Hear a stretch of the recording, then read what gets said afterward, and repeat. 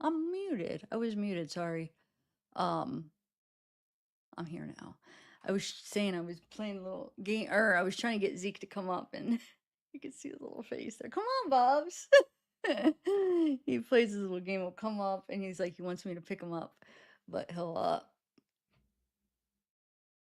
run away, and then he'll come up, and he'll run away. Okay, but we have a lot to go over today. I'm gonna dig right in. Zeke, come on, Bubs. You want to come up here? You could hear me, right? Um, I'm back, and hopefully there'll be no issues today. Knock on wood. I shouldn't have said that. Um, Hi Don. Hi Sir Morningwood. Hi Tennessee Voice Girl. Wow, it has been forever. How the heck have you been? Um, Look at my boy. Zeke, it looks like you have Zab Boy sunglasses. It look like. Come on over here. You could sit right here, or you could lay in your bed. Whatever you want to do. I'll pick you up. Okay, you make up your mind. Okay. So what I thought I'd do is there's this really good article. I actually had to subscribe to the site to get it. It was one of those, but it was worth it because it was like, you know what? It's worth it. It has everything in there. Hi, Bobs. It has everything in there. So I figure we'll start with that. So it's like Jeffrey Epstein, like his past, his upbringing, and it does a really good job. It just like has some pictures and it has, kind of his upbringing in a quick, good summary type thing. And then we'll just continue digging into the emails. I have some documents I have ready that I want to read. I have I made a playlist of some of those videos on JeffTube that I thought would be interesting to play. And then also there's a couple like documentary type videos. I watched some, I think like two different ones, but not the whole straight through. I watched a little bit on one, a little bit of it on the other, and they were really interesting. So I figured we could do that too. So this might be a long live. I just want to cover a bunch of stuff.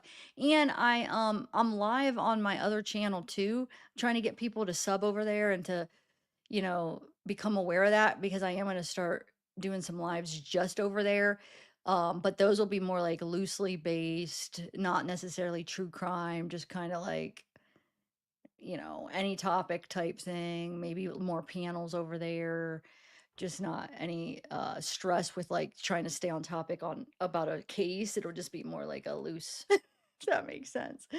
Um, okay. So hold on. All right.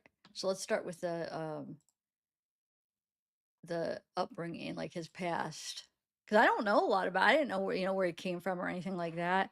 And I haven't even really read, I just kind of skimmed this to see, if it was how good it was. And so I didn't actually thoroughly read it through. So I'll be learning with you guys.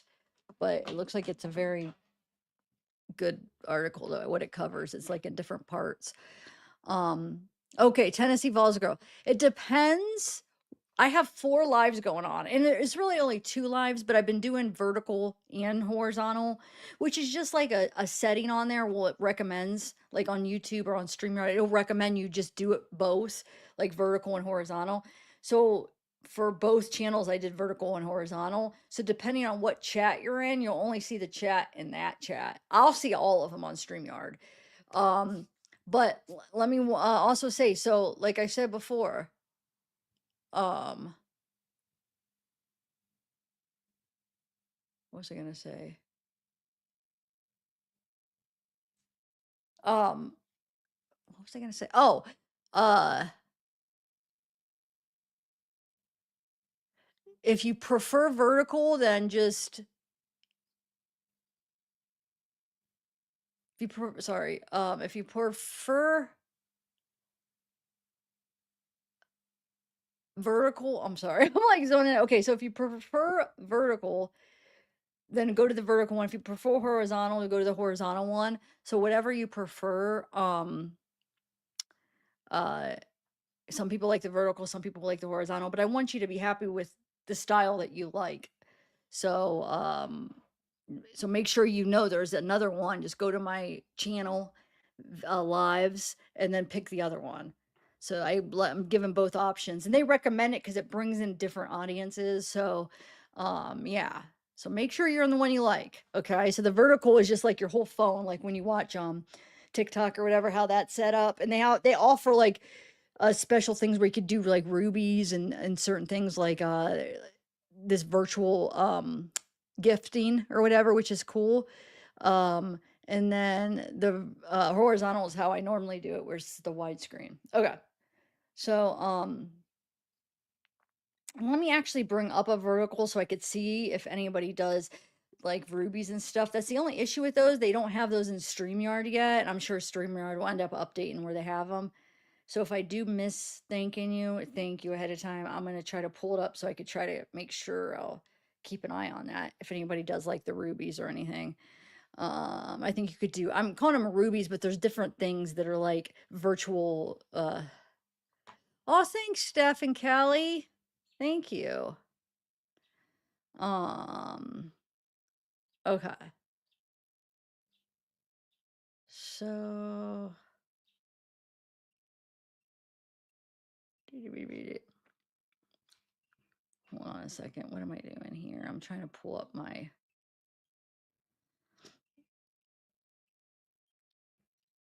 vertical one so I could see. Okay. Nobody's in my vertical one. Huh.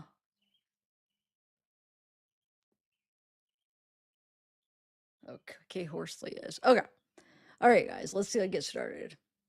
Let's start with upbringing. Let me take a sip of my coffee real quick. But hi, Quick K Horsley. Hey. Like I said, if you don't see anybody in the chat, because there'll be 4 different chats. I know it's confusing. I just wanted to get people familiar with my other channel, number 1. And then number 2, I am going to be doing horizontal and vertical now at both because it's just a recommended thing that YouTube does. But there'll be some more people in horizontal, K Horsley. I see you're the only one in that one, but usually there's people in there. Just give it time. Or if you want to go to the horizontal one or whatever. But yeah, okay.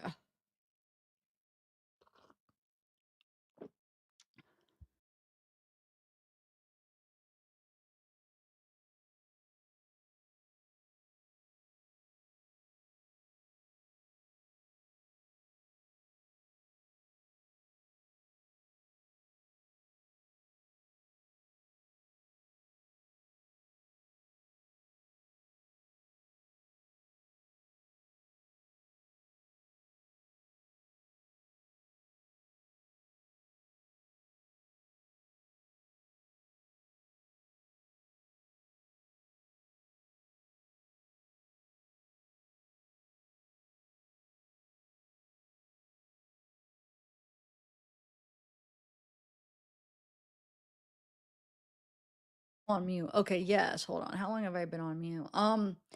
It should be other channel. Wait. Explanation, other channel, I think it is. Hold on, let me make sure. I shouldn't be muted now, right? I just want to make sure that pops up. And then of course you're gonna see me commenting on both. Yeah. Maybe it is another channel. It could be second channel. Me and Ashley did it the other day and it was, maybe it's second channel. Hold on. If not, I'll just grab the link. I'll just go to the channel. But I just want to learn what it is real quick so I know. Yeah, second channel. There it is, right there. Callie, Steph and Callie. All right, so I'm gonna share my screen. I'm gonna start. I did text my mods. I texted no, Hope G, if you're listening, I still need a way to get a hold of you. I never did get a way to get a hold of you, so I still have to do that. Remind me when she comes in, or somebody remind her, or remind me to remind her. I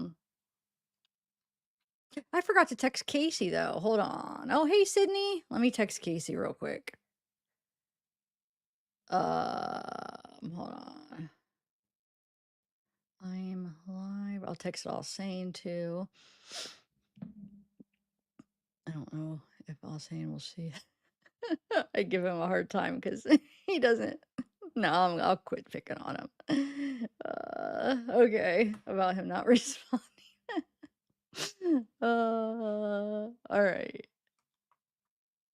All right, let's do this. I'm gonna read this first because I think it's kind of interesting. This article, like I said, it's like his growing up and stuff. Okay. All right, so let me share my screen.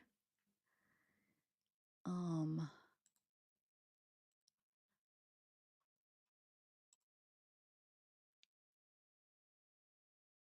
trying to think if I just should. Yeah, you know what? I'm gonna share this screen and do it.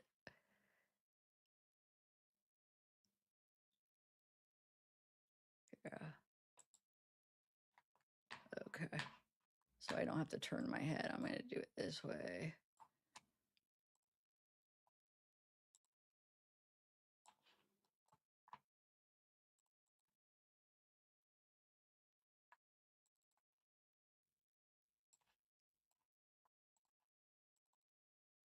Okay. All right, let's do this.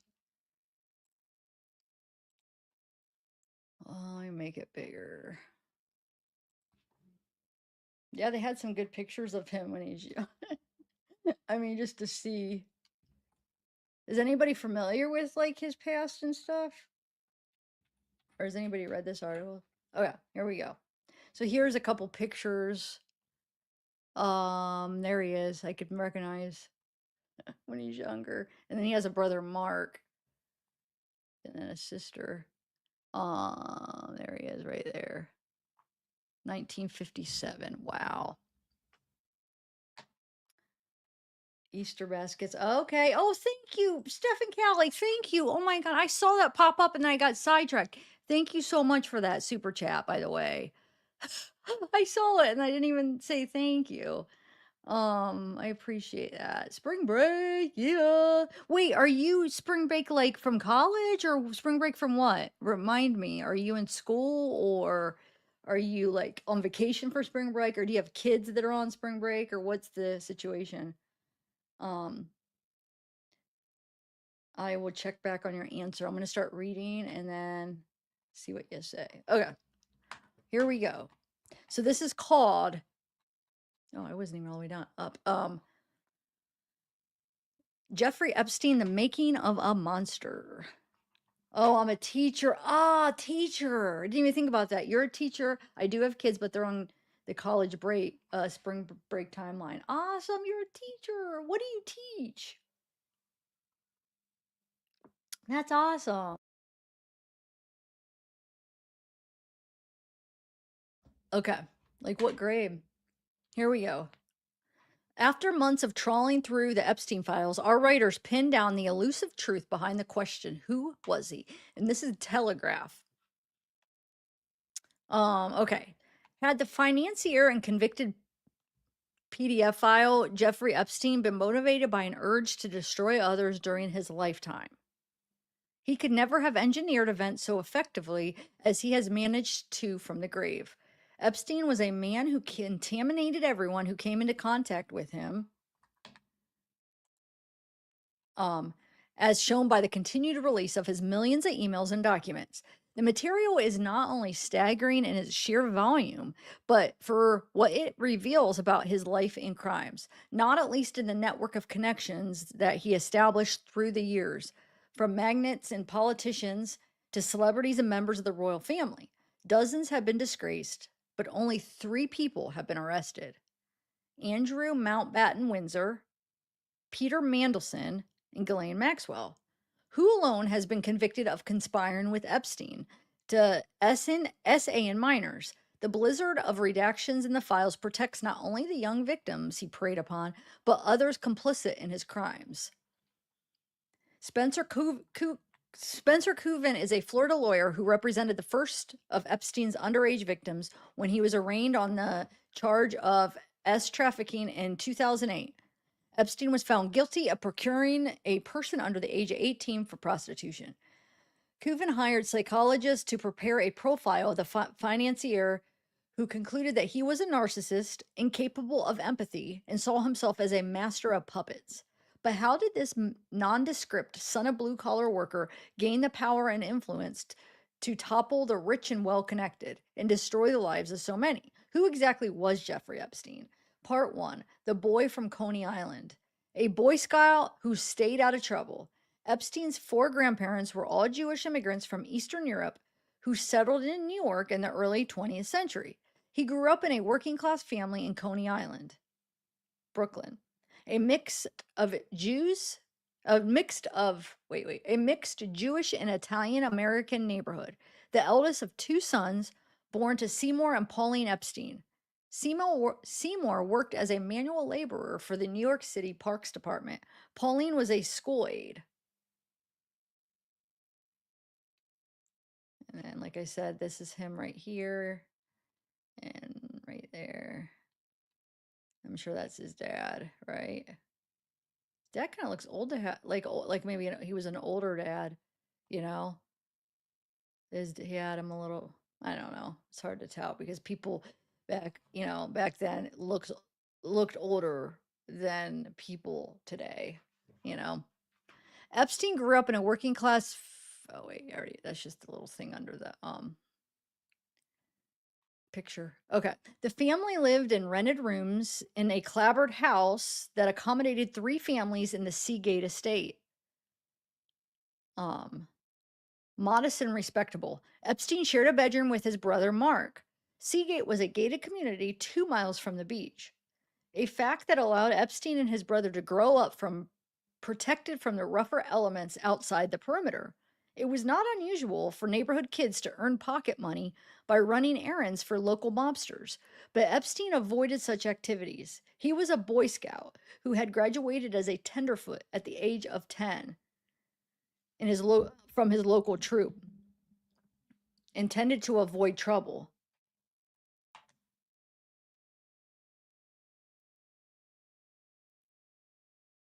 I keep making sure I'm not muted. Keep thinking since I have two screens up for Zeke's is like, look how he's sleeping. Oh, you can't tell his head. Anyway, Epstein would always maintain a sentimental attachment to his old neighborhood. In years to come, naming the different companies that looked after his properties after streets around his boyhood home: Maple, Laurel, Cypress, and Neptune. Um, Speaking to Thomas Volshow, an associate professor of sociology at the City University of New York, who is writing a book about Epstein's family friend Gary Grossberg, said that Pauline and Seymour were wonderful, caring people. Seymour possessed, he said, a lot of empathy. He was on a different vibration, nothing at all like Mark and Jeffrey. Volshow first became interested in Epstein in 2005 when one night, taking turns with his wife to stay awake while looking after a newborn baby, he came upon a small news story about police in Florida investigating Epstein. Wait, so he's saying this guy in 2005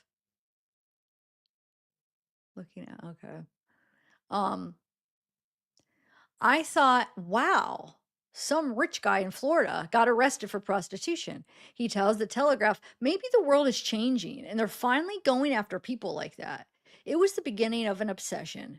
Teaching his students on the subject of class and inequality, he would bring up the picture of Epstein on the New York SO registry.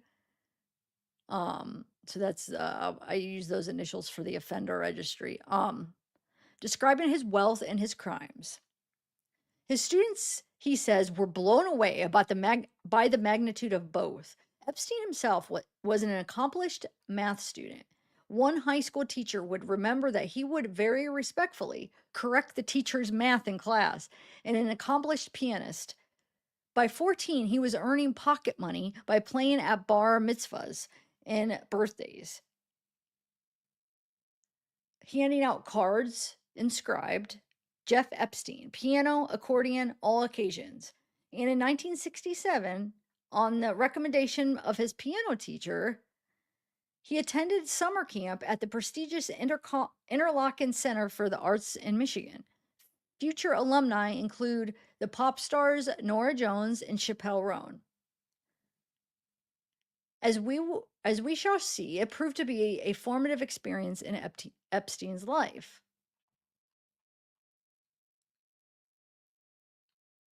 I don't give a confidence. At 16, having skipped 2 grades, Epstein graduated from high school. A classmate would recall Epstein telling him that one day he would become very rich. He went on to attend Cooper Union, a private college in New York, on a scholarship, studying maths and physics, but dropped out after 2 years and began taking classes at New York University, Current Institute of Mathematics. An illuminating insight into Epstein at this time comes from an entry that his childhood friend Terry, Johnny Boy Kafka, wrote for the inclusion in a birthday book put together for Epstein's 50th birthday in 2003 by Ghislaine Maxwell. Um, so what is it though? Okay, Kafka writes of a backpacking trip to Europe with Epstein when they were around 17 or 18, spent sleeping on beaches and living on bread and cheese, which really opened Epstein's eyes to another world. The following year, Epstein traveled to London, coming home with a beautiful British babe, name redacted. You had such chutzpah to bring her to your beautiful, civilized, impressive home on Maple Ave. So that's what I think that's what they're saying. He's was what he wrote um in the 50th birthday cards or whatever they were putting together for Epstein, sorry. The reference to Epstein's home was sarcastic. It was far from beautiful. Kafka goes on, think back. Think back on that now. That shows a lot. It really does. You didn't give a about what she thought because he doesn't. He just like writes the S and then because they're writing the article, but basically he didn't give a crap about what she thought. You had to have confidence and I don't give a crap attitude to bring blank home into your Seagate world. You began to realize that you could get away with crap. That chicks and people in general were schmucks.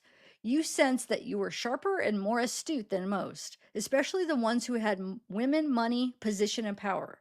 Yes, your charisma and persuasive ways came very early on, and oh, and you didn't learn life's lessons in your house. You learned them from us. His mother, Pauline, also wrote a message. Jeff, you have been a good son from day one, and we have been proud of you ever since. Today, a limousine awaits you as a dignitary. She never lived to see her good son being indicted in 2006 on charges related to soliciting prostitution from minors. She died in 2004. I want to make sure, since I'm not looking at. Hold on a second.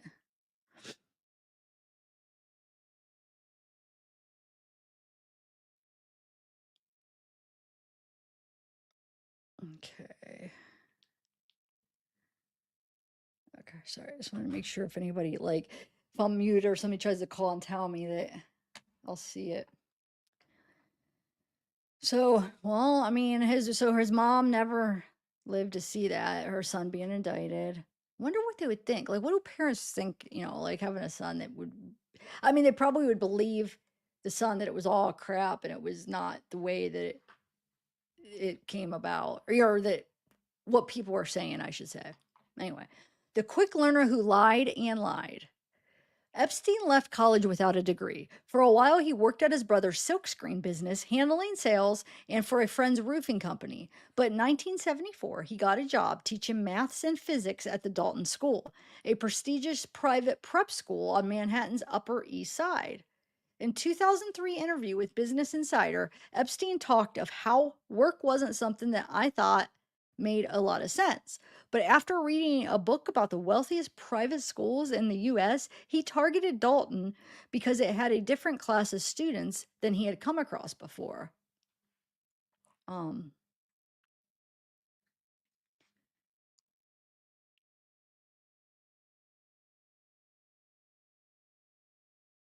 on his CV, Epstein lied that he had a degree in physics from Cooper Union and a degree in mathematics from New York University. In truth, he had only a high school diploma and no training as a teacher, but nonetheless, he got the job.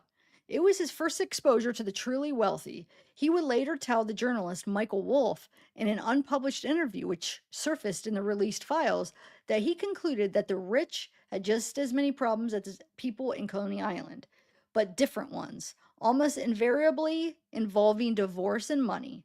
I found it interesting as a science experiment. It did not really involve me. I could just stand back and watch, Epstein said. Epstein was from a working class background. Thomas Volshow says he sees the Upper East Side, Manhattan, and probably figures out a way he could scam his way inside. It must have been kind of funny when he went home and told his friends he'd get a job at a private school. Like these stupid idiots. I just lied on my resume and I got the job. I'm sure that was a humorous thing that he could pull off, that he could pull that off. My mom talks. Wow, these people must be really stupid. Photographs from the period show Epstein with long hair, looking more like an aspiring rock musician than a teacher. Despite Dalton's strict dress code, students would remember him wandering the halls in a fur coat, gold chains, and an open shirt that exposed his chest. He was a popular figure with students, most of whom remember him paying particular attention to girls without making any unwanted contact. And then look, there he is right there. I don't think he's. Oh wait, there he is. That's from a different time period, right? I think that's him. And then there, look at those eyes. Those look creepy. And then I'm not sure. Maybe that's his dad or something. I don't know. And then there he is right there. Oh, let me take another sip real quick. Oh, third grade stuff. Okay.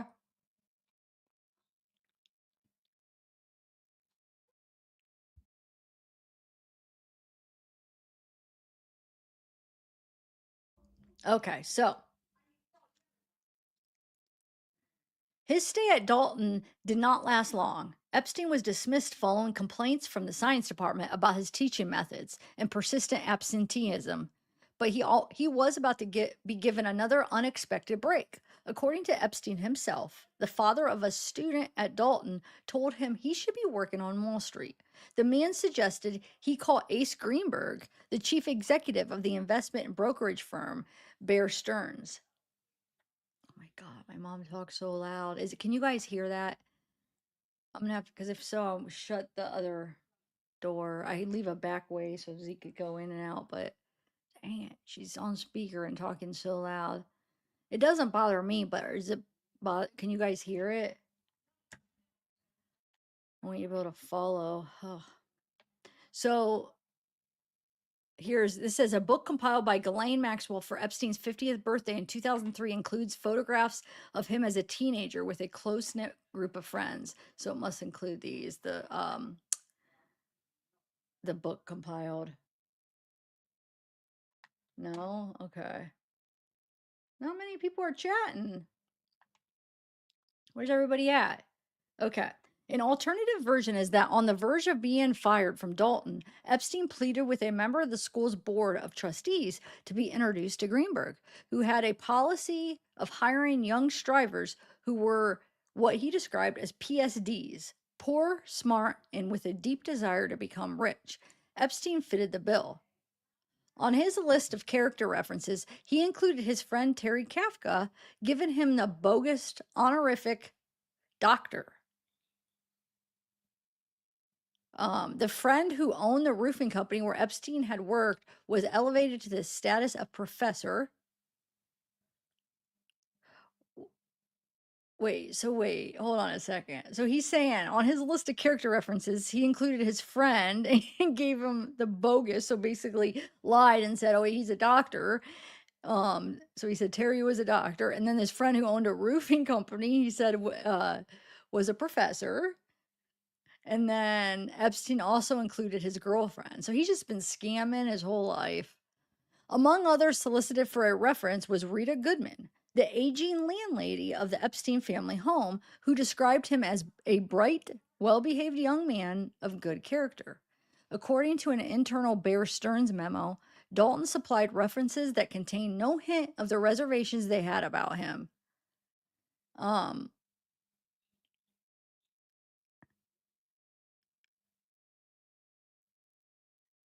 Commending his leadership. So who's Dalton? Wait, Dalton is which one then again? Epstein.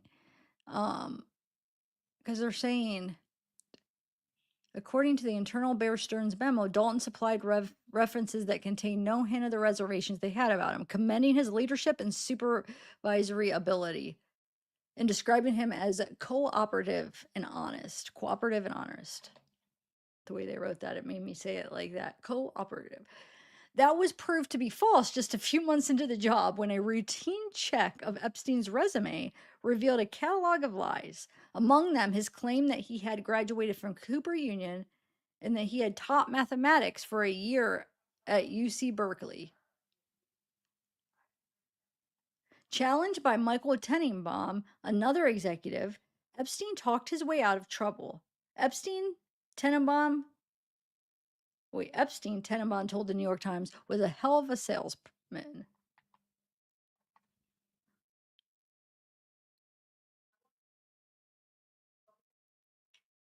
Sorry, I keep getting paranoid and keep checking to make sure. Um, okay, so it was a critical moment. Epstein had lied and got away with it, establishing a pattern that was to persist throughout his life. Whatever his other talents and vices, at heart, Epstein was, above all, an accomplished con man. It had probably helped that he was also dating Ace Greenberg's daughter, Lynn. She later broke off the relationship, describing Epstein as someone who lied about everything, gaining trust and taking advantage. Meanwhile, it was a boom time on Wall Street and Epstein was a quick study. By the age of 27, he was making $200,000 a year. He had an apartment in Midtown Manhattan, close to Studio 54, where he became a regular, unusually abstinent among the nightclub's glittering clientele. He never drank or took drugs.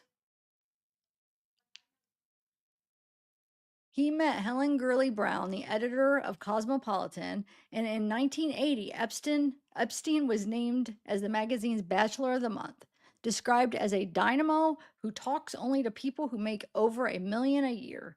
If you're cute, if you're a cute Texas girl, write to this New York dynamo. In his interview with Wolf, Epstein described himself as a playboy who had no intention of getting married, of ever getting married. Man, I can't read this and concentrate. My mom is being too loud. Hold on. I can't.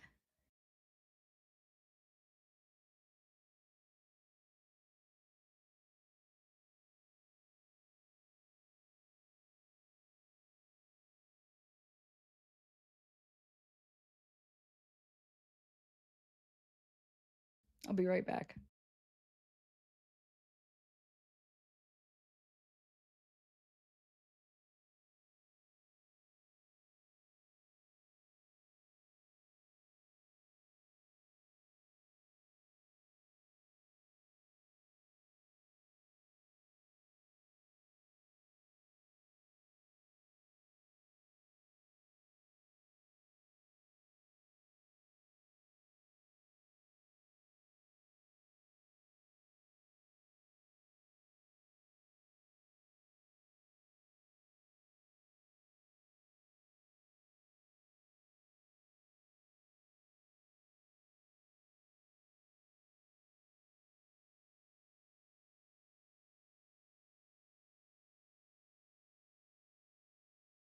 Okay, sorry, I'm back. I just told her if she could talk a little bit lower because I was having trouble. I'm hearing. See, this pretty much blocks out a lot. So what I'm hearing, you're hearing it. I'm hearing it way louder, and it's like so loud in my ear, and I'm reading, and it's like I can't even focus. She laughed at me though. Okay, let's do this. Oh, mods, can you explain why people can only see parts of the chats and stuff? Because I have explained. Oh, I guess there is no mods in here. Well, I don't know where everybody's at. Okay, so where are we at? Hey, baby. Wait, let me read this part up here. So he met Helen Gurley Brown, the editor of Cosmopolitan, and in 1980, Epstein was named as the magazine's Bachelor of the Month, described as a dynamo who talks only to people who make over $1 million a year. If you're a cute Texas girl, write to this New York dynamo. Um, Wait, what year was that? 1980. He Bachelor of the Month. Wow, in 1980. In his interview with Wolf, Epstein described himself as a playboy who had no intention of ever getting married. I enjoyed sex. I adore women. I wanted freedom. I was attracted to the rich because of their freedom. But I wanted also to avoid their burdens, and I didn't want to hide. I didn't want to be a hypocrite. I wanted to be free. I was not remotely ambivalent about what I wanted. To be free. That was the reason to make money. Epstein was an inveterate liar and cheat. Some employees at Bear Stearns regarded him as a sleazeball. Yeah, but ethics and character were not paramount on Wall Street. And as long as he was making money, in 1980, he flew to the Caribbean for a conference, spending $10,000 on jewelry and clothing for his girlfriend, which he put on expenses. He was warned by his conduct and no further action was taken. Look at that picture of him. Um yeah, so I'm live. So now I'm live on both my channels, Sydney, and then not only that, but when I do vertical and horizontal, those are two different streams. So you only be able to see whatever stream you're in. I could see them all though. Like the way StreamYard works, I could see them all. They come to me all together. But I mean, why isn't nobody chatting? Guys, help me share this. Go share this out and get some people in here because we're gonna dig through the files too after this. Or is this interesting to you though, or no? Are you guys bored with the?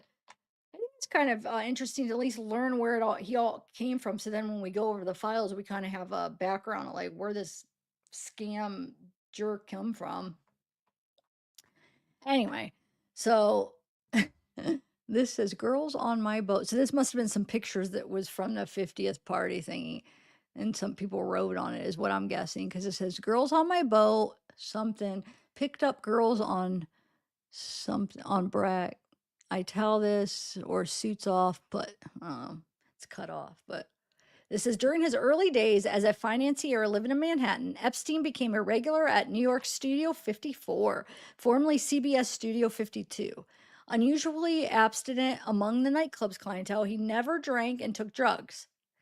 But March 1981, he overstepped the mark and was suspended by the bank for a violation of and the National Association of Securities Dealers regulations after making a loan to a school friend for the purpose of buying securities and for giving his girlfriend early access to shares.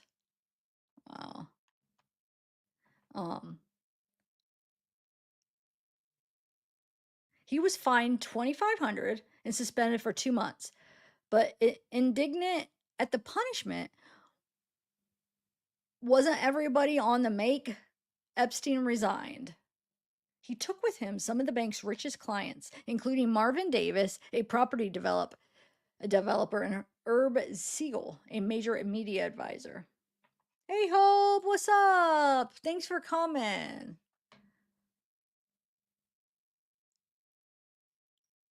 Hey, will you email me so we have a way to connect?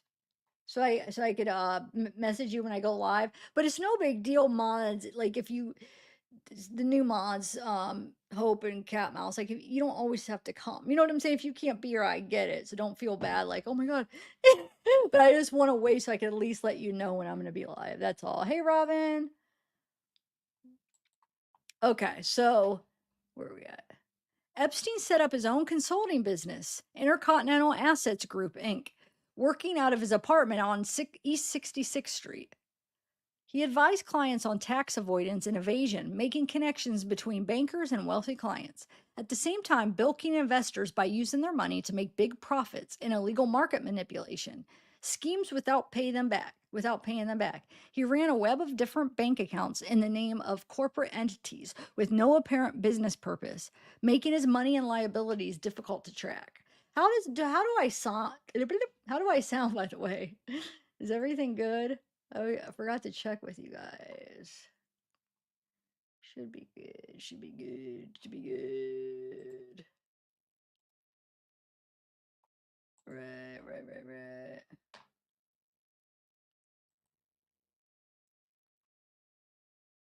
Okay.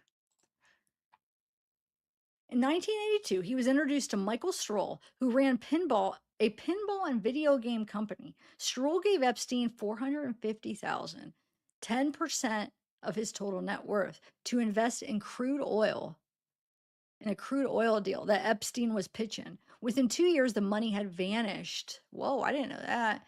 The dispute ended up in civil court, with Stroll arguing that Epstein had promised to return his money but never did. A judge ruled that Epstein was not personally liable, and the case was settled out of court. Epstein would later describe Stroll as a disgruntled, at one time friend, loser in a lawsuit after the loss of his investment, looking to me for reimbursement. Stroll would describe Epstein as a despicable prick and lament to Thomas Volshow, and unknowingly ceded his growth. Or wait, in lament to Thomas Volshow, I unknowingly ceded his growth. Why can't I talk right now? I unknowingly ceded his growth. I smell a rat and I don't trust him. By now, Epstein was a millionaire many times over, but in 1987, he met the man who would bring him unimagined riches. Leslie Wexner was a billionaire founder and chairman of L Brands, the parent company of clothing labels such as Victoria's Secret and The Limited.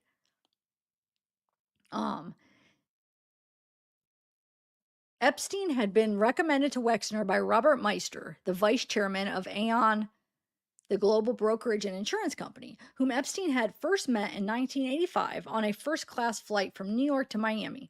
Wexner's finances were in a tangle, and Meister told him that Epstein was the man to untangle them. So here's Jeffrey. There's Wexner.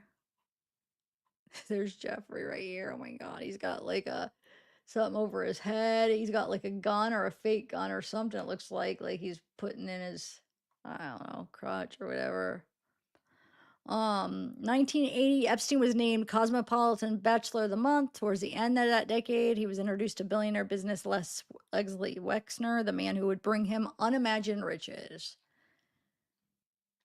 So he's I mean, I shouldn't say it, because I was going to say it's all your fault because you made him who he was in a way, like as far as like gave him the access to other people, because you know what I'm saying? Giving him the trust in your money, which made other people use them and then made him become this really rich, powerful person, Epstein, I mean. But the thing is if Wexner didn't do it, I'm sure somebody else would have freaking ended up having him invest his money, and you know what I'm saying? Wexner had Harold Levin, his financial advisor, fly to New York to meet Epstein. According to the New York Times, Levin left the meeting and immediately called Wexner, telling him, "I smell a rat. I don't trust him." Wexner ignored the warning to his cost. Epstein cultivated Wexner like a con man with a mark. In 1990, Levin was shocked to learn that Wexner had hired Epstein over his head, and in 1991 had given Epstein power of attorney over his $2.5 billion fortune, allowing him to sign Wexner's name, hire and fire staff, buy and sell property, and borrow money on Wexner's behalf. That's freaking crazy. And especially after the one guy that he went in to meet him said, I smell a rat. So not only you're going to hire him, but you're going to give him power of attorney? That is just nuts. Rubbing salt in the wound, Epstein spread rumors on Wall Street that Wexner had fired Levin for misappropriating funds. Levin couldn't get a job. His wife filed for divorce, and his 3 children stopped speaking to him. Epstein, he said later, ruined my life. I lost everything. Epstein inveigled his way into Wexner's life to the point that the billionaire treated him like a cross between a mafia consigliere and a son. According to Vanity Fair, when Wexner wanted to break up with his girlfriend, it was Epstein who paid her off. Why would you have to pay off your girlfriend? Like, that's interesting. So, oh, I get it though. Oh no, it would only be his girlfriend. I was gonna say, like, is it like alimony? But no, it's his girlfriend. So what do you mean you have to pay her off? That means that makes me think, if you think about it, she had some stuff on Wexner. You know what I'm saying? So she's like, I'll pay you off if you just keep quiet because he's dumping her. So maybe they were afraid she was gonna go expose him. Oh, anyway. When Wexner wanted to see the musical Cats, Epstein arranged to have the cast perform at his mansion. Epstein was very gifted at finding loopholes to avoid paying taxes. Volsho says he learned that at Bear Stearns, and he learned that at Bear Stearns, and he was extremely good at it. But at the same time, when you become someone's financial advisor, you learn all their secrets. So that's the risk the client takes. Yeah. Are you guys bored with this, or should I like start going into the files? Or, I mean, it's like, where's everybody at? Come. You guys help me share this out and get some people in. Get my algorithm up there. I need to get my algorithm.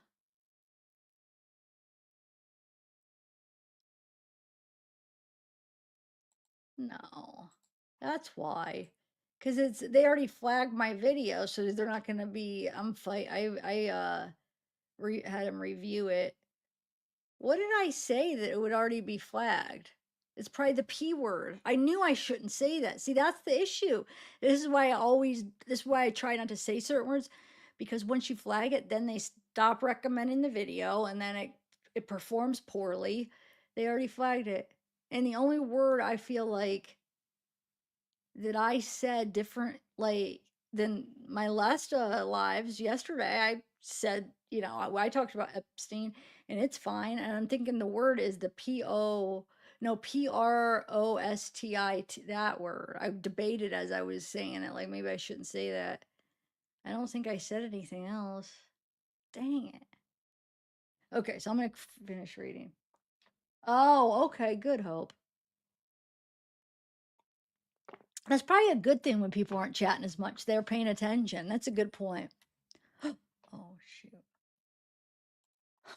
I'm over there hitting buttons again. I don't want to do what I did last night. All right, hold on 1 second.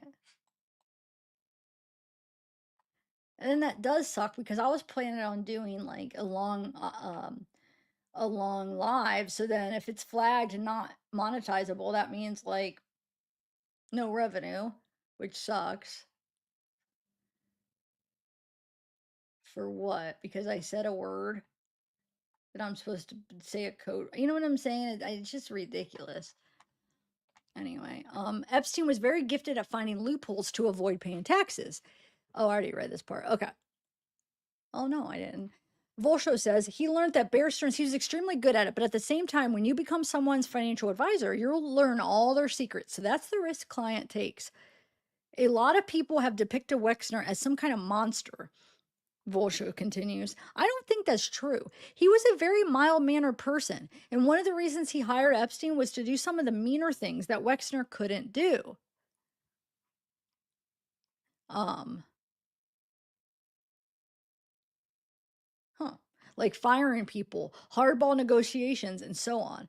And Epstein was very, very charming. Even victims have said it was hard to hate the guy, despite what he had done to them. He was like the con man who could con the other con men. And this overlaps with the. See, I'm gonna be careful what I say here. The S grooming and S trafficking. Anybody who grooms.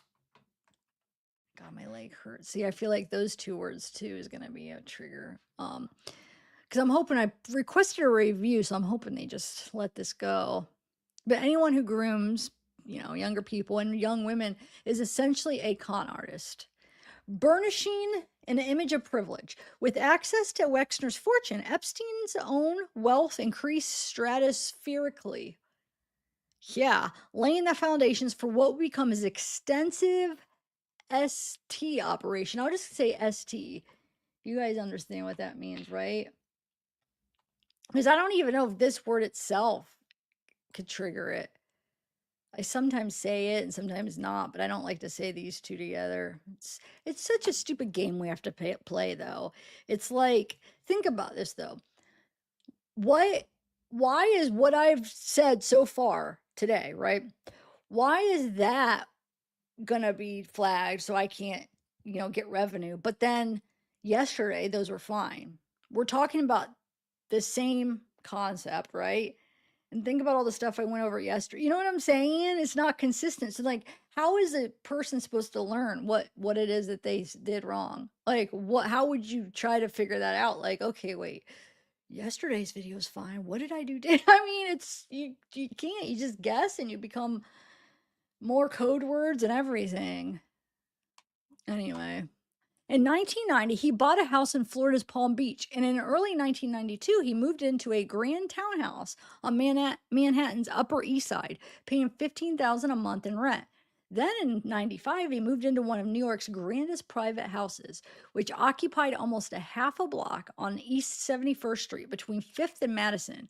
The property, a 7-story Beaux Arts house, which had once been a convalescent home, and then a private school belonged to Wexner.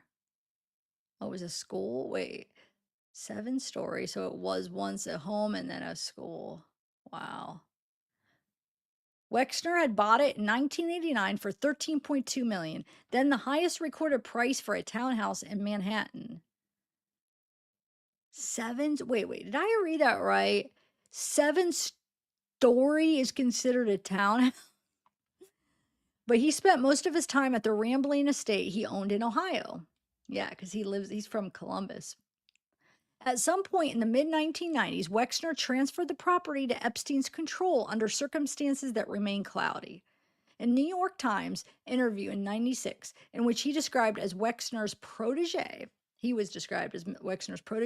and one of his financial advisors, Epstein said that Wexner had never spent more than 2 months in the New York house.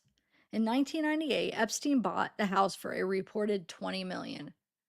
In the early 1990s, Epstein purchased a private jet, hired 2 pilots, and began flying extensively. One of his first flights in August was from New Jersey to the small regional airport in Traverse City, Michigan. From there, he drove some 15 miles to the place he had spent the summer as a 14-year-old, the Interlochen Center for Arts. Traveling with him was the woman who was his sometime lover and whom Epstein described as his best friend, Ghislaine Maxwell. Part 2, The Arc Manipulator. Jane Doe, the first victim. In his letter in the book Ghislaine Maxwell made for Epstein's 50th birthday.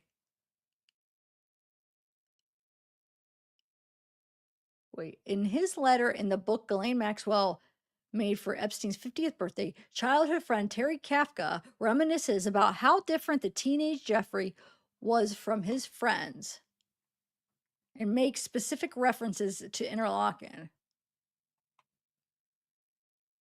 So talking about like how different he was. Yeah, so even when Jeffrey was a teenager, how different he was compared to all of the friends. His friends. Okay, so we have Jeffrey and one of his victims, Jeffrey and Ghislaine. Epstein met Ghislaine, 91. Oh, this is just repeating what was in the article.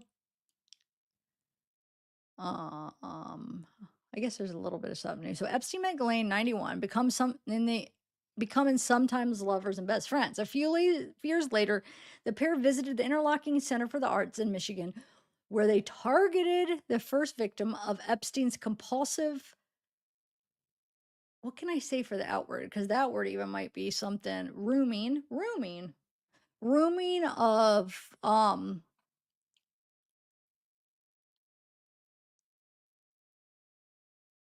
don't know. I could just say kids. There's no way kids. We can't say the word kid. It just depends on what context. But basically, kids for what the deal. You know what he was doing. So that's they were targeting them. So and we know he was asking for people under 18. Remember, that's what he preferred, people under 18. Um, and so yeah, so they would use the Center for Arts. So they basically use think about that. That's crazy because that's where he went when he was a teenager, right?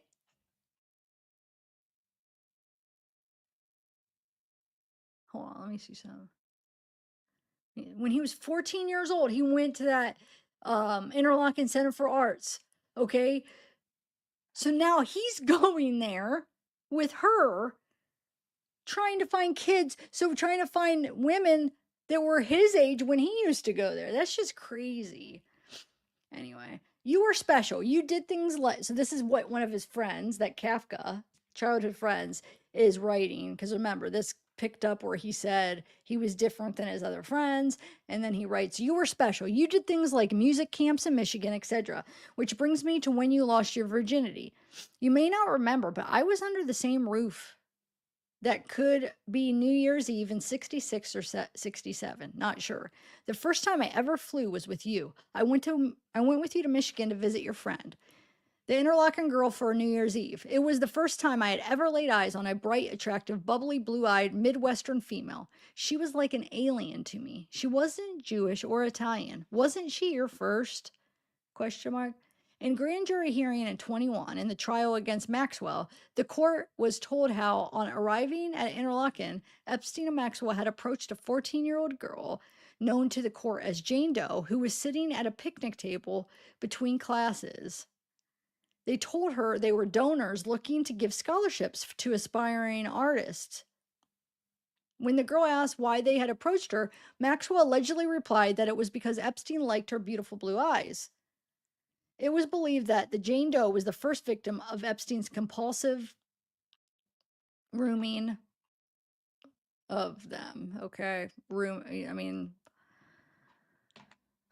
Mellow, hey! Guys, help me share that. Will you guys like to help me share some? Help me share this video. Let's get this out. Let's get a big crowd in here. Look at Zeke. He's ready. He's getting cozy. When the girl said she came from Palm Beach, Maxwell asked her, she asked for her phone number, suggesting that Epstein might help her with a scholarship. That's just sick that they did that. Shortly afterwards, the Jane Doe and her mother visited Epstein at his home in Palm Beach. It was the beginning of a series of visits and enticements, including Epstein paying for her voice lessons and giving money to her mother to help with bills. Wow. That's just crazy. But wait, what was the scholarships for? They were saying to give her scholarships to aspiring artists. Okay. Man. When the girl told Epstein that it was her ambition to be an actress and model, he told her he was best friends with the owner of Victoria's Secret. He told her that she would have to have photographs taken and that she should be comfortable in her underwear and not be a prude. The court was told. Wow. But wait, I have a question. Do you think he was saying that in front of her mom? Or was this private?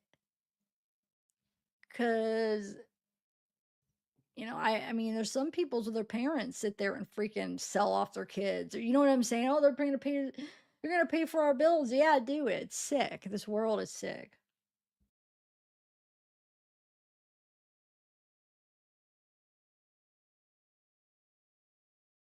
Look at this next one. When asked what he meant by that, he pulled her into his lap and wait, are they saying that when that first meeting, like when she was 14, that happened? Where was the mother? Wow. From there, the abuse escalated to concluded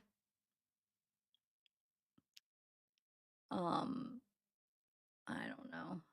I'm trying to think of code words. I don't even know what to say. I don't know why I shouldn't be able to say some of this. I'm trying to think. Oh shoot, I did the wrong one. Hold on. Let me put it over here and do. You guys could read what the words I won't say. Where did I go? That's crazy. So he pulled her onto his lap and basically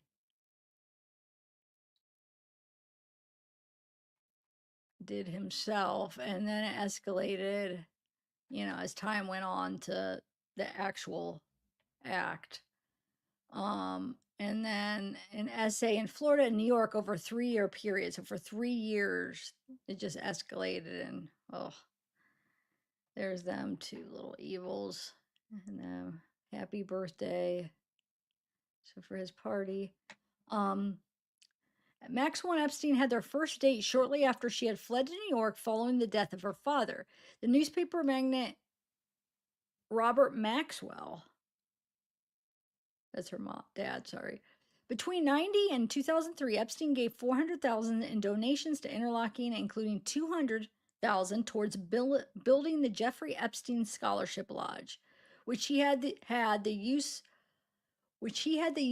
of for 2 weeks a year, according to Thomas Volshow. Some years later, Epstein and Maxwell approached a girl whose family had left South Africa when the country was going through turmoil. The pair told her to think of Epstein as like Oscar Schindler from the film Schindler's List, who could save her by giving her a scholarship. She too was groomed in the same manner as Jay. This is just sick. Interlochen had stated that 2 internal reviews conducted in 2009 and 2019 had found no record of complaint or concern about Epstein, and that its policies then and now do not permit unsupervised contact between students and donors.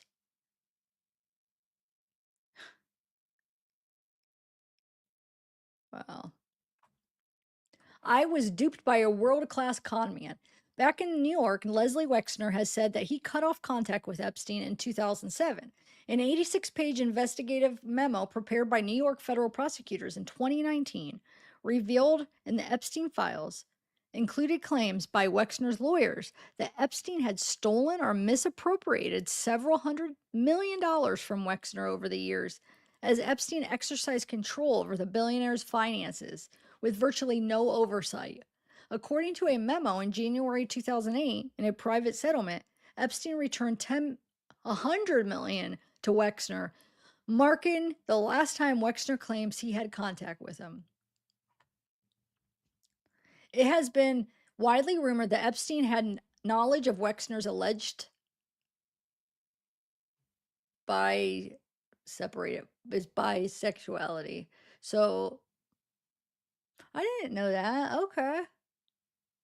That's crazy though. Wait a minute. Did you guys watch his deposition? Because do you remember if you guys watched it, I watched some of it. I don't know if I watched it all. I might have watched it all. But they asked him if he ever had like sex with Epstein, and he says, "No, I'm straight." Huh. I guess it says alleged bisexuality. Beyond any suggestion, wait. It was widely rumored that Epstein had knowledge of Wexner's alleged bisexuality beyond any suggestion of Epstein's trafficking activities. Excuse me. So beyond any suggestion. Huh. In a sworn deposition in 2016, Epstein victim Virginia alleged that she was ST'd to Wexner by Epstein and on multiple occasions. So she's saying that she was, basically, given to Wexner by Epstein on multiple occasions, a claim that was strenuously denied by Wexner's lawyers, who said that he had never met Guffey and that any claims to the contrary were not true. In 2019, in an open letter on his foundation's website, Wexner referred to his discovery that Epstein was embezzling funds as tremendous shock, even though it clearly pales in comparison to the unthinkable allegations against him now. There's them too.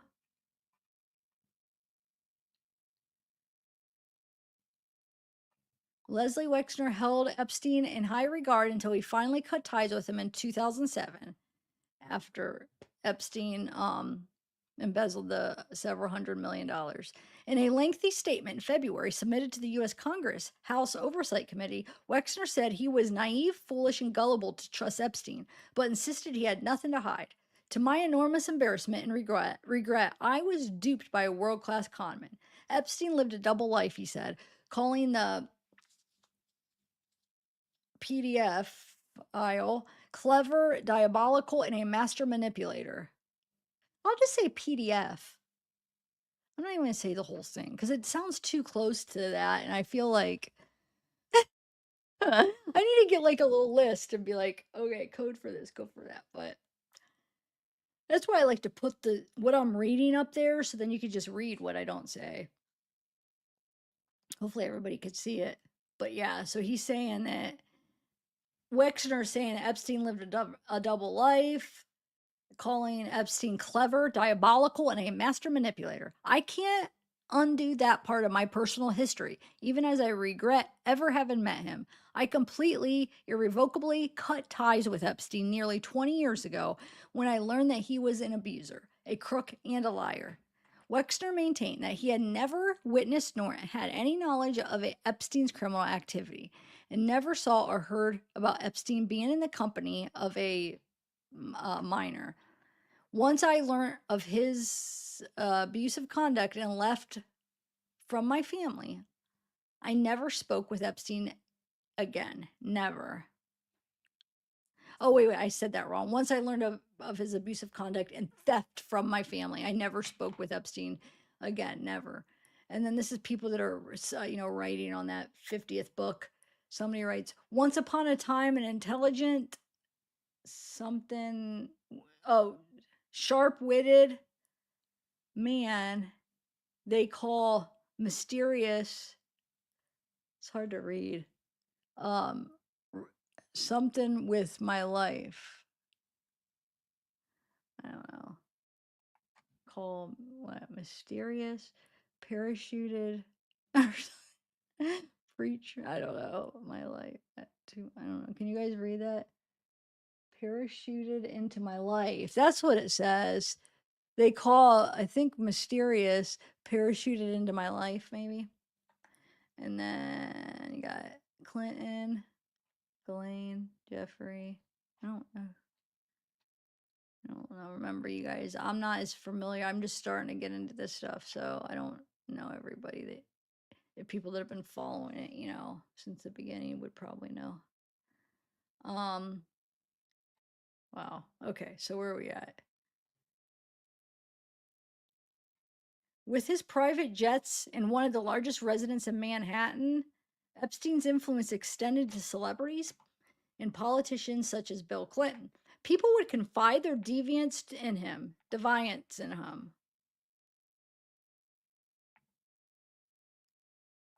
A financier who knew Epstein well from 2011 onwards says that Epstein owed everything to Wexner and the money he had embezzled from the billionaire.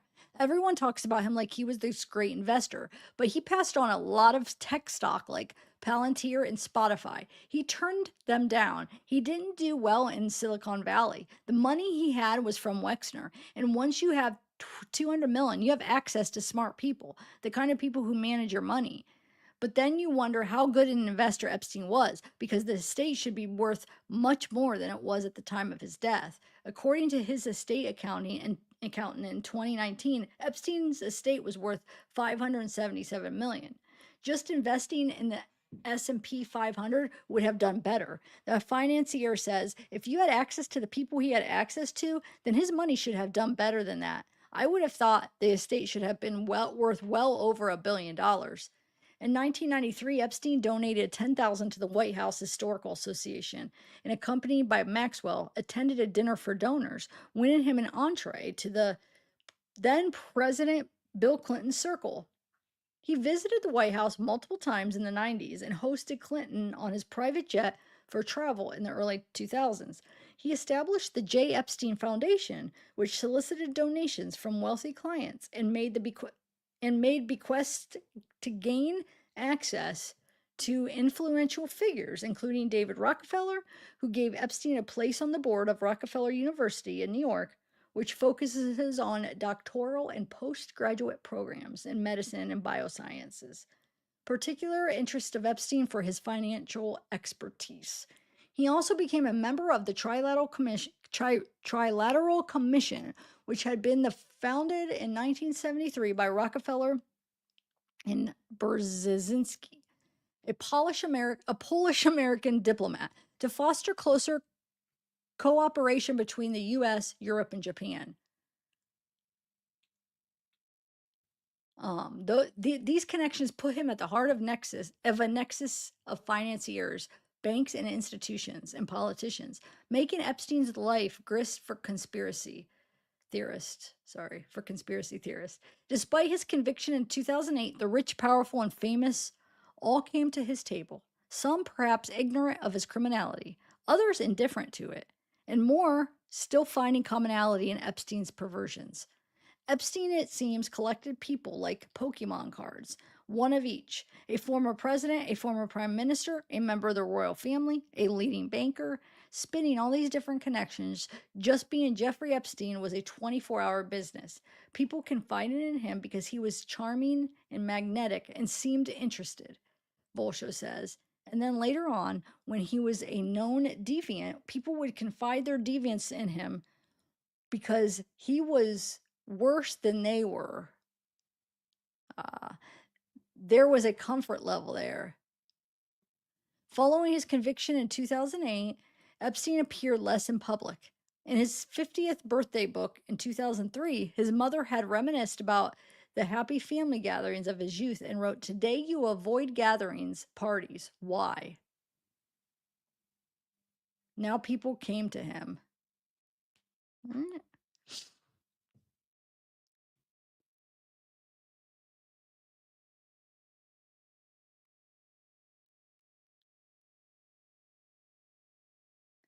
A pariah who thrived on secrecy, a British man who worked as one of Epstein's fixers in the period after his conviction, says that Epstein considered himself big enough and important enough that the mountain should come to Mohammed.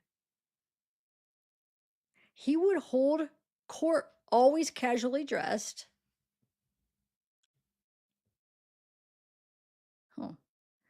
He would pretty much always wear a tracksuit, frankly, like Jimmy Savile, says the fixer.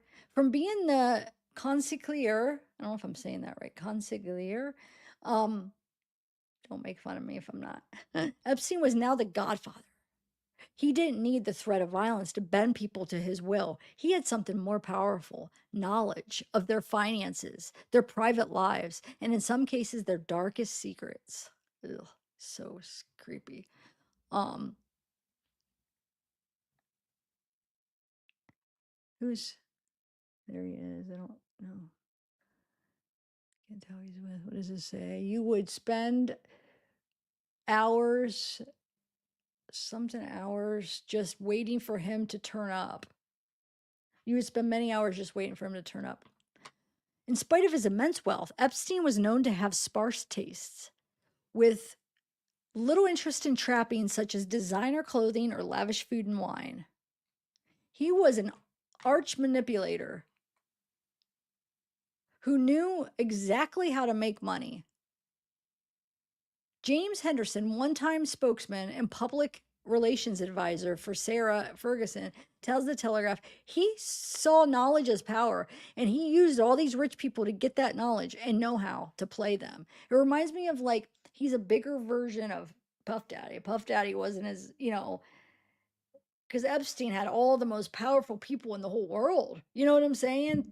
And Sean Combs, P. Diddy, whatever, was like the same breed, but just not as big. But they did the same thing. They got dirt on people. They had these connections, and they got the dirt. But see, Epstein was a little more because not only he was bigger, more powerful people, but also because he knew their finances. Yeah. Anyway, the British fixer agrees no grifter makes that amount of money. His greatest skill, if you can call it that, was that he figured out who in his world you might want to know and tried to find a way to offer that. So it could be that somebody in business wanted an introduction to somebody in Hollywood. He could do that. If you wanted girls, he could do that. I never saw the sordid part of it. I was in my 20s when I knew him, and I didn't need girls from Jeffrey Epstein. But if I had been 65 and rich, that's a thing he would have offered. The point is, whatever you were interested in, Jeffrey figured it out. He figured out what somebody needed, even if they were already established or important. He worked out how to be relevant to people. One indication of how Epstein saw himself can be on the ringtones on his phone at the time. The theme tunes from the James Bond and Rocky films. The ranges, the range of his connections were staggering, bewildering. From Peter Thiel, the PayPal co-founder and venture capitalist, to the wellness guru and entrepreneur Deepak Chopra. That's that one that there's a ton of videos of him, I think. From the French banker Ariane de Rothschild, with whom Epstein exchanged some 5,500 emails, to the linguist and left wing intellectual Noam Chomsky. In the unpublished interview with Epstein, Wolf writes, in a time of such radical flux and existential instability, everybody wants to seek out someone who might have some answers, or at least make you feel like he does. Even, and maybe especially the rich.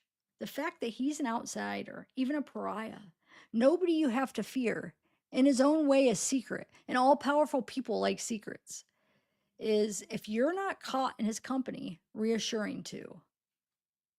Wait, what? In his own way, a secret is reassuring too. Trying to read how they. Anyway. In some sense, Wolf continues, what goes on at Epstein's house confirms everyone's worst fears about power and the powerful. They are all in a secret and shared conversation. The world runs on insider information. A man forever calculating the next move. Epstein's world was defined by wealth, connections, and sex. Women were largely to be used, one exception being Selena Dubin, the daughter of an ex-girlfriend, and whom Epstein described as his goddaughter. It's alleged that Epstein said when Dubin was 19 that she was the only person I want to marry. Oh. Connections were leveraged to make other connections. Epstein making introductions, dropping names, and enticing tidbits about the people he knew and what he had on them. A chess game in which he was forever moving the pieces around the board, forever calculating the next move to his advantage. Epstein flattered himself as a Medici figure, a patron of the arts, and particularly the sciences. He made significant donations, notably $9.17 million to Harvard between the late 90s and 2007, including $6.5 million to establish the program for evolutionary dynamics.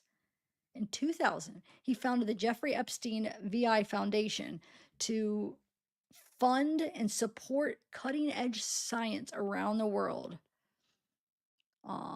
Or that could be Jeffrey 6. I don't know what he meant. I don't know if that's supposed to stand for something, or is it supposed to be like the Roman numerals? Anyway, to fund and support cutting edge science around the world. And in 2005, he funded the 100,000 Edge in Computation Prize to quantum computing pioneer David Deutsch. Edge, an organization of artists, scientists, and intellectuals, was created by John Brockman, a self-described cultural impresario. Its members and contributors include Elon Musk, Bill Gates, and a multitude of scientists. Silicon Valley tech figures, painters, and writers. Between 2001 and 2015, Epstein donated some $638,000 to Edge. He hosted dinners, gatherings, and informal conferences of scientists and scholars, often at his properties. In 2006, he organized a conference on St. Thomas, close to his island, Little St. James, on gravity and cosmology, attended by a host of prominent physicists and cosmologists, including 3 Nobel Prize winning physicists, where speakers included Stephen Hawking. Epstein had particular interest in eugenics, and like Peter Thiel, Cryonics and the practice of freezing human bodies or brains to preserve them for potential revival in the future using advanced technology. That's crazy. Um, there's Stephen Hawking, and then so that must be Stuart Pivar, I'm guessing. Okay.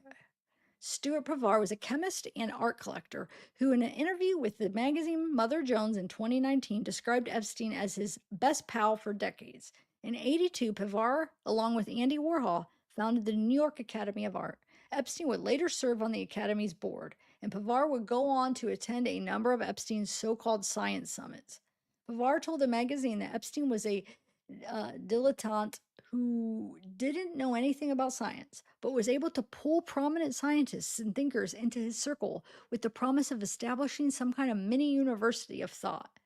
He was attempting somehow, in his ignorant and scientifically naive state, to do something scientifically important. He had no compunctions about inviting people, and since he had money, they would listen. Wait, did they say? Didn't know anything. Okay. Epstein, Pavar said, would often find himself out of his depth. He couldn't concentrate on a subject for more than 2 minutes before having to change the subject because he didn't know what anyone was talking about. uh, okay. And would interrupt. What's that got to do with? So, wait. So, he doesn't know what he's talking about. He's with all these smart people. He couldn't concentrate on the subject more than 2 minutes before having to change the subject because he didn't know what anyone was talking about. And then he would interrupt with, what's that got to do with P, the P word? That Pivar said was his favorite expression. It was a subject changer. So he said that Pivar said was his favorite expression. It was a subject changer. So that's, wow. I only have two interests. Epstein once told a longtime friend and former academic, science and the P word.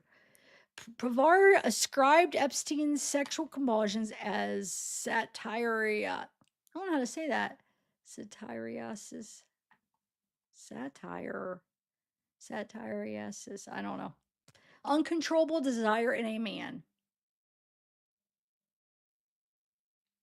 Yeah, I mean,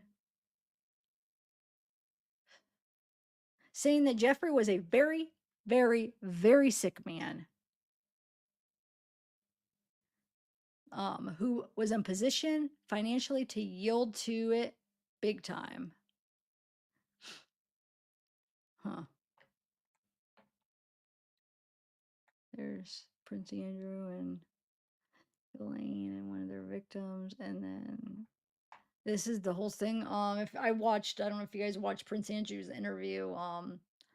Forget when it was, but basically, he tried to say because this would have been the meeting after his first conviction in 2008, and they were like, "So you knew about, if you hung around him because when you didn't know that he was doing that stuff supposedly, but after you knew about his charges, you went and met with him after that because somebody got a picture of him. And he tried to say, well, I was going to be in town and that's the kind of man I am. It shows what kind of man I am that I wanted to talk to him in person. And then the interviewer's like, yeah, but you stayed with him that whole week when you were in town. Like, well, I mean, he's just giving excuses and then trying to like give himself a compliment. I'm talking about Prince Andrew.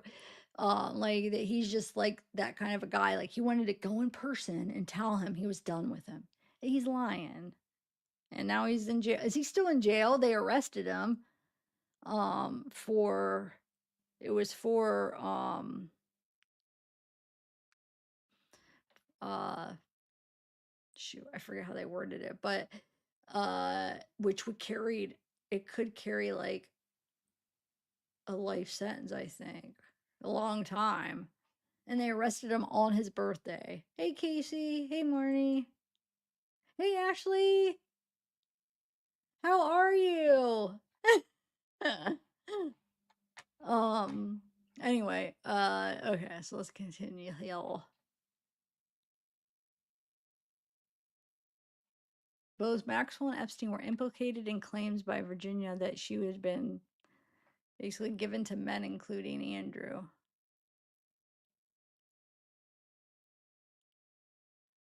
Um,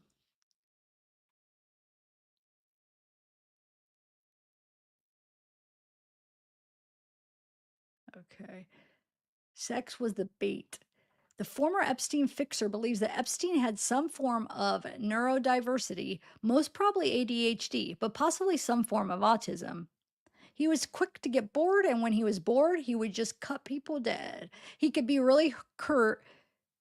He was capable of great charm, but you could also see another side to him. You never wanted to get on the wrong side of him. He could really snap.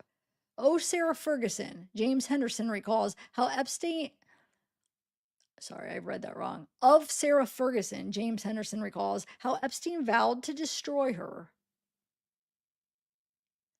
In a Hannibal Lecter style phone call after Ferguson in March 2011 interview said that she had made a terrible, terrible error of judgment in accepting $15,000 from the convicted SO to pay off her debts, adding, I'm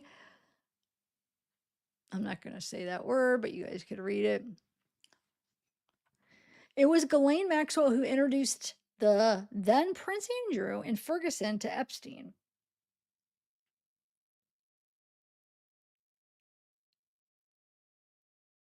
In his infamous BBC interview, Andrew claimed that he first met Epstein in 99, although other reports indicate they may have known each other from as early as the mid 90s. So I think that's the interview that I'm referring to. To begin with, one royal source says Andrew was more useful to Epstein as a bait to lure others to his table.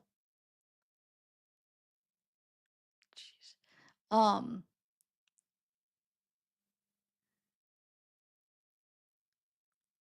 How many people could offer you dinner with the queen's favorite son? But by the end that had changed. Like so many who came into Epstein's orbit, the former prince was on the hook. In his case, if all the evidence against him is to be believed, it was sex that was the bait. In his biography of Andrew, entitled Andrew Lowney wrote, wait, in his biography of Andrew, entitled, that was the name, Andrew Lowney wrote that Epstein and the former prince bonded over money and sex. Lowney wrote that in 2007, Epstein said of Andrew, "We are similar. We are both serial addicts of S." I know it's silly how I have to try to figure out how to say this stuff, but YouTube. Anyway, so Epstein's basically saying that him and Andrew were both basically had that issue.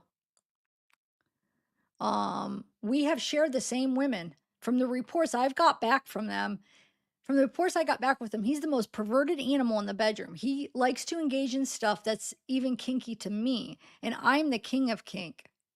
So that's what Epstein's saying. Epstein's saying that from the reports that he got back from the women that Andrew has been with. So the girls have been, reporting back and sharing stuff about how Andrew is. He's saying Andrew is the most perverted animal in the bedroom, and he likes to engage in stuff. Basically, probably worse than yeah, Epstein or yeah, Epstein. Epstein's appetite were a powerful, if not the most powerful, motivating force in his life. It was a deviant, S deviant. I'm just going to use S. So his S appetite, he was S deviant, says Volshow. So much of his life revolved around spending time orchestrating people to fulfill that deviant interest. He is known to have led little interest in lavish food or wine, choosing to serve lasagna at an exclusive dinner party that he threw for Andrew in 2010. He had little cultural hinterland. He rarely went to the movies or theater, except for the occasional glitzy premieres or a reluctant trip to Broadway.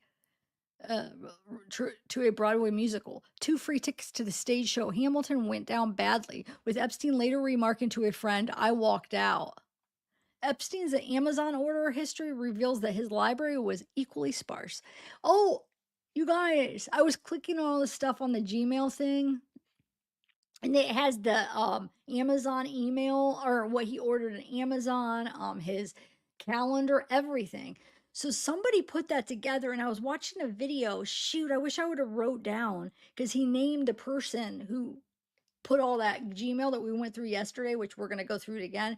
But to put that together, so in a format that like we're all used to seeing, like Gmail, like they put that all together. So they had all the emails, so it would look like, how Jeffrey would have saw it in his emails. And then they put like, the YouTube, that Jeff tube, and then they put so all the files that they got and organized from the government, they put them. So it's in a format where it's so easily, you know, um, user friendly to what we use every day. So they have his Amazon, what his Amazon channel base or his Amazon site would look like, what he ordered, the order. So it looks just like how he would see it. You know what I'm saying? His order list. It has his map, his phone, his plane schedule. It's crazy, dude. That person did a heck of a job. Anyway, we're going to go through all that after I read this. We're almost done with this. Just, okay. Where are we at? Epstein later remarking to a friend, I walked out. Um, so history reveals that the library was equally sparse. So it was equal. It was self-help books, guides for owning slaves, and the complete memoirs of Casanova. So that's what his order history is, as far as like books, um, or library. He had one persistent literary obsession: Lolita. Vladimir's 1955 novel about the 12-year-old victim of a middle-aged PDF. Wow. Wait. Huh. A first edition of the book was found in Epstein's New York mansion when it was raided by the FBI in 2019, and the photos published by the U.S. Department of Justice showed a woman lying naked on a bed alongside a copy of the novel. That's sick. Like he got off to that book, I bet, is why he had it, right? Anyway, with its famous opening line scrawled across her body: Lolita, light of my life, fire of my loins, my sin, my soul, Lolita.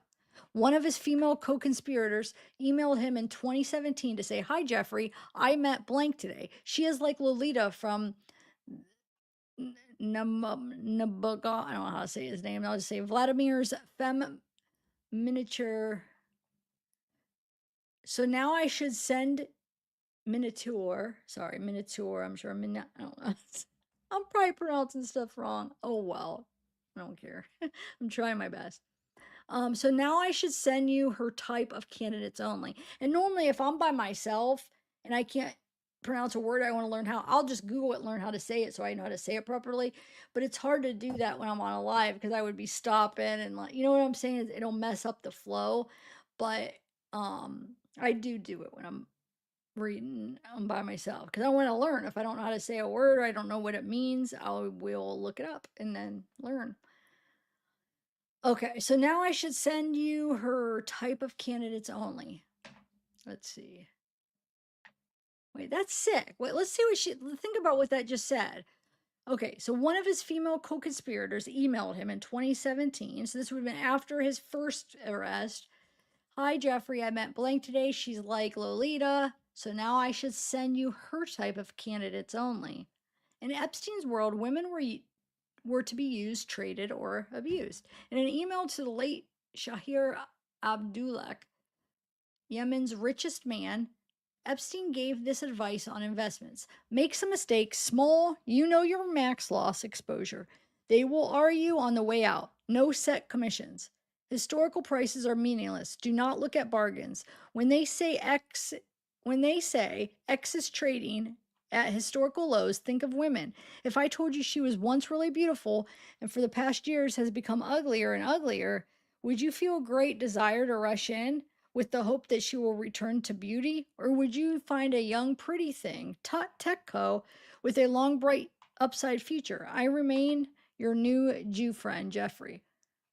This is a contempt for women. While his emails to male associates were short and witty, those sent to the young women in his circle were often long, abrasive, and threatening. After Hurricane Irma hit his private island in 2017, Epstein was so proud of his joke about the storm. Mother Nature and I got a divorce. She got the house that he dressed it up as an off the cuff remark to 6 separate male friends. He took a similar copy and paste approach to women in his life, but in a far more sinister way. Emails analyzed by the Telegraph reveal that Epstein used a repeat pattern of carrot and stick with different women to lure him into his essay, often repeating his same idiosyncratic phrases. There are consequences. More whining. At some point, you will need to own your disgusting behavior. I think it would be helpful for you to deal with the facts. He emailed one young woman in 2007. Did I say your body never looked better and you should not get lipo? Yes. Did you agree to continue to exercise? Yes. Did you stop? Yes. Did you agree to read a book every 2 weeks, then stop? Yes. Did you spend more time on your school homework than on learning to cook even one thing? Even one thing well? Yes. Is your cooking bad? Yes, it is. What a jerk. Another woman emailed Epstein in 2017 after an apparent argument. Do you really think I should do an operation to my nose? I never thought my nose was so horrible.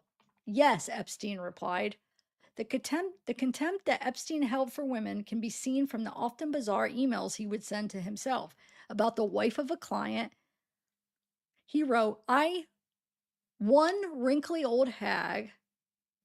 Just because she's rich, she thinks she can talk down to everyone. 5 towns, nouveau,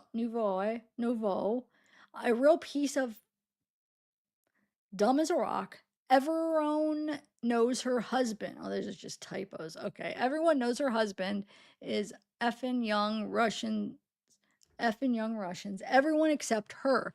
Nasty C has some use service entrance. Bags of cottage cheese in her pants, but she wears lipsticks. Bitter old Jew. Wow. Even Maxwell did not survive this ruthlessness. After their relationship waned and she grew into more of a Lady Macbeth figure for Epstein, she too got the chop. Please reprogram the speed dials in New York. The financier emailed one of his fixers in 2010 as he sought to accommodate a new madame that had entered his orbit. Add blank, get rid of GMAX. Wow.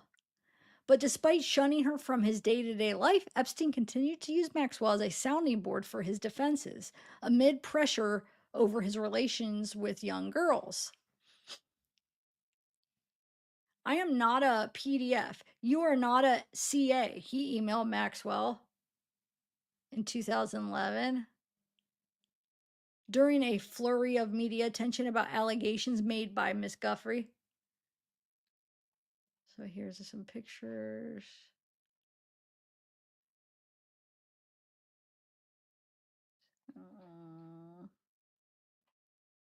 Is that what's his name? Oh my God, I know. I can't. Oh, Woody Allen. Yep. Epstein counted filmmaker Woody Allen among his friends. One of the last photographs taken of the disgraced financier shortly before he died, 2019, shows him wearing an Israel Defense Forces sweatshirt. Oh, right here. Okay. Do you want me to finish this? We're almost done. I know some people are enjoying it, but some people probably want me to hurry up and get to the files, huh? Part 3, the man in the thrall to power. And Putin. Was there ever a client list? Contemplating Epstein's life, there's a film that comes to mind, ironically perhaps made by his friend Woody Allen. Zelig, made in 1983, stars Allen as a hollow man, a human chameleon who ingratiates his way into the highest echelons of society.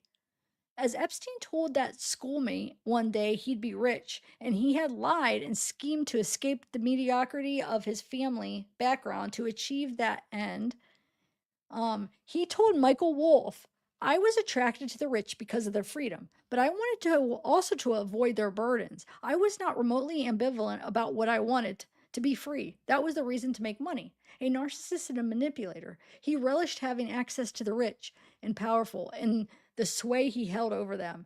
Power was as much an intoxicant as money, like heroin to an addict. And the more power he could exercise over others, the more intoxicated he became. The more his delusions of omnipotence grew. He was orchestrating a myth, and a lot of it was to satisfy his ego. Thomas Volshow says a lot of his life was like a bluff to convince people that he was this all important puppet master at the top of the global elite. He couldn't get into college, let alone get into Harvard, but he could donate money to Harvard and wear the sweatshirt. And then, of course, there was sex. Epstein had acquired the power and the wherewithal to satiate his appetites.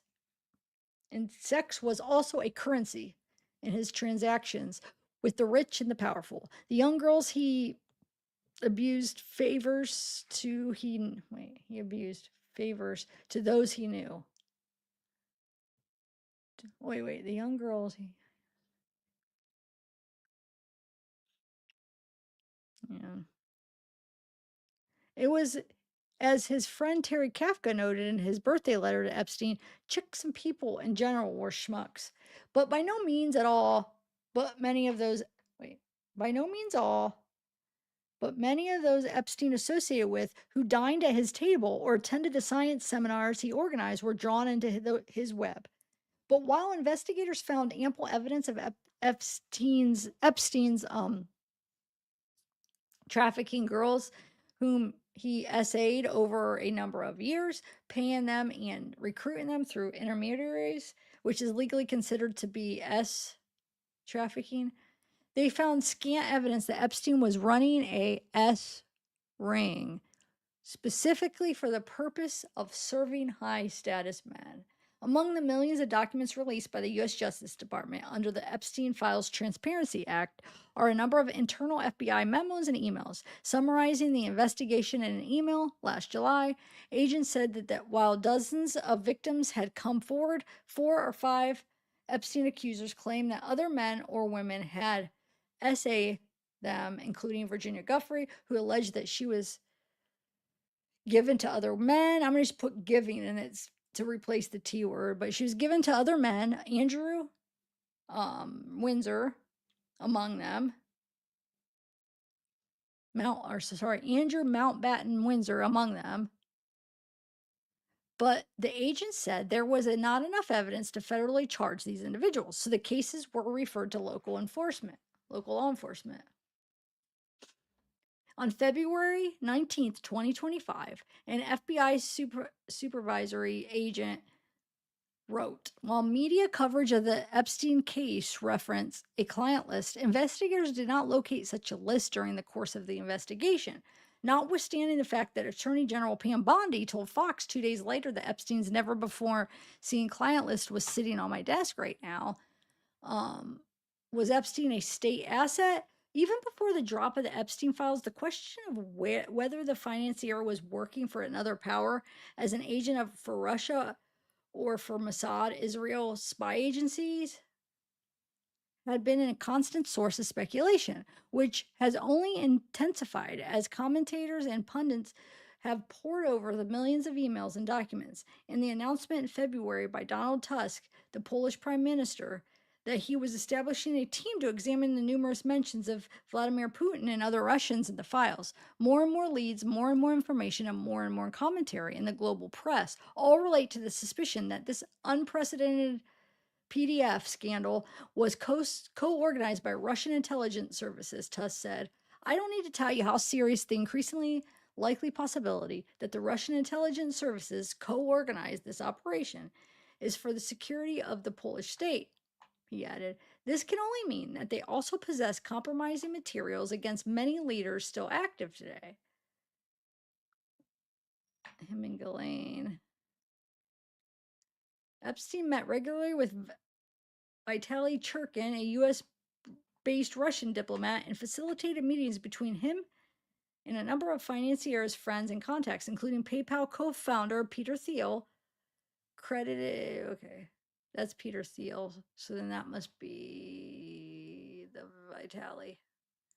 Christopher Steele, a retired senior M16 officer who ran the agency's Russia desk from 2006 to 2009, is convinced that Epstein was a Russian asset from as early as the 1980s. It's no coincidence, says Steele, that Ghislaine Maxwell's father, Robert, was also implicated in spying rings, variously described as a double or even triple agent who may or may not have worked for M16, Mossad, and the KGB. The point here is the Russians are heavily involved with Robert Maxwell as well as Epstein. This goes back a long way, says Steele. My American intelligence contacts tell me that they were convinced Epstein was working for the Russians and that at least Russian organized crime gangs from a very early stage. So he's saying at least he organized the crime games for a really early stage. In America, it is assumed that Epstein was being run by Russian intelligence. There is no way the Russians were not all over this. Epstein is a huge asset for the Russians. They work by compromising people and leveraging them. Epstein's extraordinary network of big names, combined with his proclivities, proclivities, would have made him a prized asset for Moscow. I'm used to because the Idaho is Moscow, but isn't Russia? Wouldn't it be Moscow? I always used to say Moscow for that. That's why I always think I pronounced the Idaho one wrong. But maybe they're both that way. That's why I'm talking on the phone again. Okay, we're almost done, guys, with this part, and then we'll get to the files. Steele was also certain that American Israeli intelligences had all piled in, recognizing the need to get Epstein on side, using coercion to force him to cooperate. Epstein's close connection to Ehud Barak, the former Israeli prime minister, in general, the most highly decorated soldier in the country, has always fueled the persistent claims that Epstein was a Mossad agent. The Mossad.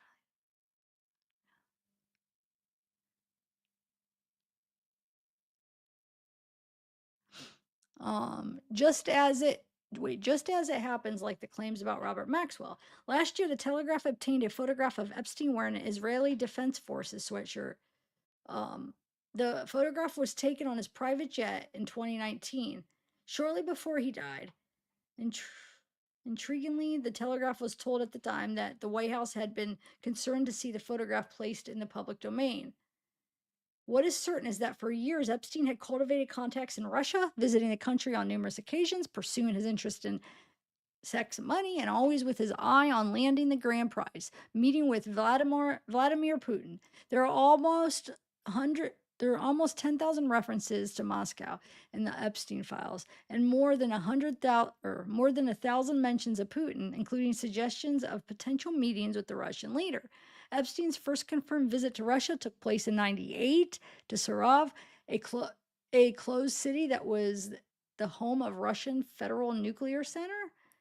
Flight logs show that in the following years, Epstein would fly to Russia at least 3 times on his plane, nicknamed the Lolita Express by the press. In May and November 2002 with Ghislaine Maxwell, a female employee, and a young woman, and in November 2003 with the same group plus Bill Clinton and his assistant Doug Band. This was one of the 4 international trips that Clinton and his entourage took on Epstein's plane in 2002 and 3 as part of what the former U.S. president has described as trips for the Clinton Foundation, the nonprofit humanitarian organization he founded after he left the White House in 2001. Additionally, emails and passport entries suggest that Epstein made at least 8 other visits to Russia between 2006 and 2018. It's clear that Epstein's abiding motive throughout his life was to go where the power and the money were, and to cultivate people and leverage his contacts to create networks that he believed could be useful to him, be it financially, sexually, or simply because he could. One of these was Vitaly Churkin. Churkin was a US based Soviet diplomat who had arranged Donald Trump's first trip to Moscow in 1987, going on to become the Russian ambassador to the United Nations in New York. Epstein met regularly with Churkin and facilitated meetings between the ambassador and a number of the financier's friends and contacts, including Ehud Barak and Peter Thiel, who downplayed his meeting with Churkin as nothing memorable. Who downplayed it? Wait. Is it they saying Epstein did? Yeah, I think. Epstein also offered to help Churkin's son secure a job in New York. Churkin died in 2017.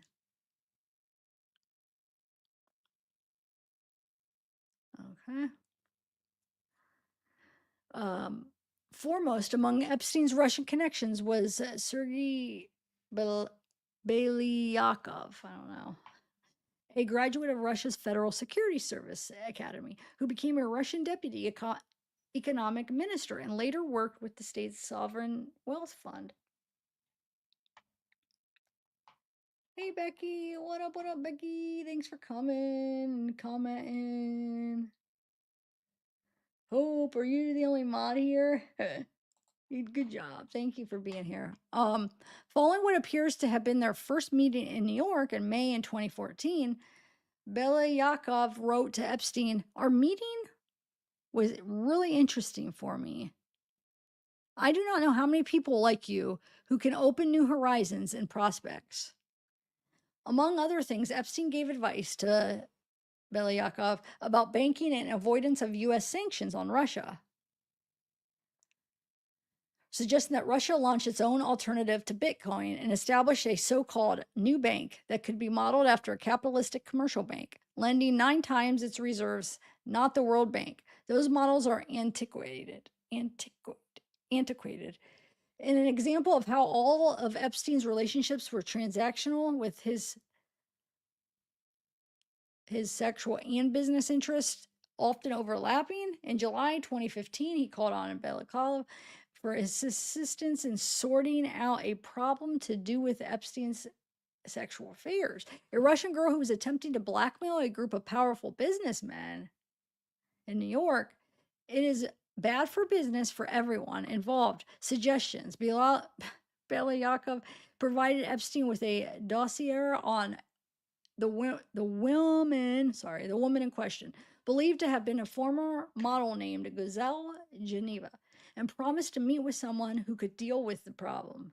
Deal with the problem? Wonder what they mean by that. Wow.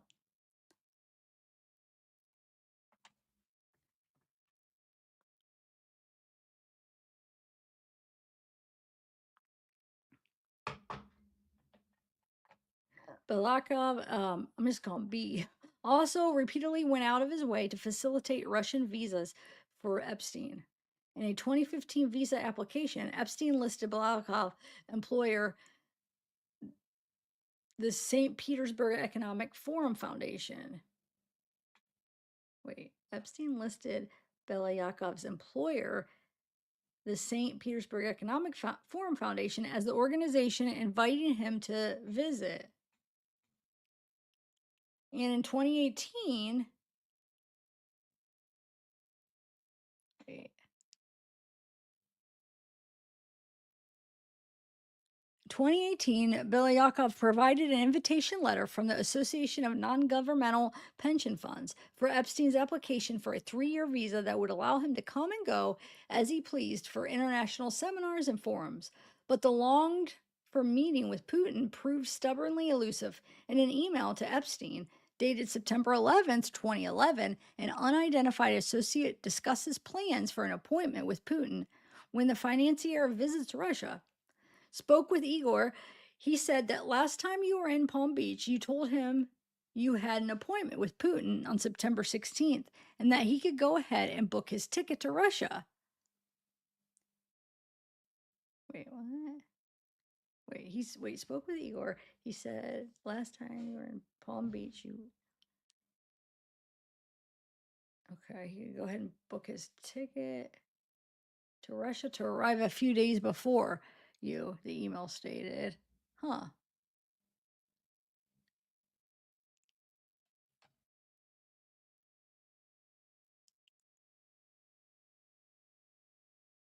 I'm confused what they're okay, so they're saying that he said that or who said that? So he said last time you were in Palm Beach, you told who? Oh, it's told Igor. So they saying Epstein told Igor he had an appointment with Putin on September 16th and that he could go ahead and book his ticket to Russia to arrive a few days before you.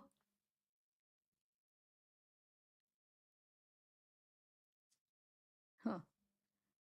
That meeting evidently did not materialize, but in 2013, May 2013, another opportunity apparently presented itself. This month, Epstein sent himself a reminder to prepare Putin paper. At around the same time, he wrote to Ehud Barak, claiming that the Norwegian politician Thorbjorn Jagland is going to see Putin in Sochi and or Sochi, I don't know how to say it, and asked that I make myself available. Hmm.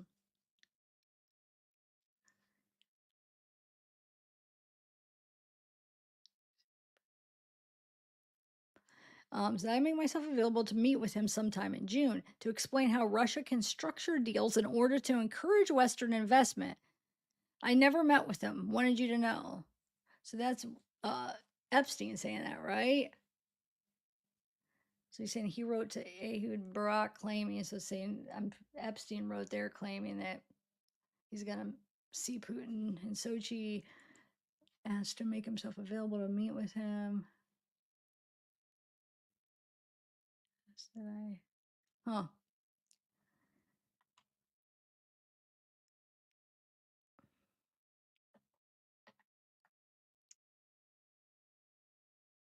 Jacqueline had written to Epstein on May 14th saying that he planned to pass a message to Putin on the financier's behalf. I have a friend that can help you to take the necessary measures and then present you, and ask whether it is interesting for him to meet with you, he says.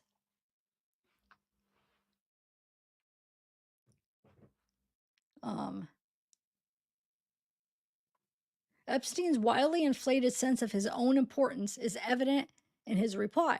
I would be happy to meet with him, he wrote, but for the minimum of 2 to 3 hours, not shorter. It is not known whether the message from Jagland was ever passed to Putin. It certainly seems improbable that Putin would have acceded to, yeah, Epstein's time demands. In an email to Barak on May 21st, Epstein claimed that he had denied a request from Putin during a Russian economic conference in St. Petersburg. And if Putin wanted to meet him, he would. And if Putin wanted to meet him, he would need to set aside a real time and privacy. Wait, he's saying, Epstein claimed that he had denied a request from Putin? Epstein trying to say Epstein denied a request from Putin during a Russian economic? And if Putin wanted to meet him, he would need to set aside a real time and privacy. There's no evidence in the public domain that Putin ever requested such a meeting. There's no evidence that the pair ever met, right? I don't believe that. I don't know. I mean, I guess Epstein was like an associate with some, powerful world leaders, but I mean, yeah, sounds like that's wishful thinking. I mean, as far as him, like, sounds like he really wanted to meet him, but denied a request. Huh. Okay, so Epstein, as Steele suggests, a Russian asset. So saying so was Epstein, as Steele suggests, a Russian asset. There's nothing to suggest any ideological reason for him to be so. There were clear financial reasons for him to cultivate the contacts he did. And those relationships in turn opened up the opportunity for his Russian contacts to gather information on the rich and important people that formed Epstein's wider business network. Information in particular about their S behavior that could be useful. But whether knowingly or unknowingly, Epstein cooperated to that end and was rewarded for doing so remains unknown. Um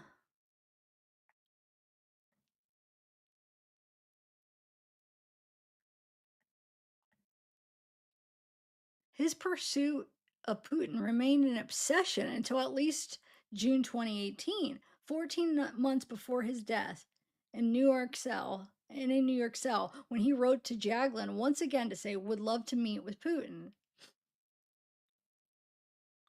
Um, Wheeling and dealing until the end. I can't believe I've been reading for 2 hours. I did not expect this part to take that long. I thought I would be done like 30 minutes to 45 minutes. I didn't realize how long this was. Oh my lord. I hope people are interested, and if they just wanted to watch the files, that they at least come back. Wheeling and dealing. For Epstein, proximity to one of the most powerful men in the world would have been the most intoxicating high of all. The proof that a non-entity from Coney Island had become a wheeler dealer on a global scale who could lie, scheme, and manipulate all the way to the inner sanctum of the Kremlin. Just how much of a wheeler dealer he had become is evidence in one of the last emails he sent to himself on June 30th, 2019. The subject thread is List for Bannon Steve. It includes a roll call of the rich and high powered he had at his fingers, or at least in his address book, a trophy cabinet of the affluent and influential people he collected over the years. Peter Mandelson, Prince Andrew, Jacques Lang, Woody, Churkin, Sergey, Chomsky, Jaglin, Clinton, Rothschild, Ovitz, Barack, Mabuto, Khashoggi, Rockefeller. His last recorded emails were sent on July 6, 2019 at 8:28 a.m. On that day, he emailed his friend Reed Weigarten to say that he was meeting Steve Bannon, the one-time advisor of Donald Trump, for breakfast the following day. Possibly to share or discuss the list he had written for himself a week earlier. Everyone confused. Market strong, he added. There's no indication that he suspected the net of law enforcement was closing in on him. He was arrested later that day and incarcerated in the Metropolitan Correctional Center in New York. Epstein lived by the telephone and laptop. Epstein lived by telephone and laptop. The emails he sent numbered in their hundreds of thousands, possibly millions, confined in maximum security and under self-delete watch, S-watch. He was denied the use of a computer or personal phone and was forbidden from using the internet.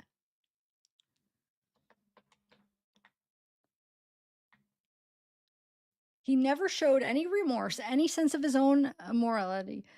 On the day that he was released from the Florida jail in 2009, following his conviction for soliciting, I'm not going to say that word because I think that could be one of the ones, but I'm trying to think of a code one.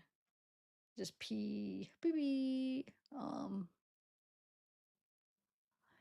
and procuring minors for the P word. He fired off a spree of jubilant messages to close associates. It included an email sent to Lord Mandelson 2 hours after his release, joking about hiring strippers, and others to young women demanding that they send him nude photos to entertain him during his subsequent house arrest. Wow. In 2011, his lawyer, Epstein, complained that in its reporting, the Telegraph was referring to him as a PDF. While not condoning his actions, Jeffrey committed and served 13 months for what is a crime in the state of Florida. What he was convicted of in Florida would not have been a criminal offense in the UK. Moreover, neither his act nor his conviction was for PDF, and he should not have been referred to as a PDF. Throughout his life, Epstein had schemed and lied and had come to believe that he was omnipotent and untouchable, a belief that was reinforced by those who were manipulated by him, flattered him, begged from him, and sought his counsel, and the girls that he could provide to those who sold, and the girls that he could provide to those who sold their souls to be in his orbit and whose corruption matched his own. So, some the range of Epstein's connections was staggering, from philosopher Noam Chomsky to Andrew Mountbatten Windsor, Lord Mandelson, and former Israel Prime Minister Ehud Barak. In prison, he complained about being forced to wear a mandatory orange jumpsuit and being treated like a bad guy. He was Jeffrey Epstein. He'd done nothing wrong. Amid the dump of documents, one of the most revealing of Epstein's character is the strange interview he gave to Bannon in 2019. In the course of the conversation, Bannon asked, "Do you think you're the devil himself?"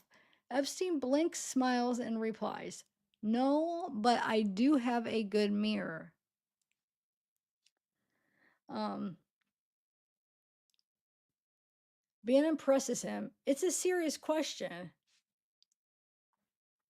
"Oh, sorry," Epstein says. "I don't know. Why would you say that? The devil scares me." Hmm.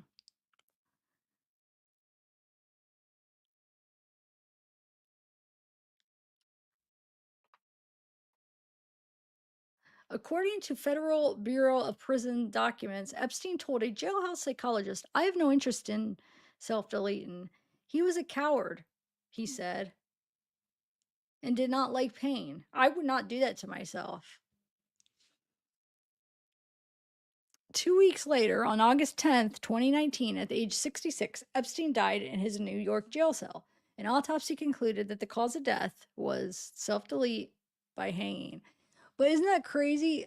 I mean, I guess it's not that crazy, but 66 is proper, I feel like, because, evil, they say, like, the 666, but, um,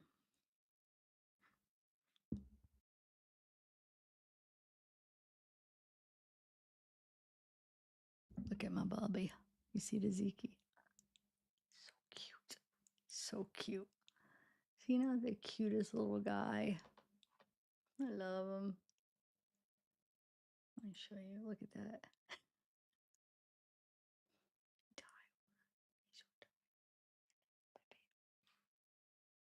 He just sighed. He's so cute. Okay. Is that a little say hi to the boy? Okay. So we're almost done with this, guys. The way that I am though is like I couldn't quit halfway through. So even though like I thought it would be more. I mean, we did go over his upbringing, but the last half or more is like other stuff, his life, but more like not when, his upbringing. But I couldn't quit in the middle. Like I started it, so I have to finish it. I can't just like not finish it. Unless if I kept asking and you guys all were like, "No, please just quit," then I would have been able to. But I think it's pretty interesting. I mean, I got now a better understanding of him. And so when I go through his emails and we go through the files, the more you know, it makes more sense on certain things. But anyway, so, but it's so crazy because there's no way, like, I strongly do not think it was a self deleting. Like, I think he was murdered, and I think a lot of people agree. If not, he's still alive. But I mean, I think he definitely didn't do it to himself. I think somebody did it to him. Does anybody think he did it to himself and he wasn't killed? And then I know some of you guys think that, he could still be alive. I don't know enough yet on that. I mean, I've heard about some theories. It's always a possibility, but I don't think like if you have three options, he's still alive, he was murdered, or he did it to himself. I think that he did it to himself is you could throw that out, and that's what the official cause said. It's crazy. Anyway, where are we at? An autopsy concluded that the cause of death was self delete by hanging. What passed through Epstein's mind in those last days in his cell? Did he have a conscience? Did he feel guilty, regretful? Probably not. Of only one thing could he be certain: The game was over. I didn't even realize it was about to end when I started rambling. All right, so now we could get into the files. But what do you guys, let me see, let me chat with you guys for a minute and get your thoughts.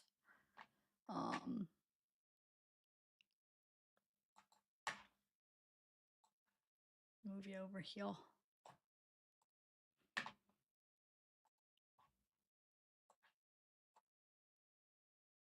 Hold on one second.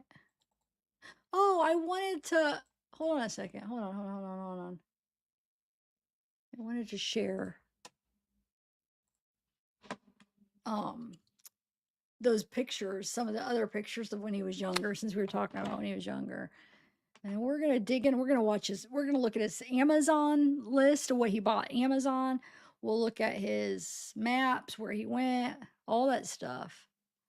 That freaking link, it has everything. Like I said, I feel like I wish I wouldn't have spent those 2 days prior downloading a bunch of files because I like the way these are organized because I use Gmail all the time and or the Google, my Google thing. So I love the setup because I understand how it all goes, how it all works or whatever.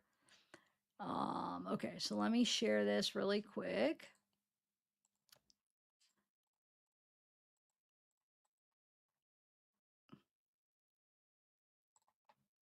Oh, hold on. Oh yeah, I got it.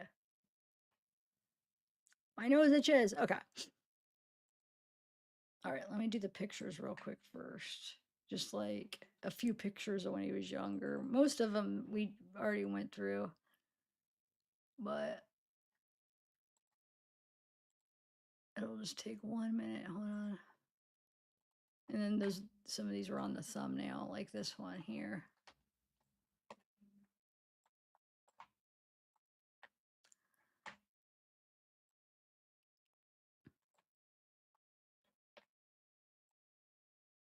Yeah, these were from in the article, but I feel like there might be a couple that weren't. This one cracks me up for some reason. I don't know. It reminds me of like a Ken doll, but no, I don't know. Like almost like I don't know. I can't describe what I'm trying to say. But like I said, this is so all this stuff was all it sounds like was in his 50th birthday party book that Ghislaine put together. So like I said, he's right here. Look at those crazy eyes. He's right there. And I can't really see much there. Yeah, this is new. This wasn't there. So this is on his yearbook. Jeffrey Epstein, Coney Island, circa 1969. Look at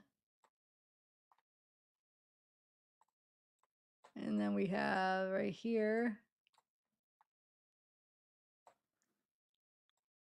1969 high school year photo of Lafayette High School, Brooklyn, New York. Okay.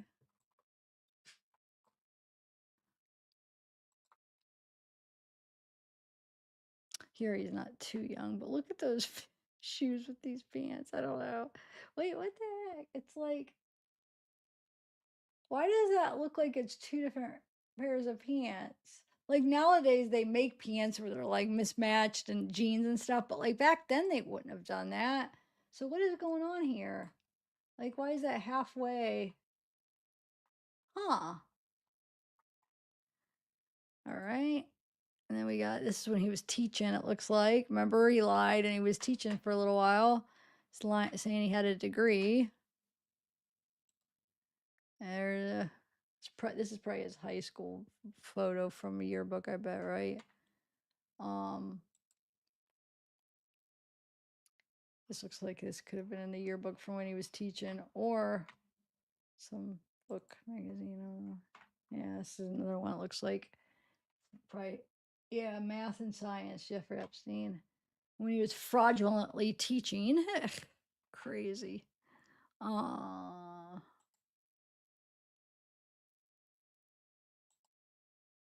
Yeah. Okay. Yeah, these are the ones that we already seen him in. Okay. So let's get, hold on a second. We go to Epstein. So here we'll go to his YouTube. I want to bring this over and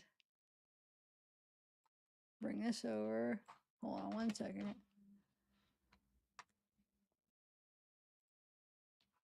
I made a playlist. So here's this playlist that I made where I went through some of the files, the videos that were in the files, Epstein files, and I picked out some videos that could be like that I'll play that would be interesting to play because some of them aren't even like some of them are just like, you know, videos from other sites and stuff, which I don't know. I kind of find the more interesting ones where it's like videos that he took or like from around him. You know what I'm saying? Just to kind of learn like what was it like. Um all right. Hold on. Let me bring over okay, that should be good.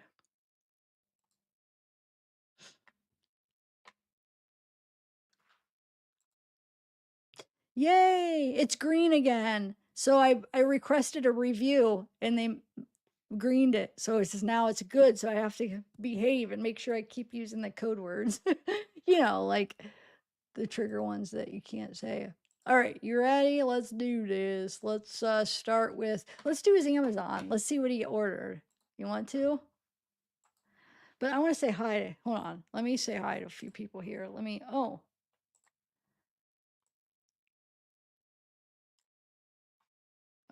Hold on a second. Let's see here. Uh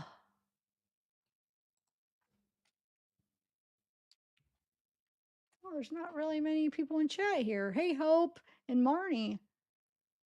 Becky. Hey, thanks. Are you guys still here, right? Yeah, that was 10:15. Okay.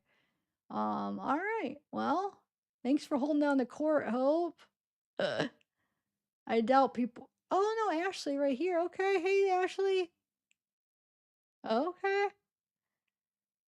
Yes, you go do your thing, Steph. Hopefully you're here, Jocelyn. I hope you're still here. And a little mini UT plaque in the BG. Wait, what?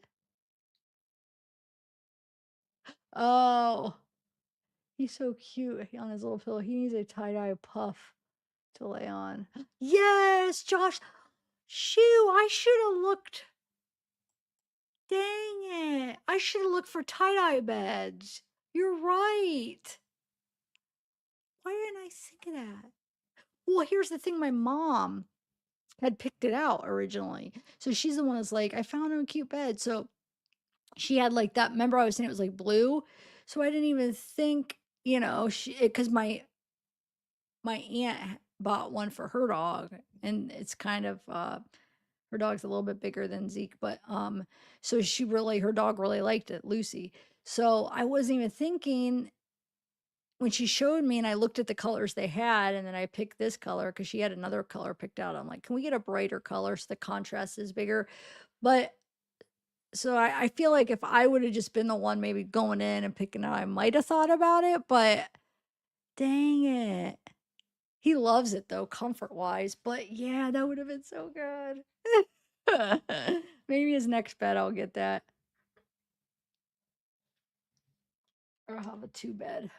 Well, let me finish this coffee real quick.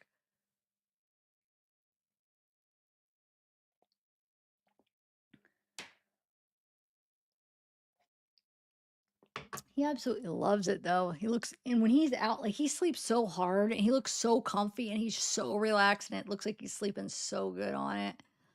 Like, so it was, I mean, my mom picked out a good one. He does for comfort. You could tell it's very comfortable. So, okay. So let's look through this. So here's his Amazon. Okay. So delivery to Jeff. So he got, oxygen concentrator on July 9th, 2019. So when did he get arrested? August 10th. So this would have been a month before he got arrested. He got a flash furniture mid back. Wait, let me make sure. Hold on. Let me see what happens when I click on it. Excuse me. Um, oh, it took me back to. Oh, okay. No, it did. So he got this mid back. Okay.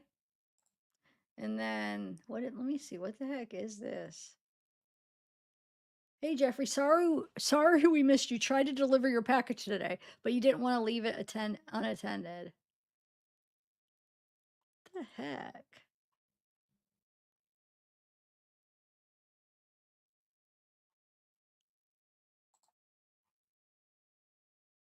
Oh, he did have sleep apnea or something, didn't he? Because didn't he have like something like tubes and something like that in his prison? Like, because one of the things were if he was gonna hang himself, he could have used like those tubes or whatever, the cord, whatever. It would have been a lot more, I don't know, easier. So he had sleep apnea or something, I think, right? Is that what this would be for? Oxygen concentrator. Okay, so let's go back, see what else we got. Um, Manhattan toy. Uh, okay. Okay, now this is getting creepy. Because he's getting these because of the kids that he's having, like as far as victim wise. At first I thought, oh, maybe he's just getting this for himself, but no. Kid Kid Uzi musical stack learn rainbow stacking activity toys for infants and toddlers. Motion activated lights and sounds encourages early learning and fine motor skills. Dude, who is he ordering that for? That was delivered July 2nd, 2019. This is delivered May 30th, 2019. Pelvic clock exercise device for chronic hip lower back pain relief. Oh, I need one of those actually. When I sleep. I have like a pillow that for in between your legs. But I need something else. I need like options because sometimes then that starts to hurt, and I could have something else that does a different level or whatever. Let me see. But why does he have that? I mean, well, pelvic clock. I don't understand what it does though. Oh, it's exercise. Huh. How does it work? Oh, okay. That's not what I thought. Yeah. Why am I like, what's the word? I am, God, I can't think of the word. I'm thinking like everything, all these orders, I'm thinking of it like, what is that word for that? Like wonder what he's going to do with this. The birth of tragedy out of the spirit of music, Penguin.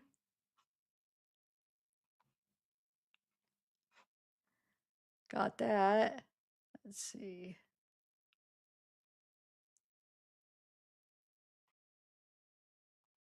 The birth of out of the spirit of music. The landmark work of criticism is fueled by Nietzsche's enthusiasms for Greek tragedy, philosophy of Schopenhauer, music of Wagner. This outlined a distinction between two central forces in the art. Okay.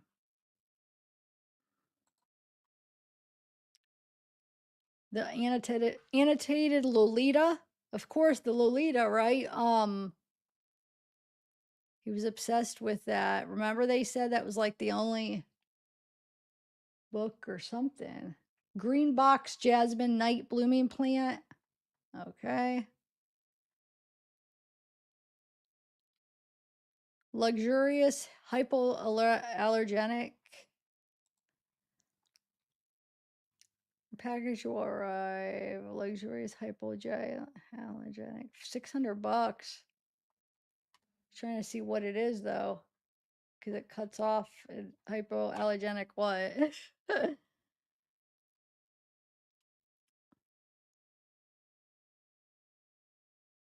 reading light. So he got a reading light. He got a Kyra Home Enzo light modern industrial outdoor porch light.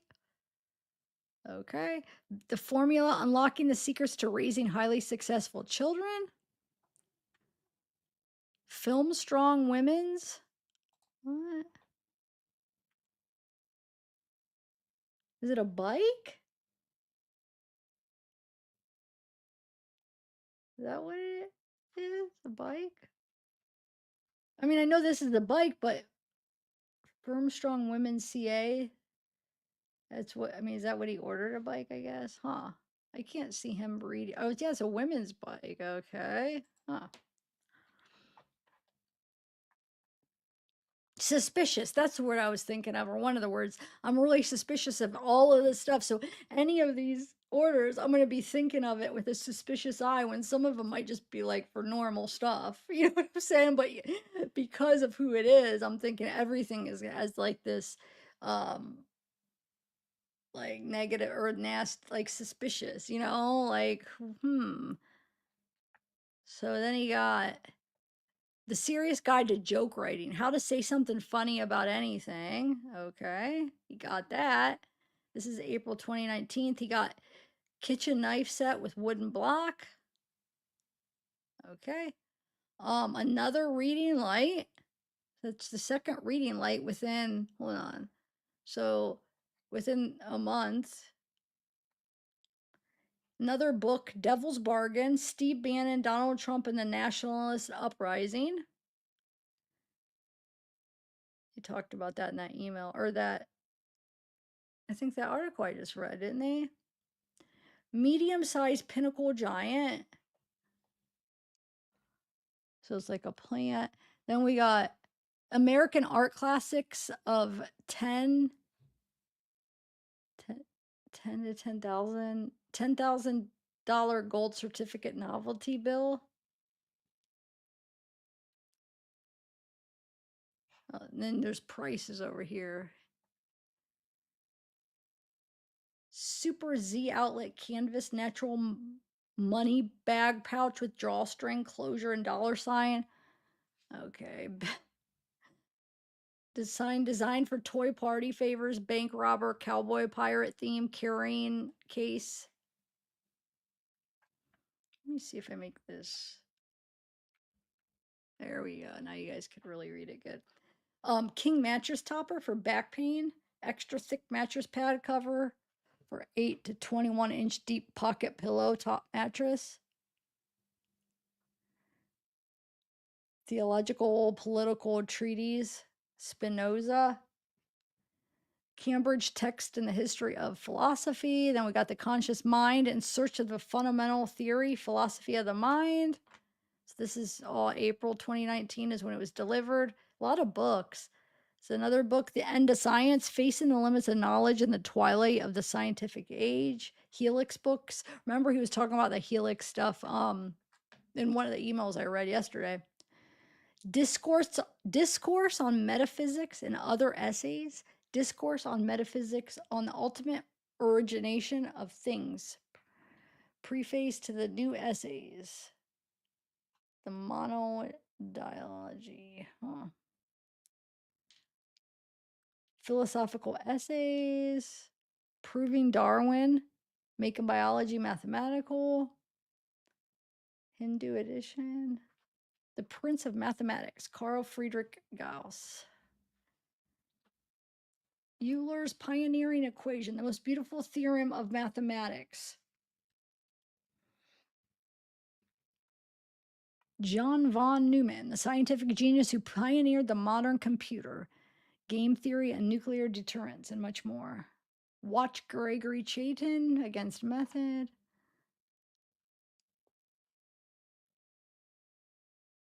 In the closet of the Vatican, Power, Homosexuality, Hypocrisy, the New York Times bestseller. Huh. Fruit of the Loom, Men's Fashion Brief. Okay, so now we know what kind of underwear he wears, probably. Let me see if, let's see if, hold on. Wait, why is it? Oh, I made it bigger. That's why.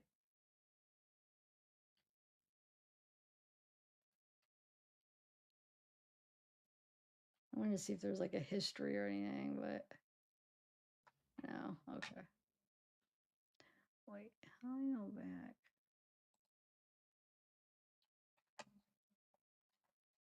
Okay, so what's next here? A lot of books. We got Custom Pro Floating Pond and Lake Fountain Complete Kit. Floating Pond, though. Wait, what? I don't understand.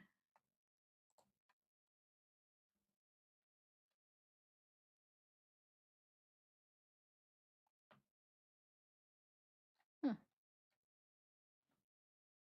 Mm.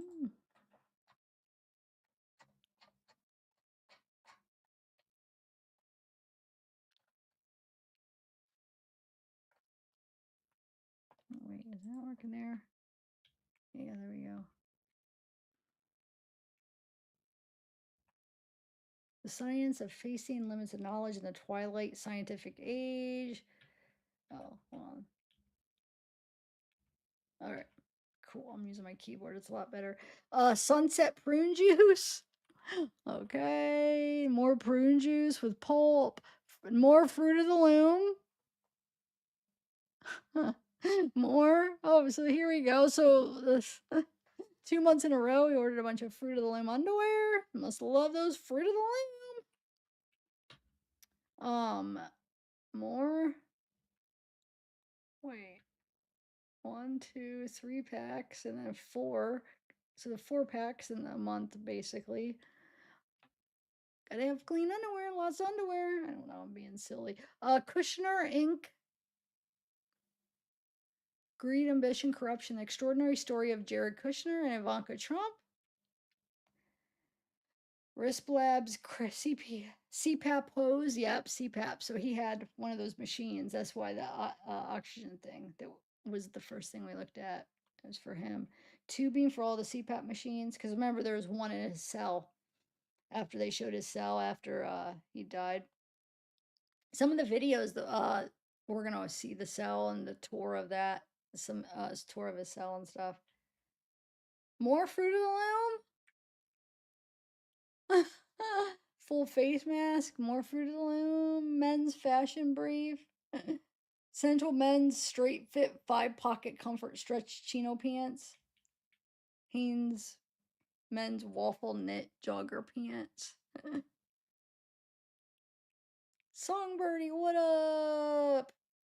Yeah, right. That's a good point to make. I didn't even think about that. A bunch of underwear and a bunch of prune juice. He had a couple different orders of prune juice. That's hilarious if you think about it, you guys. Oh my god.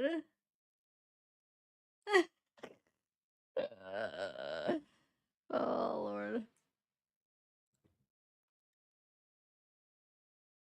Yeah, right? Oh my. All right, let me click over here so I can scroll down. Fisher Paykel Formula Full Face Mask Cushion Seal. Is this interested? Is this interesting to you to see this? Spend a little time on this, and then we'll read some emails. We'll kind of go back and forth, but I want to like spend a couple more minutes going through a little bit more before I start reading something else. Excuse me. Dreamwear Full Mask Face Value. So there's all this stuff from the CPAP stuff from whatchamacallit.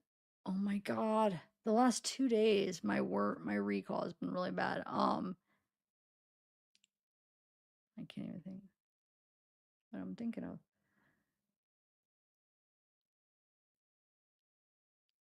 Oral-B all-in-one cross-action toothbrush. 35? Wait. 35 soft colors. Very pack of 2.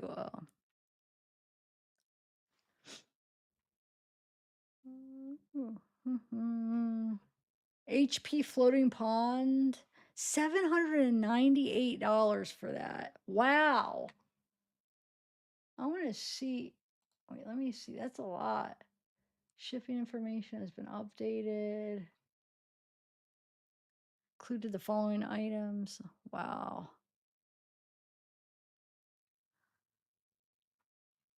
All right, let me see. Oh, shoot.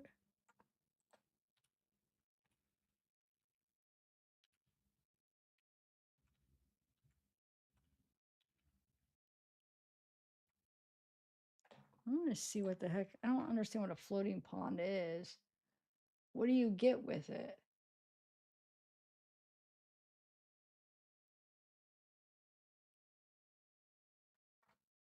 Like you have to have like somewhere to dig a like I'm a little bit confused.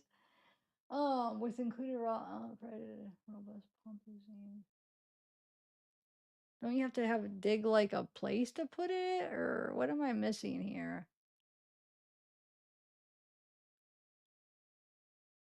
Or do you already have to have a pond and then you just put it in there? Oh, it's misleading when it says floating pond, though. Help me out. Essentially a floating pond. But I don't understand. Like, do you already have to have a pond and then you just put this in there? Or I probably sound like an idiot, but I've never heard of a floating pond. Let me see. Hold on. Why can't I hear? Let me see if. Why can't I? Okay, that's not me. All right.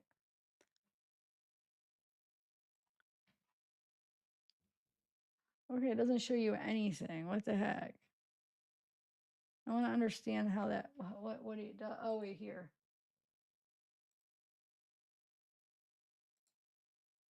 Oh, I just feel like you have to already have a pond, and then you just put this in there. I mean, what does it do? It's just like a fountain. Why would a fountain? Why would it be that much money? It's just a fountain that's $800. That's I don't understand. This seems like a lot for a fountain. Okay. Custom Pro, 300, 3,500 floating, living water, true blue. Sleep apnea, that's what I was trying to think of earlier. Yeah, so he has sleep apnea, I'm pretty sure, because he has the CPAP machine, so he must have that. Like I said, I remember seeing the tubes and stuff in his cell. Magic 8-ball novelty fortune telling. Retro look for kids, grown ups, families. And we have the Zenith Patricia black metal canopy.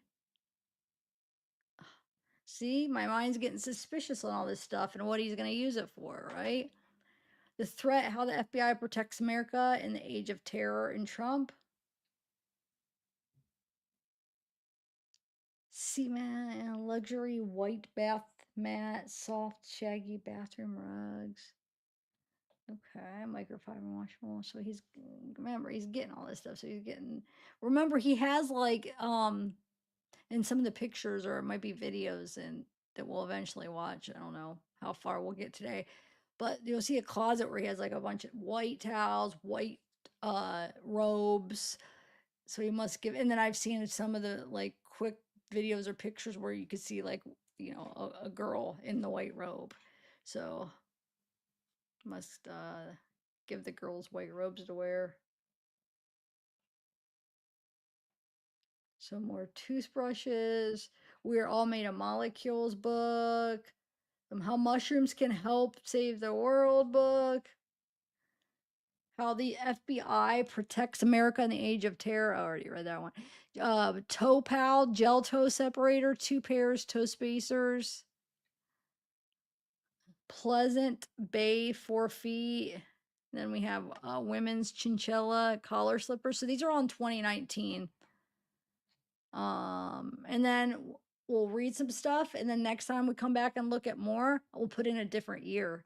See if like in 20 see if we could get back to 2007 or 8 and see what he was ordering. Um this light's pretty cool. Some floor lamp, and then we have Noel Hume braided Balta rugs, unique loom solid shag collection, Hat Depot, Safety floor lamp or chippy, sorry. Chair, desk, chair. Yeah, chair for your desk or whatever, office chair. Um, then you have smoke gray, economy indoor, carpet patio, pool area rugs. See if there's a picture. Oh, stone pebble, indoor, outdoor.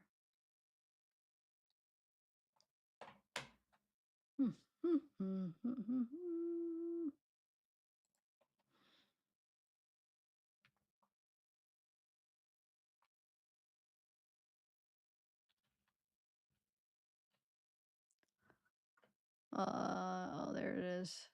That's nice. Superior hand tufted thick accent rug. One of those mirrors. I love those mirrors. I have one where the one side is um magnifying and mine has like a little light on it. Book bundle fooled by randomness, the black swan, and the bed of the procrustes. I don't know. Anti-fragile readers, reading glasses, the dash blue light. Never split the difference. Negotiating as if your life depended on it. Did he get two of them or? Oh, he got, so that one was 30, but what is this? For $3.99. Hold on. I don't know. You got it right here for 31, and then this says $3.99. Huh. Unless he was getting two but why would one be $3.91 and one be 30? That's a big difference. You think he would, if he sees ones that cheap, he would get two of the ones for $3.99. But I'm wondering if it's like a, I don't know.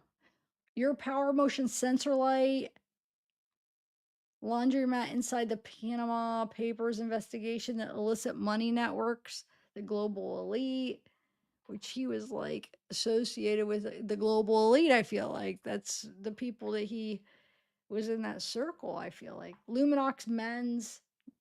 It's a watch for, well, kind of, I mean, for me, that's expensive for a watch for my taste, but I know there's like people that like Rolexes and spend like thousands of dollars on watches, but pilot sauna hat for women and men, aviator.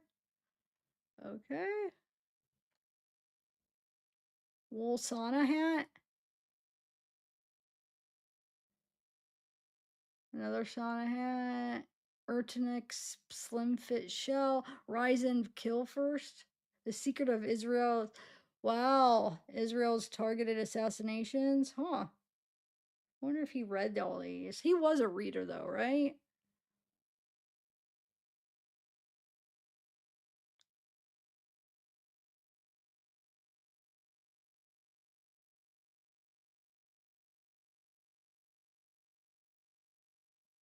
Anyway, secret history of Israel's targeted assassinations. Second generation head up display, smartphone iOS. Wait, what is that? I don't understand. Hold on.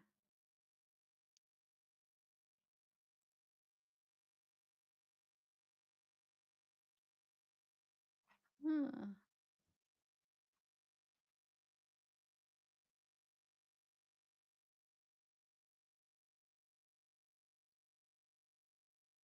Head up. The time, vehicle speed. Oh, huh. I never seen that. That's kind of cool. Why is it there's no price? Is it like really expensive? Huh. So you put that, this reflects it basically.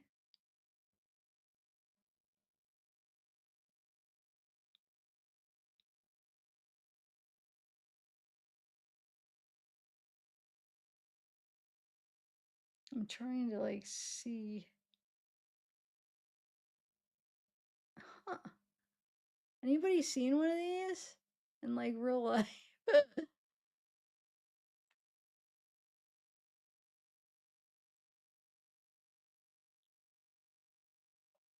Oh, it puts it on the like the window.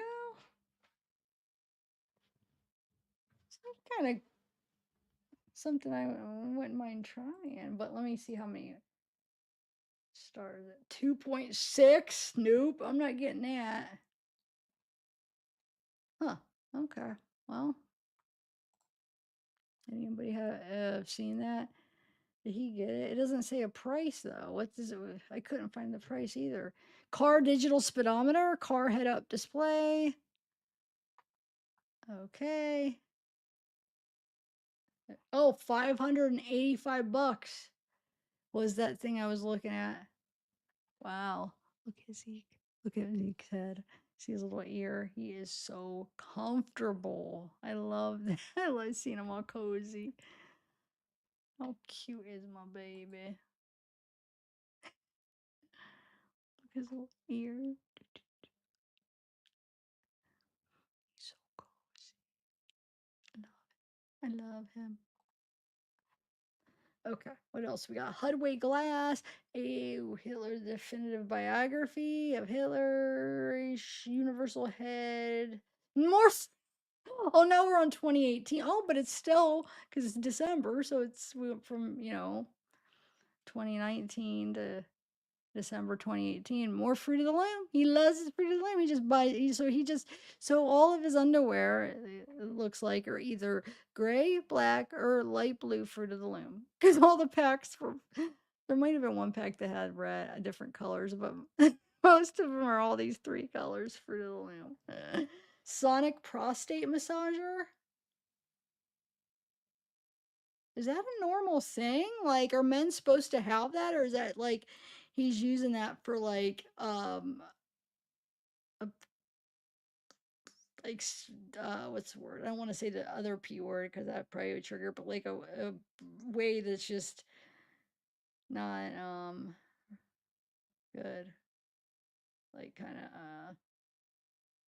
of like making the girls using on them or. But I don't know. I never heard of that. Sonic prostate massager by Prostate Health Center. Prostate wellness massager.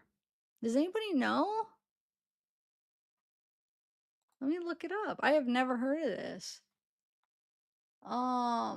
Like, is it thing like health wise we're supposed to do it? What? Natural and holistic way of improving prostate health.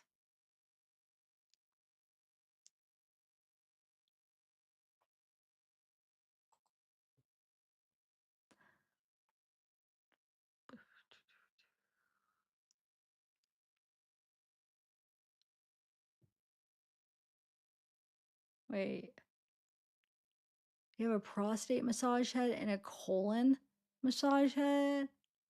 I feel like he's not using this. He's using these for in a S way, SEXUAL way. Right? I never heard of that. Huh. Help me out. Some people say something. I need your somebody else's opinion. Cuz I want to know that like I'm not the only one that's never heard of this. Please, please. He got it. I mean,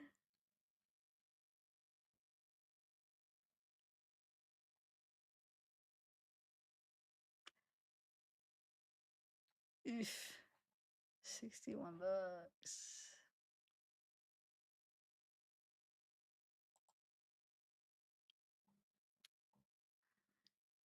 All right, we'll look at a couple more things and I'll read something. I'll read either some emails or I might read one of the victim statements, like a shorter one that's like a couple pages. I have a few files that I got ready to that we could read. Okay, so now we got this underwear, and then we have Amazon Essential Men's Straight Fit 5 Pocket Comfort Stretch Chino Pants and Hanes men's waffle knit jogger pant sleeve. Well, yeah, because he always had like, sweatpants on or sweatshirts. He did. He never was really dressed real nice. I guess just dressed for comfort. I mean,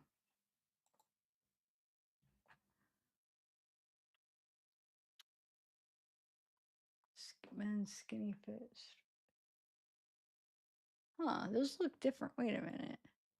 Oh, I guess those aren't sweats. Those are like comfort stretch chino pants.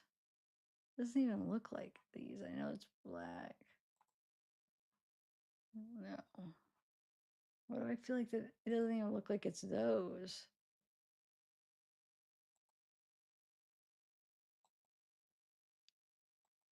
Yeah, maybe.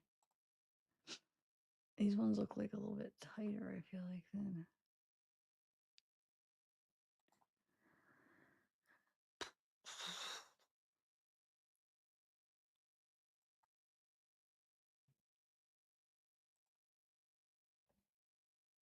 All right, one more thing. Let me scroll down to two more little things. Let's see.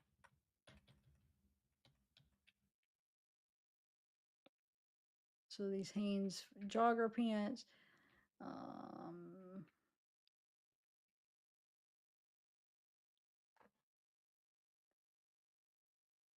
Face kit. Headgear frame. Full face value. Toothbrush. That pound.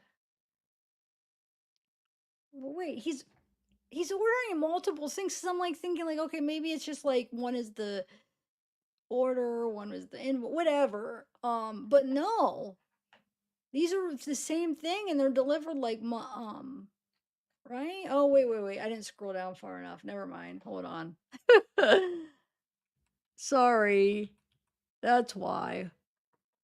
Just ignore me. The Hat Depot, pink, unique loom solid shag collection. Okay, I just ended up skipping some of these.